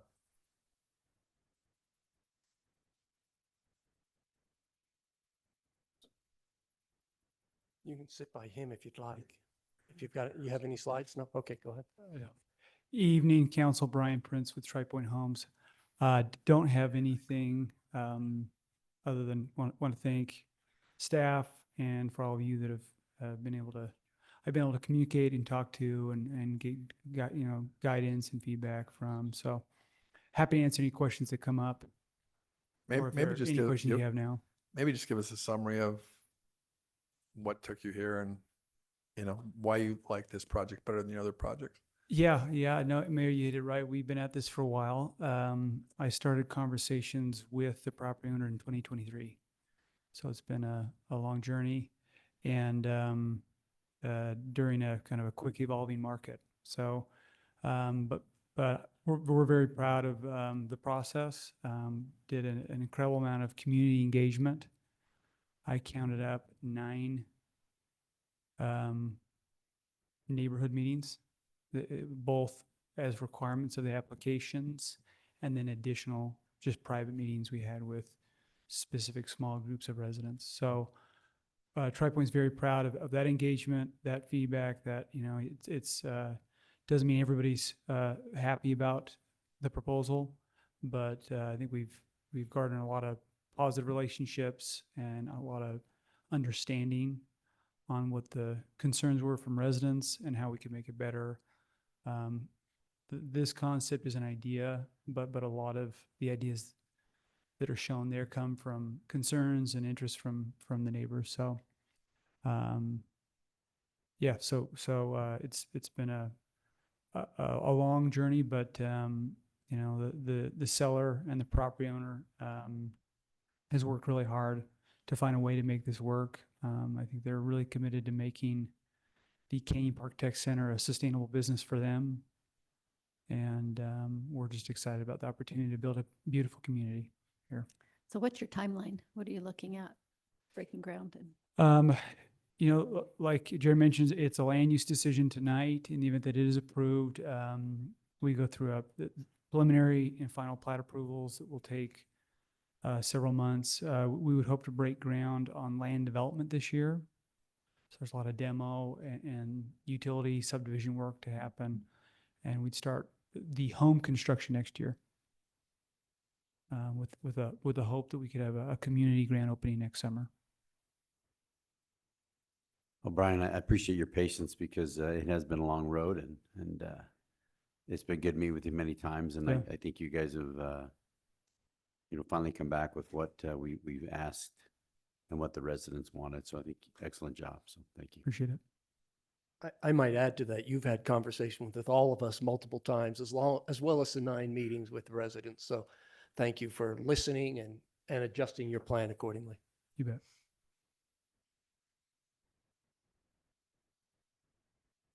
Yeah, and I guess as far as just for me to summarize how I feel about this project, whenever we have a development like this, it's going to raise a lot of questions and eyebrows. And we use as our benchmark Family City USA. And so this, by coming back as an R8 development, fits in with Family City USA. So I think that says something. I think also in previous meetings, we had a lot of unhappy residents that didn't like the density and didn't like the plan.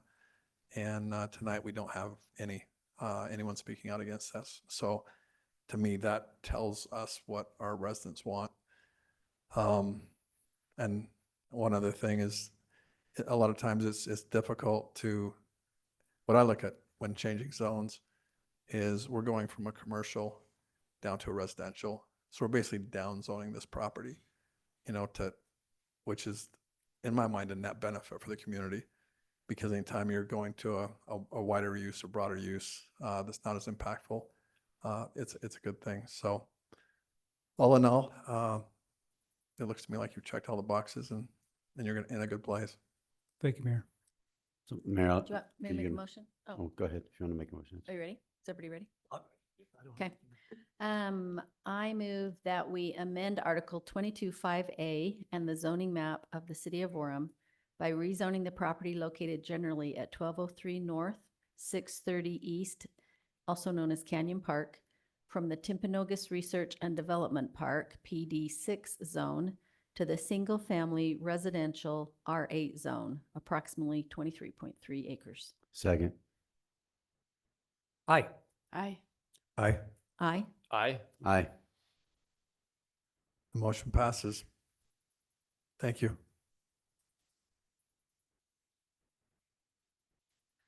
Mayor, I think you need a motion to defer the next one, to continue. I do. Mayor, I move that we continue item 10.2 to the Ken Garff rezone to the April 8th, 2025 City Council meeting. Do we have a reason for that for our public so they can know? The reason is because we're not completely clear on what needs to be done, and we're still having conversations so we can get clarity, then we can I present think to it's the a council. clarification of the development agreement, what, Yeah, what's going to be in it. yeah, and then what, And we only gave them 2 weeks to get what to they there. can stomach and what we Yep. can stomach, so. Thank Yeah. you. Then I second. I, Aye. Aye. Aye. Aye. Aye. Aye. The ordinance or the resolution's continued. Okay. Last on our agenda, we have our city manager. Just real quick, you see here on the dais, the invitation for the new City Hall open house. We have these ready to be mailed out to a, you know, a sizable list of partners, friends, neighbors, VIPs, et cetera. If there is anyone in particular that you want to make sure we're sending out to, please let Lori know, and we're happy to send out a snail mailed invitation to the open house on April 22nd. I just want to totally second this event because we've been waiting for it since October, right? That was the first date. So it'll be beautiful. It will be worth the wait, right? Yes, and I mean, we're gonna make it fun too. There'll be little games, and we'll have staff helping to take people through and Anyone going to be notifying on the dressed up in statistics. hunting gear that night by any chance? You never know. I'll also just make a quick note. We do have the wood flag has been installed. That's the wood from the old Freedom Tree. That's been installed in the new city center, the new council chambers. We also have our new city seal that is in transit and will be installed within the next couple of weeks. So that's on its way. You've also noticed that may have noticed that there are pictures that we've been taking down. For example, former mayors, and then out in the hall, former Miss Orems. We're actually scanning those and digitizing them so that we have a digital signage that some of those will go on in the new city center. So anyway,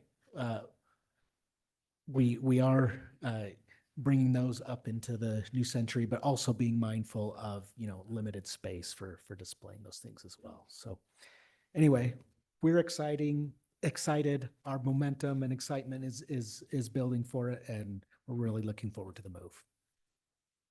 Thank you, Bren. Would someone like to make a motion to adjourn? So moved. Second. Aye. Aye. Aye. Aye. Aye. I.